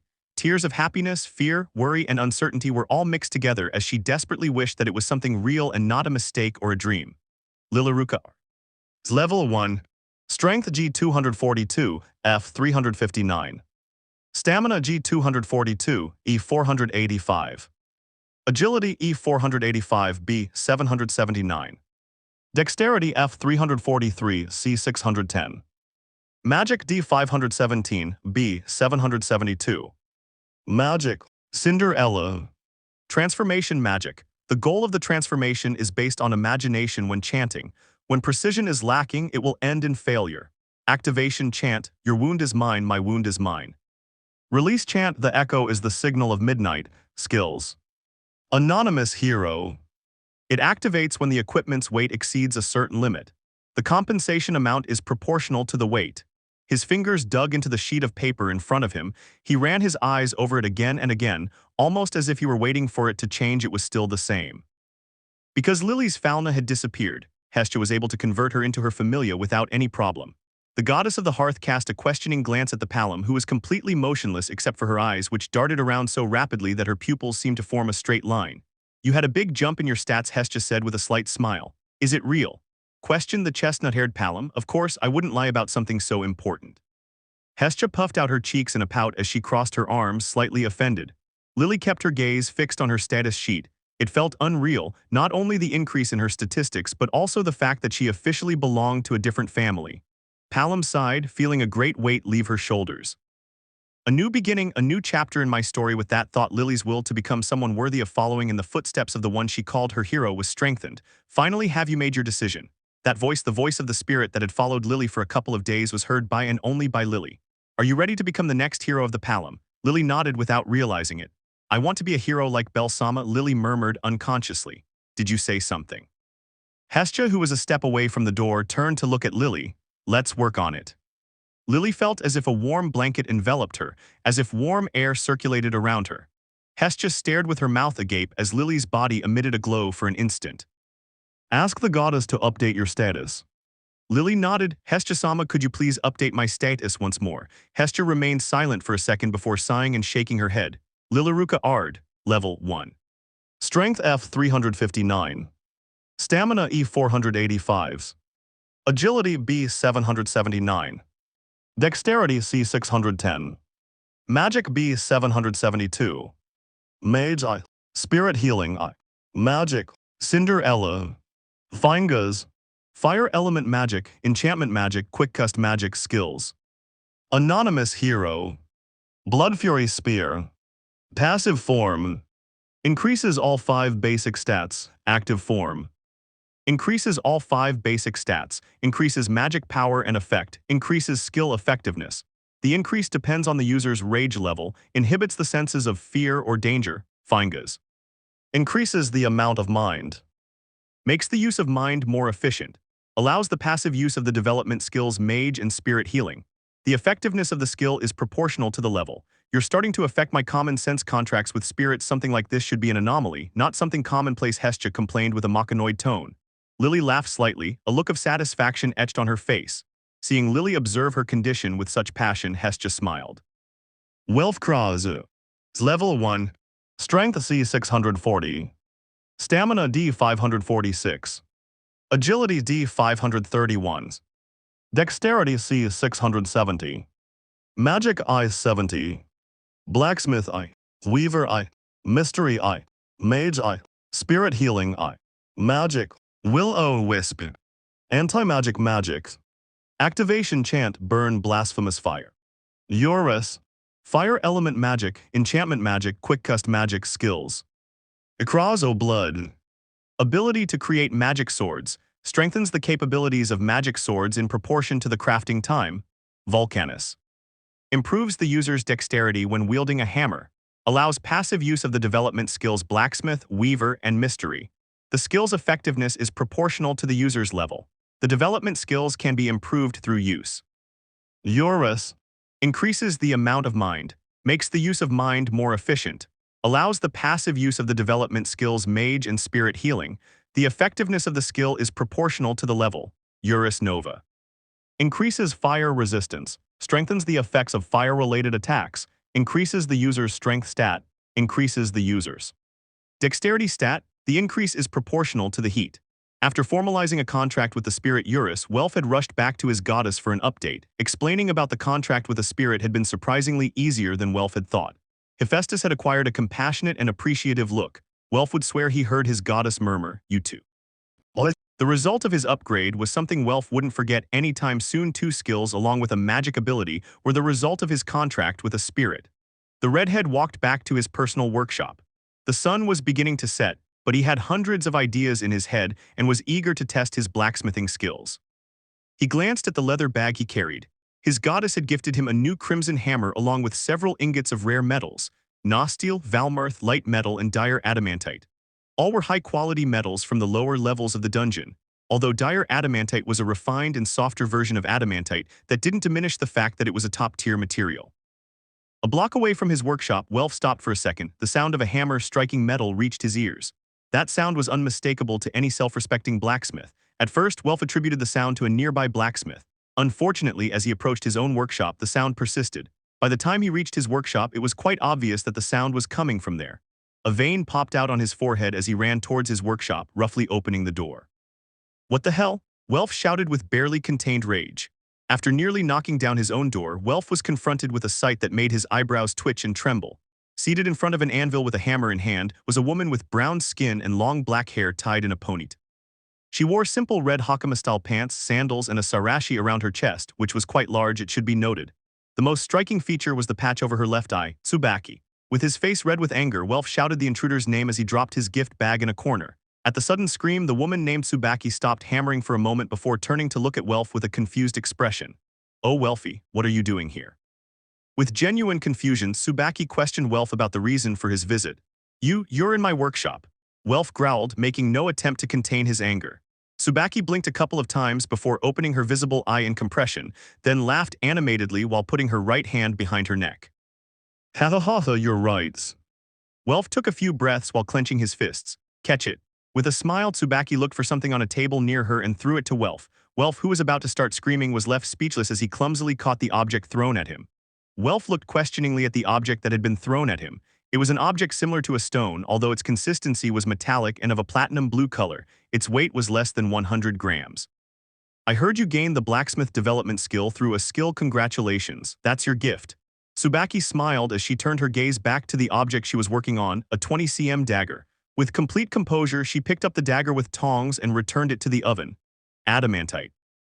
Welf questioned as he examined the object that had been thrown at him, his anger having disappeared, replaced by his natural curiosity as a blacksmith. Bingo. Depending on your skill, you can make a small blade or a light sword. Tsubaki smiled as she crossed her arms under her chest. Thanks to the blacksmith skill, blacksmiths could shape metal in ways that conventional blacksmiths could not. They could stretch metal and create ultralight weapons armor using little metal, although durability was slightly sacrificed. They could also compress metal, generating weapons armor with greater density and strength, although this required more material and resulted in greater weight. Thank you. After taking a few breaths, calming his emotions, Welf thanked Tsubaki for the gift. Don't worry about it, it's just leftover from a job. Tsubaki dismissed the thanks as she used tongs to take her creation out of the oven and place it on the anvil. The clank, clank of metal hitting metal was heard shortly after. Welf sighed. It was obvious that Tsubaki wouldn't go anywhere until he finished. His gaze wandered around his workshop, which was unsurprising. The workshop of a low-class blacksmith had some products that were never sold scattered around the place along with his own set of tools. It was then that his gaze fixed on something. On the table next to Tsubaki were 4 shiny ingots. Almost as if she could read his mind, Tsubaki smiled. Adamantite ingots, nothing special. Tsubaki laughed as she continued to hammer. Are you making fun of me? Welf asked, a vein popping out in his temple. Clank. Clank? No, I brought them as payment for a commission. Tsubaki smiled wildly. A task? Welf questioned. Yes, you want them, they're yours. All I want is for you to forge a magic sword. I want to see how much your creations improve with your blacksmith skill. Tsubaki didn't stop smiling or hammering as she spoke. Welf remained silent. Clank. Clank. Clank. For a few seconds all that could be heard was the sound of Tsubaki's hammer striking metal. Tsubaki's smile faded. The half-dwarf liked Welf as if he were a younger brother. She liked to tease him, and she liked his talent in forging magic swords. Tsubaki wasn't good with words nor with feelings. She didn't know how to help Welf with his problem with magic swords. She didn't know how to help him cultivate his talent. She was only good at forging and cutting things. Although it might seem like he was making fun of him, it was his way of wanting to help him, of showing him that to reach the top he had to give it his all, to use 100% of his abilities because they were his. Clank. The last blow of his hammer was stronger than it should have been, as if it carried his feelings. All right. Tsubaki stopped shaking his hammer, but I want something more. The captain of the Hephaestus family turned all her attention towards Welf, for a moment forgetting about forging. You're a proud bastard. Welf sighed as he closed his eyes. Belle's words reached his ears. He was indeed proud. His pride as a blacksmith was shattered every time someone came running up asking him for a magic sword. He felt that they only saw the surname Krazo and didn't see him. He was resentful. His own family had stopped seeing Welf and only saw the magic swords he could forge. To surpass your ancestors, you must create something that eclipses the magic swords. You must be better than them. You need to gain fame and prestige as a blacksmith. Show them that you are more than just a magic swords factory. Eurus's voice echoed in his mind. Let them come for the Krazo magic swords, but let them stay for your own craftsmanship. Welf frowned slightly. He didn't entirely like the idea, but he couldn't deny that many people would come to him for magic swords. The question was, how many would stay for his craftsmanship? Was his smithing good enough to captivate someone more than just a magic sword? Was it? To achieve that, he needed to improve. He needed to be a better blacksmith, and for that, he had to practice and he had to learn. Teach me. With firm hands on both sides, Welf bowed his head. Tsubaki blinked a couple of times. Bonk was the sound of the hammer escaping from her hands and falling to the ground. To be a better blacksmith, to master blacksmith, teach me. Welf felt a stab in his pride at having to ask another blacksmith to teach him. Tsubaki remained motionless, processing what she had just heard. You want me to forge a magic sword? I will. But in return you have to teach me to master blacksmith. Welf raised his head. His gaze was fiery and his determination could burn. Tsubaki stared into Welf's eyes for a few seconds in an impromptu staring contest. A contest which she ended up losing, having to look away while covering her eyes with her hand and tilting her head back. Ha ha ha ha ha ha ha ha. Tsubaki couldn't believe what she was hearing, and not knowing how to react, she could only laugh. Ha huff. Taking a deep breath to calm her emotions, Tsubaki turned her gaze back to Welf as if she believed she had seen a hallucination produced by the heat and waited for it to fade away. When Welf stood in his place waiting for her answer, Tsubaki had to admit what was true, what was real in what she had heard. Good, take a hammer and come here. Tsubaki smiled. Welf nodded as he tied a cloth around his forehead and headed towards where he kept his tools. What changed? Tsubaki wondered. Welf's gaze was different from how she remembered it. The Welf she remembered would never agree to forge a magic sword, no matter how much she insisted or how much money they offered him. Nothing seemed to convince him. Likewise, the Welf she knew was not the type of person who would ask for help. What had changed? Tsubaki didn't know, but she couldn't say she didn't like the change. If you think I'll be lenient, you're wrong. Tsubaki crossed her arms with a predatory smile. Welf nodded. Your first lesson in tension. With a big smile, Tsubaki laughed at Welf's questioning look. Blacksmith is no different from any other skill. It's not omnipotent, nor does it act on its own. To use blacksmith, you have to want to do it, but a simple "I want to forge" isn't enough. You have to transmit your desire, your will. Every time you wield a hammer, you have to do it with the intention to go further. Remember, why do you wield a hammer? Tsubaki smiled almost madly as she gave her first lesson. Welf nodded as he looked down at his hand. Why was he holding a hammer? We'll start from the basics, because your foundations are disgusting. Gag. Welf choked on the bile that threatened to escape from his throat. Day 6. Are you okay? Why, yes, don't I look like it? It was early in the morning. Belle and the new members of his family had set out to complete another day of exploration. Their first stop was Welf's workshop. The day before, the redhead had given them the address of his workshop along with directions and a small map, so they wouldn't get lost among the hundreds of workshops of the Hephaestus Familia. Belle and Lili were supposed to arrive early so Welf could make some adjustments to the albino's armor. Due to Belinda's addition, she had also gone to the workshop. Upon arriving at the workshop, they found the redhead practically unconscious on a rolled-up sack as a pillow, using pieces of old leather as sheets. They didn't know it, but Welf had been receiving lessons from Tsubaki until the early hours of the morning. The captain of the Hephaestus Familia had left just 3 hours ago, leaving Welf practically fainting in his workshop. You look horrible, Lili smiled sarcastically as she looked at an exhausted Welf. The redhead had soot and grease stains on his face and hands. His hair was disheveled. His eyes could barely stay open. In other words, the redhead was like fresh lettuce. Welf, who was still going back and forth from Nirvana, completely ignored Lili's insult. Do you mind if I take a shower in Babel first? The redhead asked, nodding his head. No problem. Don't worry, Welf-sans. Please do it. Belle shrugged, Belinda smiled kindly, and Lili frowned as she pinched her nose with the thumb and forefinger of her right hand. Even though he was dead tired, Welf diligently took Belle's measurements, noted the albino's ideas, and began to sketch. I thought you wanted light armor, Welf said as he finished a sketch and showed it to his first customer. No, I prefer full armor. My uncle used a similar one and I always liked it. I've recently learned that I'm better suited to being a tank. Belle smiled as he evaluated Welf's design. And about a weapon? Welf questioned. I already have my sword, Belle denied, although the idea of a second sword did not displease him. Welf craned his neck for a few moments, noticing that Belinda, who had offered to go buy breakfast, had not yet returned. The redhead turned to look at his party companions with a serious expression. Their weapons, they are spiritual creations, am I wrong? Welf questioned. Belle tensed as he unconsciously brought a hand to the hilt of his sword. Lili, who had received a spear from Fingas, did the same, gripping the handle of her spear. I also made a contract with a spirit, and I can sense there's something strange about its weapons. Welf spoke with the utmost seriousness. Belle sighed before nodding. They will need a weapon that serves as a vessel. My spirit explained it to me. Because they made different contracts than the heroes of antiquity, their weapons are just empty shells, shells that I know will break sooner or later. They need a vessel that channels the power and magic of their spirit. Welf crossed his arms as he spoke. Lili nodded. Fingas had explained something similar to her. Belle, for his part, had acquired the expression of a fish out of water. I knew I had forgotten something. Jupiter's voice soon reached the albino's mind. At this time, I cannot make anything that can withstand the power of your spirits. I need some time and materials. My recommendation: use other weapons and only use your spirit weapons in case of emergency. That way they will have a longer lifespan. If you use them continuously, there will come a point where their durability is exhausted, and they give way. Welf maintained the same expression and pose. Belle and Lili nodded as they looked at their weapons.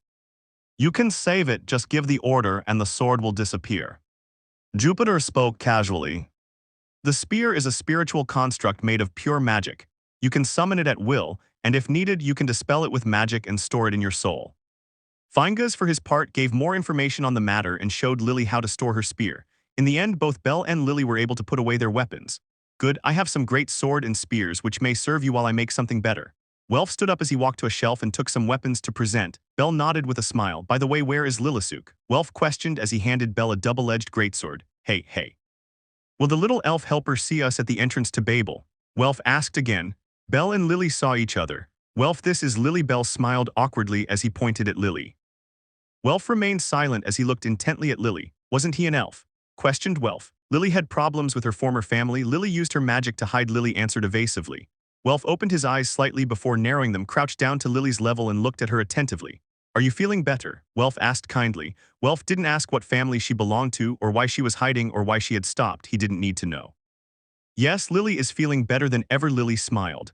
I was glad. Welf smiled back and then stood up. Very well, Lilisuk, you're in luck. Yesterday I was practicing. Using the killer ant corroses, I got to make some light armor. I took into account the size of the Lilisuk I had seen. I also have a similar set of armor that we could adjust for the new one. I made it taking into account the average human build. Welf smiled as he rummaged through his workshop and took some pieces of armor and put them on a nearby table. Belle, I crafted that sword using War Shadow's fingers. It required a considerable amount of that drop item along with blood onyx. Welf smiled proudly. Belle marveled as he gazed at the great sword in his hands. The sword had a 120 cm long blade, weighed around 5 kilos and featured a beautiful damask pattern, mostly black with red waves. The hilt was made of leather and the pommel was shaped like a coin. She's beautiful, Belle smiled. Lili smiled as well as she looked at the copper-colored armor that had been given to her. It covered her chest, back, shoulders, forearms, knees, and shins. If necessary, I can manufacture abdominal protection. Welf maintained his smile as he watched his colleagues stare in awe at his work. Lili isn't used to wearing armor or fighting on the front lines. Lili will pass on any points for improvement she finds to Welf Soma. Lili smiled as she removed her robes and began to put on the armor over her clothes. Welf nodded in satisfaction. What's his name? Belle asked. I haven't thought about it. It's part of a series, so I guess we should give it a name together. Welf crossed his arms while acquiring an appreciative look. Series? Belle questioned. Answering his question, Welf went to his table and removed a sheet. Underneath that sheet was a sword similar to the one Welf used, only this one had a red and black damask pattern similar to the sword Belle had. Next to the sword was an arrowhead with the same pattern. Fate is very curious. I forged the spearhead because I didn't have any more material for a sword and I still wanted to continue experimenting with my blacksmith skill. Welf smiled smugly. Blacksmith. Blacksmith. Both Belle and Lili stared at Welf in shock. Yes, I'm officially a high-class blacksmith. I still can't do anything extravagant with my skill, but I can guarantee the durability of these pieces as third-class weapons. Welf smiled smugly. Rank up. Did you reach level 2? I wish. A skill just appeared in my state that allowed me to use blacksmith. Welf spoke in a somewhat evasive tone. Belle and Lili noticed Welf's discomfort, so they decided to drop the subject and focus on more important matters. They carried their sights to the equipment in their hands. It had been created by a high-class blacksmith, and they both marveled at that fact. I'll make a shaft for Lilsuk's spear while we think of a name for these beauties. Welf smiled again, changing the subject as he took some wood from the trees on the 12th floor and began making a shaft. The hilts of his personal sword and Belle's sword had been made from the same wood. What names do you suggest? Belle asked. They were made using blood onyx and a drop from War Shadow War Onyx. Blood Shad. Welf was lost in thought for a moment. Wait, moment. Before Welf could think of a horrible name for his creations, Belle and Lili stopped the blacksmith from continuing. At the end of a three-way discussion about appropriate names, the three ended up reaching an agreement. Welf's sword would be named Crimson because it had the most red in its design, Belle's sword would be called Sunset because it had less red, and Lili's spear would be called Midnight because it only had a few lines of red. Great. We seem more adventurous every day. Belle smiled radiantly as he lifted Sunset high into the air. Welf and Lili shared their friend's smile. This concludes Chapter 1. Chapter 8. Tranquility. There was a feeling of accomplishment and gratification when performing some important action. As members of the family of justice, they knew that feeling well, the feeling of doing the right thing and contributing to society. However, I hate mornings. Someone please turn off the sun. Can I hit the captain of the Apollo family? Does that work? Then close the curtains. I shouldn't have accepted the gin-gallon challenge. My head hurts, everything hurts. Elise fell asleep again in her soup bowl. Someone pull her head out before she chokes again. Glitchy. A typical morning for women defenders of justice. Iska leaned her head against the dining room table with clear intentions of returning to her bed. Kelty, who had stayed up reading until the early hours of the morning, was like a mole dazzled by the morning light. Rihanna, who had accompanied Kelty on an investigation into magic, was in the same boat. The normally kind big sister awakened her more violent side when sleep was lacking. Aida was sprawled on a sofa with a wet towel on her forehead. She had once again accepted a drinking challenge at her favorite bar. Noin, with an apathetic look, ate her breakfast. After seeing her captain faint over her food, she informed the rest, hoping that someone would help her, not wanting to be the one to help her again. Elise lacked her usual enthusiasm. Her eyelids barely stayed open. Little by little, she lost the battle against Morpheus and ended up falling asleep on top of her food, more specifically in her bowl of soup, her face completely submerged in her breakfast. Despite having her airways blocked, she showed no signs of waking up from her deep sleep. Despite having spent years as guardians of Aurario, Despite having spent years patrolling the streets of their city, most of Astria's daughters were bad with mornings. Few were those who could wake up early and be functional. Although it seemed unlikely that first-class adventurers couldn't deal with something as banal as sleep or tiredness, the truth was that even though they were used to it, they preferred to continue in an energy-saving mode when it wasn't necessary to enter their battle mode. Among the few who could cope with the mornings were Mariu, who was going for her second cup of coffee, accompanied by Kaguya, who was going for her fourth cup of tea. The fact that they could cope with the mornings did not mean that they could do so without outside help. Niz and Ryu, who were used to training in the mornings, were having breakfast peacefully after returning from taking a bath after finishing their morning jog in Niz's case and sword practice in the case of the Puritan elf. Among the executives, the only one missing was Lyra, who was still sleeping after having participated in a raid against the Soma family. The goddess of justice turned to look at her lively daughters, who were currently in a private dining room for the executives of her family. Although Astria would prefer that there be no distinction between first-class members and the lower rungs of her family, the truth was that it was a matter of maintaining appearances. Often, lower-level members found it difficult to relax in the company of their superiors and vice versa, and Lyra raised very valid arguments about how they would lose respect for their superiors if they saw them acting in disrespectful ways. Astria turned her gaze towards Asta, who was groaning in pain from his hangover. She then looked at Iska, who was snoring deeply with her head on the table. A small amount of drool had trickled from the Amazon's mouth onto the table.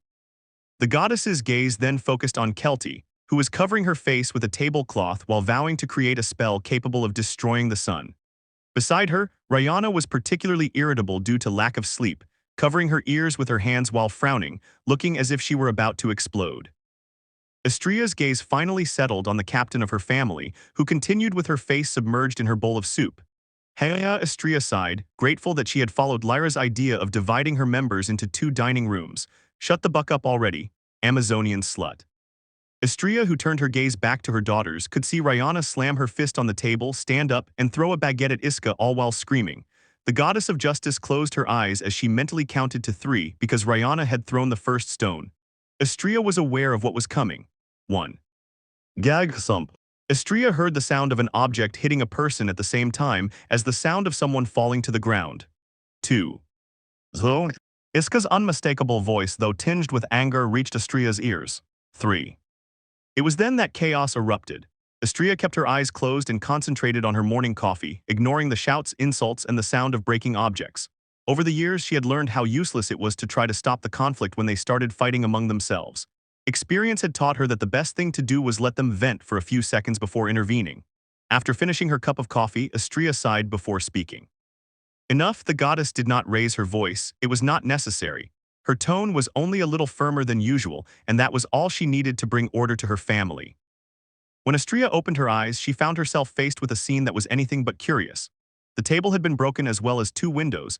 Iska was holding Rayana in a rear-naked choke. Kaguya and Ryu were choking each other. Niz was sitting on Elise's waist with her fist raised and ready to hit the redhead in the face.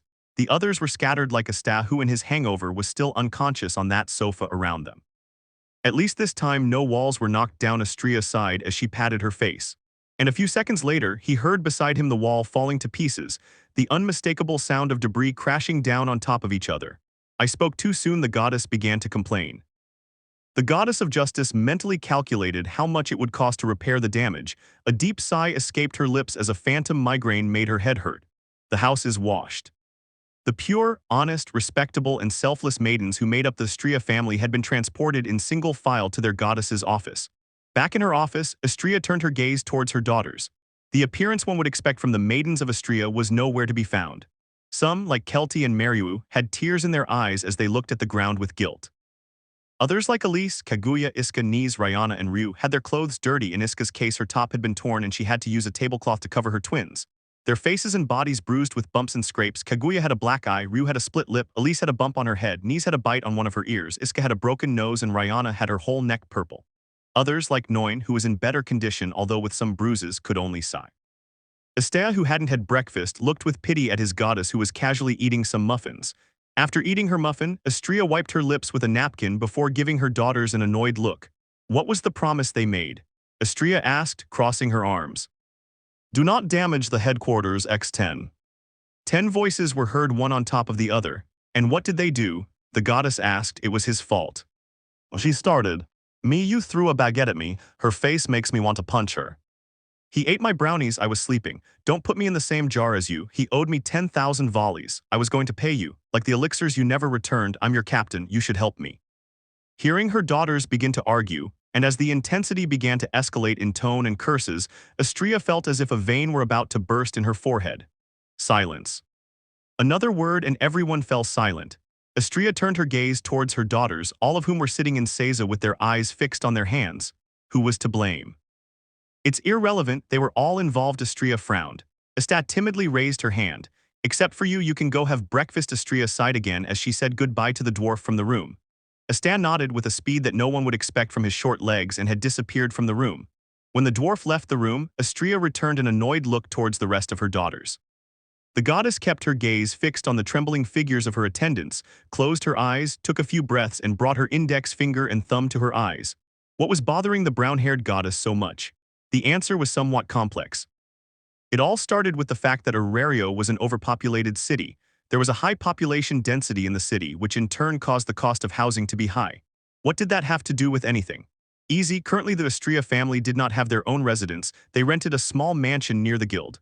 Why didn't one of the most powerful, rich, and influential families have their own home? In essence, there were several lies or misinterpretations in the title Powerful, Rich, and Influential Family. Powerful. Yes, they had 5 level 6 adventures and 6 level 5 adventurers, as well as more than 20 level 4 adventures and a multitude of level 3 and 2 adventures. Rich. Well, although they weren't short of money, the truth is they didn't have huge savings. They could pay rent and food without problems, as well as equip their adventurers with quality gear. But when it came to luxuries, the truth is they were a rather austere family. They were not the Freya family who could cover their walls with gold and silver, nor the Apollo family who had their own mansion, as well as their own art gallery. Due to the beliefs of their goddess as well as their own members, the Astrea family did not accept monetary payments for providing their help, nor did they keep the money or goods they seized from criminals, preferring to donate it. Unlike the Gaincha family, they did not work for the guild, they were independent and therefore did not receive a salary or government support. Influential. Again, it depended on how you took the meaning of the word. Her family had the influence to be known and respected throughout the city, but they didn't use that influence for their own benefit. Unlike the Loki family who tended to hoard items from the market and use their name to discourage anyone who had complaints. So it was all a combination of factors. Arario, a densely populated city with high housing costs, offered the best properties only through force, whether physical or financial, and the Astrea family was adept at using either. Furthermore, during the Dark Age and its aftermath, many families took advantage of the situation to buy cheap land. But the Astrea family, being either occupied or penniless, were never able to capitalize on those opportunities. This had led to them living for years in a small residence that perfectly accommodated 12 people. When they began to grow in size, that place became smaller and smaller, to the point where 3 or 4 people had to live in each room. Astrea had been trying for years to buy a better property, but either the prices were too high, or to obtain them she would have to step over other families. They had finally moved to their current residence 2 years ago. They had sold their previous one to pay for some renovations and equipment for their adventurers. Her current residence was rented, and it was quite small compared to the homes of the families Freya, Loki, and Ganesha, all equal families. The size of their home had also been a stumbling block when it came to expanding.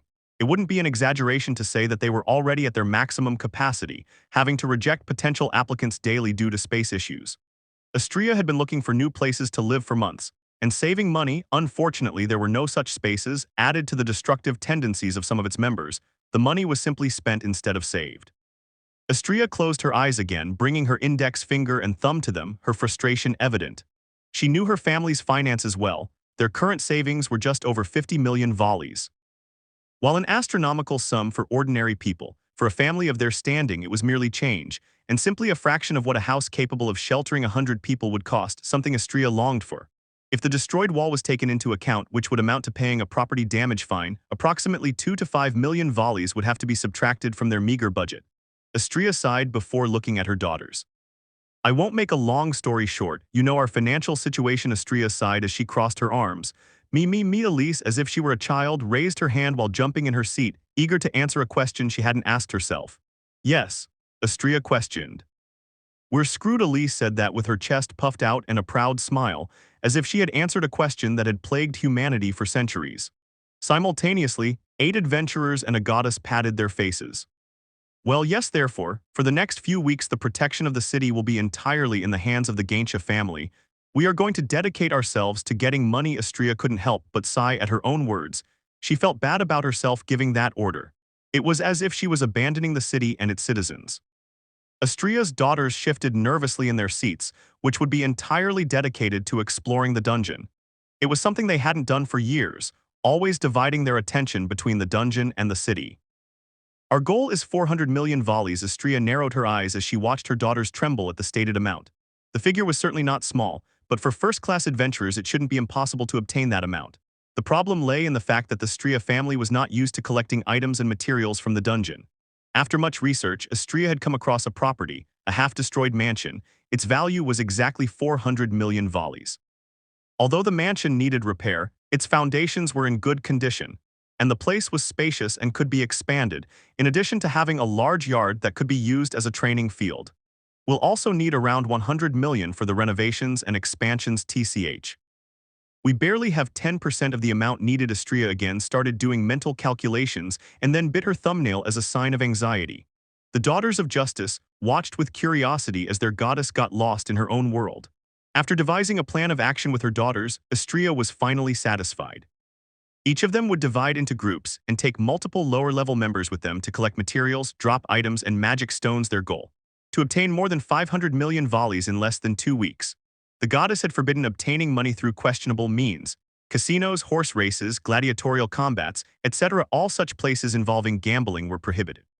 Not to mention that Lyra and Kelty had been banned and expelled from all the casinos in the city. Elise, Kaguya, and Ryu were forbidden from entering the racetrack, and Nise had gotten the entire family banned from gladiatorial competitions at the Colosseum. Anecdotes for another day. Astria felt a pressure in her chest at the titanic task of obtaining such a large sum of money. It wasn't impossible as long as her daughters didn't do anything that would cause them to lose money. Currently, the MILF goddess was updating her daughters' statuses, more out of habit than anything else. After all, she had updated their statuses 2 days ago, and since then they hadn't gone to the dungeon or done any training. Even so, since the dark times, she had gained the habit of updating their statuses every day before they left. Even if it was just 1 point, if that made a difference, Astria was willing to take her time updating their statuses. One by one, she updated the statuses of her daughters Noin, Asta, Lyra, Mariu, no difference from their last update. When it was Ryana's turn, Astria raised an eyebrow. The human with abundant personality and honey-brown hair had grown 2 points in her skill. Ryana Lyitz. Nivel 5. Fueza E461. Resistencia E462. Agilidad B718.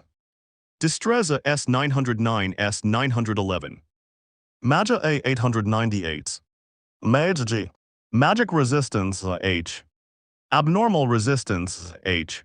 Fire Flash I. Did I gain points? Ryana asked curiously, having gained points in her dexterity. She hadn't done anything that warranted an increase, especially since her dexterity was at S rank. She needed to go through hellish training or obtain exilia by killing countless monsters to raise her dexterity by even 1 point. Her previous upgrade had been from a brief expedition to the 37th floor, and her dexterity had only increased by 1 point after that trip, but this time, without doing anything, she had gained 2 points. Ryana and Astria spent a few minutes trying to figure out where the increase had come from. Hey, I guess there's nothing wrong with something like this, Ryana sighed as she straightened her clothes. Next was Kelty, and like Ryana, she had gained 2 points in her dexterity. Kelty S. Roa. Nivel 5. Fueza G237. Resistencia G254. Agilidad C651. Destreza A896, A898. Magia S900. Mage G. Abnormal Resistance H. Magic Resistance H. Destructive Lightning I. Officially, Astria was confused. If she didn't know that her daughters had been locked in the library, she would start to think that they had snuck off to the dungeon. I'm next, I must have gotten a huge raise. Elise snorted confidently. They all looked at Elise with a certain exasperation. The redhead, besides helping Belle train, hadn't done anything but eat and sleep. Where would a raise come from? Astria chuckled softly as she watched Elise sit down on a stool opposite her and reveal her back. When Elise's status became visible and was updated, Astria's smile faded. The goddess of justice, with a stern face, took a sheet of paper and copied the status, then showed it to her daughter. What did you do? Astria asked with some severity. Elise's smile vanished from her face as soon as she had her status sheet in her hands. Elise Lovell. Nivel 6. Fueza H128 H133. Resistencia H177 H182. Agilidad H114 H119. Destreza I77 I88. Maja H153. Hunter G. Abnormal Resistance H. Fireflash G. Flashcut H. Spirit Healing I.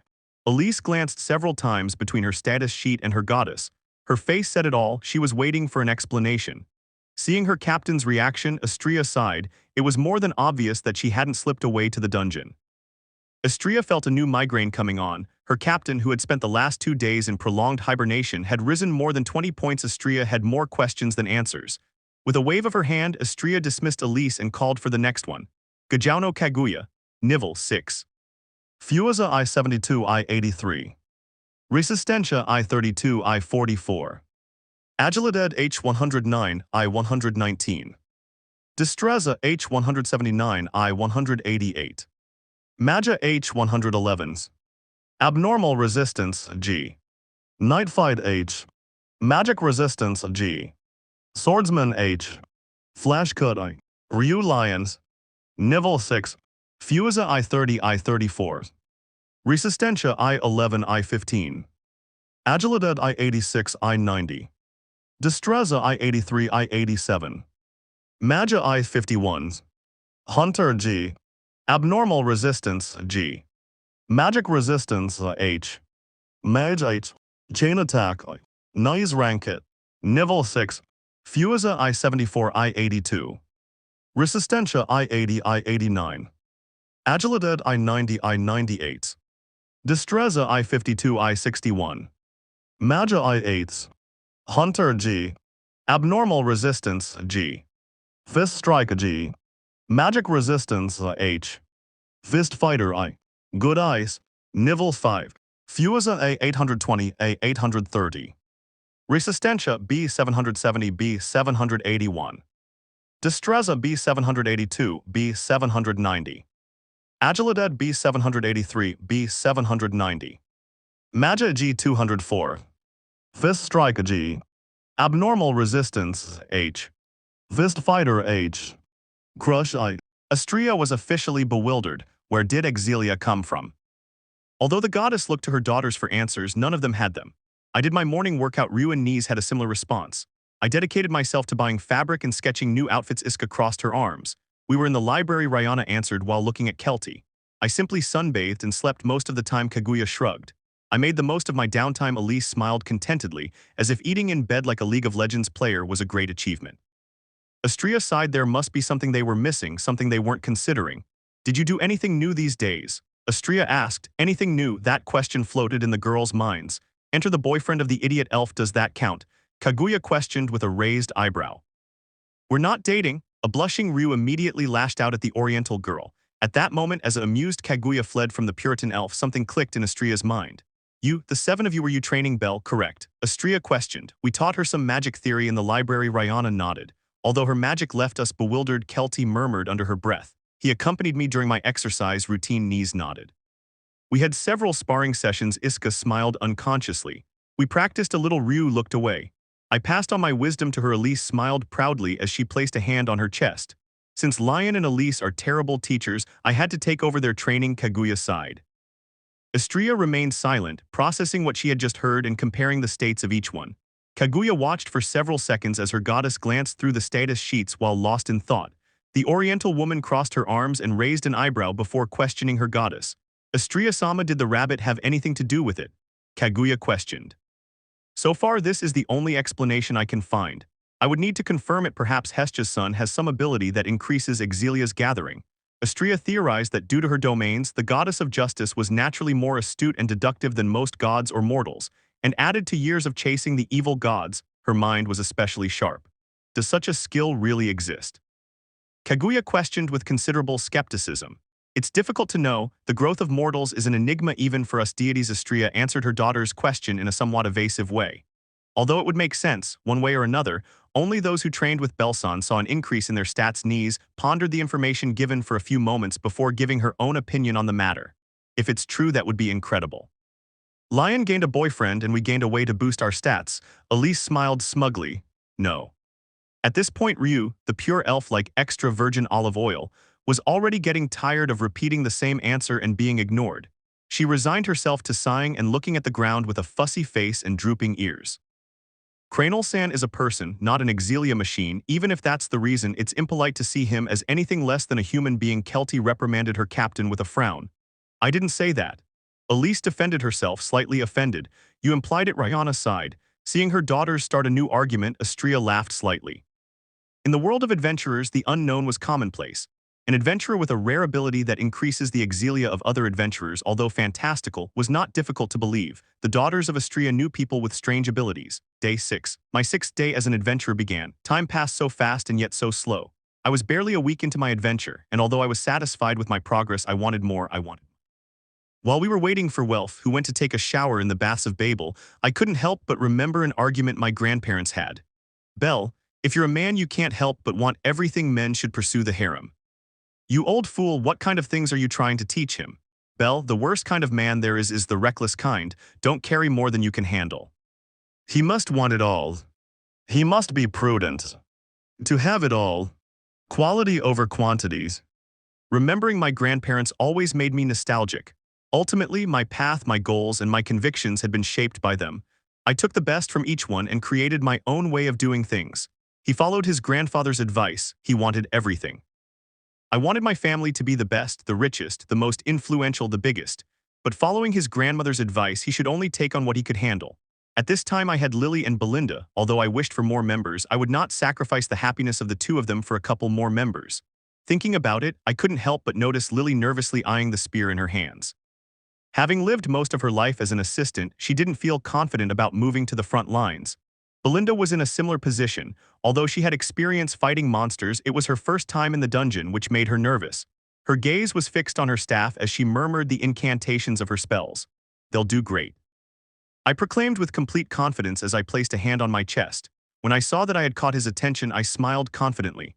I have faith that they will do well, and if they ever get into trouble, I will protect them. Again, she spoke with complete confidence. It wasn't about boasting or motivational words. From the bottom of my heart, I believed in them both, and if they needed me, I'd be there. Belinda and Lili gave small smiles. A feeling of impatience filled my chest.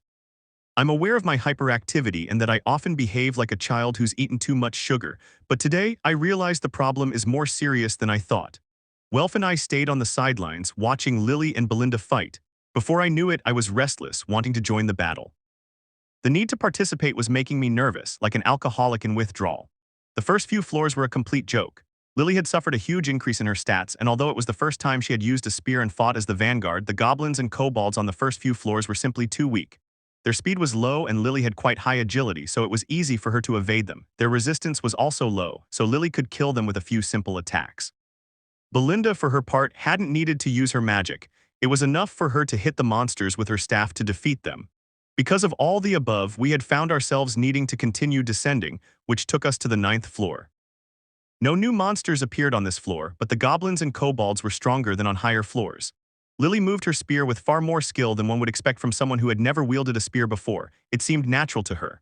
With ease, Lili stabbed and slashed any enemy that crossed her path. Goblins, kobolds, dungeon lizards, different types of monsters had been defeated in an instant. Lili swung her spear, decapitating a goblin. She immediately regained her position and stabbed a dungeon lizard in one of its eyes, killing it instantly.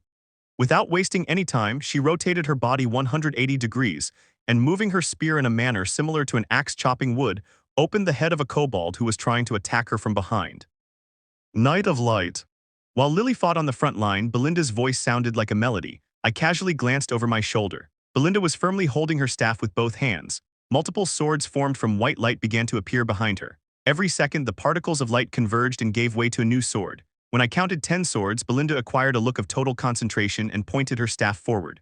Light. With a single word, the 10 swords of light flew out. Those swords were so fast that I could barely follow their movement. Each sword stabbed a different monster. Belinda's precision was exceptional. Head, throat, or chest, not a single magic stone was damaged. Incredible. I clapped unconsciously. All my life I have admired heroes. My uncle and stepmother rarely let me see their magic. I had to beg them to let me see it. My godfather never let me see it, so I've always admired heroes, and magic in stories has always fascinated me. Although I've used magic since my first day as an adventurer, it's different to see it as a spectator. I looked towards Lili and Belinda. Both were in perfect condition. Lili's breathing had barely changed, and Belinda remained as serene as a monk. The monsters' corpses quickly piled up. I couldn't help but feel restless, wanting to join in to start fighting. As if a wish had been granted, the walls broke down, a multitude of goblins and kobolds had been born. There were easily more than 10 goblins and 15 kobolds. I couldn't help but bring my hand to the hilt of my sword. Likewise, Lili pointed her spear at the monsters and Belinda raised her staff. The monsters remained a few meters ahead of us, their eyes wandering among the corpses of their kind and our group fear. Caution, hey Belle. Before I could take a step, Welf's voice stopped me. Can I try something? I got a new spell and I want to try it out before going to the 10th floor. Welf spoke with a slight smile as he took a couple of steps forward. His walk was steady and he didn't rush. Before he finished speaking, he had already overtaken Lili and Belinda, positioning himself at the forefront. Seeing Welf's actions, the monsters launched themselves as a group. Seeing the more than 20 monsters coming towards him, Welf just let out a small laugh as he unsheathed his sword. Eurus, a single word, not a chant, simply the name of his magic, a magic without a chant just like mine. The name alone was enough to invoke the power of magic, fire. It wasn't just about his sword. His entire body was engulfed in flames, a crimson aura radiated from him, his hair became incandescent as if from a forge, and the edge of his sword turned a brilliant red, so bright that it illuminated the hallway. The place became stifling, it was hot, like being inside an oven, sweat dripped from my face. Cross. A word escaped my lips involuntarily. My mind took me to a memory from my childhood, of my grandfather reading me the story of the Argonaut. Krazo, the blacksmith of heroes, any hero who was proud to be one wielded a weapon forged by him or his descendants. He was not only a craftsman. When he invoked his magic, the seas dried up, the deserts begged for rain, and his enemies ended up turned to ash. Welf pointed his flaming sword at the monsters. Jaya grew. The monsters took several steps back, visibly frightened by the heat radiating from Welf. Then it happened. My eyes barely registered the movement. Welf had vanished, leaving only his shoe prints in his place. The ground was charred, but his footprints were still red. Then Welf reappeared before a group of goblins, brandished his sword, and its blade struck a goblin's face. I unconsciously took a few steps back from what I had seen. The cut had been superficial, but in fractions of a second the goblin's head, his entire body had disappeared, turned to ash, leaving only a shiny purple stone and some fangs. He couldn't see what was happening. As soon as Welf touched a monster, whether with his sword or body, they would instantly turn to ash. Eurus's fire is comparable to my lightning. If you want to see what happens, use my magic. My lightning sharpens your senses. Jupiter's voice resonated deep within my mind. I nodded at his words and invoked my magic. I felt the power invade my body and the change was instantaneous. My eyes became sharper. Now he could see it. When Welf touched a monster, it would get burned. The burn would spread rapidly. He could see the embers blazing and consuming everything in their path. It all happened so fast, the monsters didn't even have time to feel pain. The flesh was consumed so quickly that not even its scent remained. The more than 20 monsters disappeared in less than a minute, leaving only piles of ash where their magic stones and drops could be seen. Welf turned around and walked confidently. As he walked, flames spread throughout the corridor and the monsters that Lili and Belinda had defeated were turned to ash in an instant. What did you think? Aren't I great? Welf rested his sword on his shoulder, deactivating his magic as he stood in front of us. Again, it was unconscious. I couldn't help but think of the Argonaut story. The fact that Welf was such an approachable person made me forget that he was a descendant of one of the heroes of antiquity. Kraz, a forger of heroes. The image of Welf was superimposed on the illustration I once saw of that hero. Lili, Belinda, and I were all speechless. This wasn't the kind of power a level 1 should have. The 10th floor was a place with larger rooms than those on the upper floors. The vegetation consisted of dead trees and a dense layer of fog covered the area. On the 10th floor, the ogres and imps began to appear, and the speed at which the monsters appeared also increased. I sighed as I crossed my arms, once again finding myself unable to participate in the battle. In front of me, Welf and Lili used their magic, sword and spear, both covered in spiritual fire, both enhanced the state, both increased the speed. Welf's turned everything in its path to ash, and Lili's was more concentrated. Where Lili stabbed, the area disappeared, but the fire did not spread. It was difficult to say which was more powerful. Lili charged forward, stabbing an ogre in its wide belly. A hole formed and an arrow-like flame erupted, hitting 2 imps and dying instantly. Welf brandished his sword, decapitating one ogre with a single cut. He didn't stop there. He cut the club of another ogre and made a cut in his chest. Both ogres began to be consumed by flames. The process was slower than with the goblins and kobolds. In both cases, when the magic stone was exposed, the flame dissipated and the monster's corpse turned to ash naturally upon losing the magic stone. I wondered how effective Welf's magic would be against more powerful monsters, how far his flame would spread. As if he could read my mind, Welf cut off the legs of an ogre. With a single cut, he had left the ogre without legs above his knees. Because he was surrounded by more monsters, Welf ignored the injured monster that no longer posed any threat and continued fighting. I fixed my gaze on that ogre, its legs began to burn like embers. The monster emitted a pitiful squeal. Fast and constant the embers spread using the ogre's body as fuel, and it was above the navel halfway to the lower part of the pectorals that the magic lost its effect. At that point the monster was already dead. I nodded inwardly at the new information. I fixed my gaze on Lili. Lili was very fast, her small figure was extremely agile. She ran among the monsters using her flaming spear to decapitate or stab everything in her path. The one who was supposed to be my assistant dodged the blow of an ogre, jumped falling on his arm and ran all the way with her spear diagonally. By pure logic the ogre ended up without a head. Lili used the body of the ogre as a support point and propelled herself towards another. It was hard to believe that Lili was just yesterday the weakest member of the group. Certainly her strength and endurance stats weren't the best, but she compensated by using her agility to dodge attacks and target soft areas. Her magic compensated for her strength, and her dexterity made handling a spear natural for her. Light. Belinda's voice reached my ears from behind.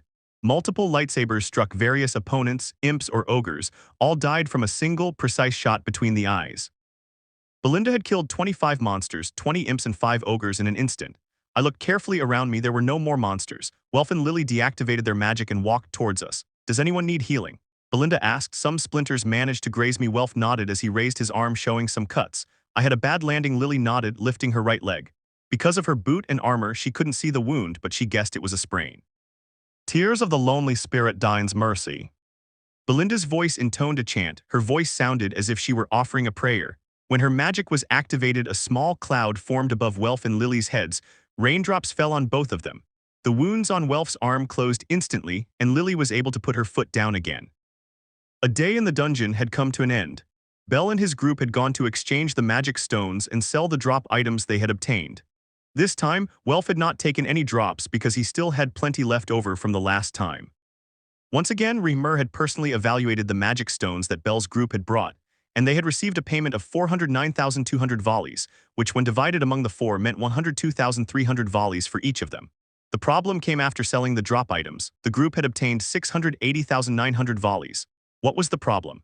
The answer was that they were fighting over the division of the loot. Something common among adventurers, only their fight was very strange. The four of them had gathered around a table in a park and started arguing. Equal parts is too much. Welf slammed his fist against the table in obvious frustration. Our job is the same, I don't see the problem, Belle replied, clearly annoyed. I had spoken about it last time. Belle Soma, equal parts is a bit, Lili murmured, overwhelmed. The drop rate is strange, and if it's due to a skill it feels weird to take an equal share. It's like taking something that doesn't belong to me, Belinda murmured in a situation similar to Lili's. Seeing the three of them against him, Belle backed away. Anyway, the valuation of the magic stones is already too high. I have experience. We're being paid more than 50% of what they should normally be worth. Welf crossed his arms. Although he felt satisfied with a good payday, he didn't like the feeling of taking advantage of others. Lili has calculated that our magic stones are worth 75% more than the usual value. In normal situations, our magic stones would be worth just over 233,828 volleys. Lili demonstrated how brilliant her mind was by calculating how much her magic stones would be worth in a normal situation, using her vast experience as a supporter and as a thief. I knew it, the valuation was too high, so it's all about Belle's skill. 230,000 volleys a day. If we add some sporadic drops, we could easily make another 20,000 volleys. That would give about 250,000 volleys. For a group of four, it's a fortune. Although it corresponds to the number of monsters, we eliminate Welf's side while looking at the sky. The redhead also relied on his years of experience trading magic stones and drop items to make an estimate. They're giving me too much credit, it's everyone's job, Belle complained. Belle, being somewhat idealistic and based on a wide variety of heroic tales, felt bad that all the success of the group was attributed to him. The three of them looked at Belle with a certain condescension. Give up, little clown, it's obvious it's your skill. But Belle complained in his mind. Look at it from another angle, the fact that they don't accept a gain they don't feel they deserve speaks volumes about their ethics. Belle sighed at Juno's words. Okay, but just keeping 30% seems too low to me. 55/45 will be how we divide the loot. Belle looked seriously at his companions. Welf exchanged glances with Belinda and Lili. They had suggested splitting the loot 70-30, with them each taking 10%. The three exchanged glances for a while before nodding. Okay, Welf said after sighing. After a rather long back and forth, it was determined that Belle would keep 374,495 of the 680,900 while Welf, Lili and Belinda would keep 102,135 volleys each. Even so, earning just over 1 million in a day your skill is the very definition of cheating skill wealth side. Lili agrees. I had never seen anything even remotely like it. Belle, who finished counting the money before handing it out, chuckled softly. Next topic, wealth. How much do I owe you for the sword? Belle asked with a slight smile. Ah, that, take it, consider it a gift. Welf shrugged. Belle froze in place. Lilisk, you can keep the armor and the spear. Belinda can keep the armor, Welf said casually, downplaying the matter. Thank you. Belinda gave a slight bow. I'll take it, Lili smiled slyly. No, wait, what about taking advantage of others? Belle bristled at the idea that they refused to divide the loot equally and then were all perfectly fine with Welf giving them the equipment. Heh, it's different. Consider it my way of sweetening our deal. I'm sneaking into your family's group, aren't I? I have to make some sacrifices to earn your trust. Welf smiled as he dismissed Belle's complaint. Belle looked at her companions in bewilderment. It's normal, Lili spoke casually. When you team up with members of another family, it's normal to present gifts to be accepted more easily. When I was in the Poseidon family, we constantly had to team up with families from the school district. Sometimes we received gifts and other times we had to give them. It's all a matter of simple etiquette. It's like a letter of introduction. Belinda shrugged as she explained her past experiences. Belle looked in shock at her family members. Don't take it the wrong way, look at it this way, when we're a proper team, I'll be your personal blacksmith. Obviously, I'll give you discounts, but most of your orders will come to me, which will be beneficial for me. Similarly, we'll have expenses as a group. Whether it's potions, supplies, items, etc. Welf briefly explained the complexity of a group. At this moment, we are still in a trial period. We belong to the same family. But if Welf Soma ends up not fitting into our group, we would have to dismiss him. It is logical that he seeks to attract our attention so that the group does not separate too soon. In time, he will not need to resort to gifts. Lili crossed her arms. Belle recalled again. None of this sounded like the stories about adventurers he read. We're still buying our supplies separately. That shows we're not a team yet.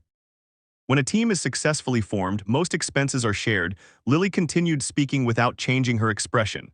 Belle finally sat down, still processing what he had just heard. The goddess of the hearth looked at her companion with an apathetic expression. Today she had gone directly to Hephaestus to buy the title deed to the abandoned church, which was currently under renovation. After paying 250,000 volleys, she had left her lifelong friend to complete the paperwork at the guild. After leaving the guild, he ran into an acquaintance, a deity he didn't trust very much. So what do you want? Hermes. Hestia frowned and crossed her arms. Ha, Hestia, that expression hurts me. The goddess of the hearth and the god of thieves had entered a cafe. A simple cup of coffee had been placed in front of the traveling god and a slice of cake in front of the goddess, but Hestia had not touched her cake at all. While Hermes stirred his coffee with a small spoon, Hestia turned her gaze towards the god's companions. With blue hair and glasses, the captain of the Hermes family, Isfi, calmly drank a cup of coffee, casually looking at the goddess with ash-blonde hair and red eyes. The vice-captain of the same family, Lidith, carelessly sipped a frap. Can't I just say hello to an old friend? Hermes smiled like a total playboy. Leave. Wait. Good, speak. Hestia returned to her seat and crossed her arms.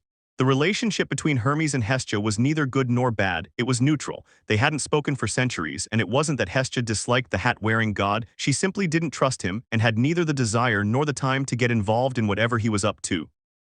I wanted to talk to you about something, not as Hermes and Hestia, but as friendly deities, for the old days when I used to go to your temple to tell you the stories of the heroes. I observed. Hermes smiled as he pointed to Hestia. For the first time, Hestia's expression relaxed a little. First, make us a bet. Hermes smiled slyly. Hestia didn't take long to growl as her brow furrowed. If I leave you in shock and speechless, you will have to accept my request, no matter what. Hermes extended his arms dramatically. Hestia gritted her teeth. She was seriously considering leaving. So, what are you going to tell me? Hestia asked in exasperation. The travel god's gaze turned distant as he drummed his fingers on the table. I'm going to dissolve my family. That's the end of chapter. Let me know in the comments below if you guys want the next part. Also check out my other video that has been shown and left. Thank you for watching. If you enjoyed this video, please like and share this video. And have a fantastic day. Bye.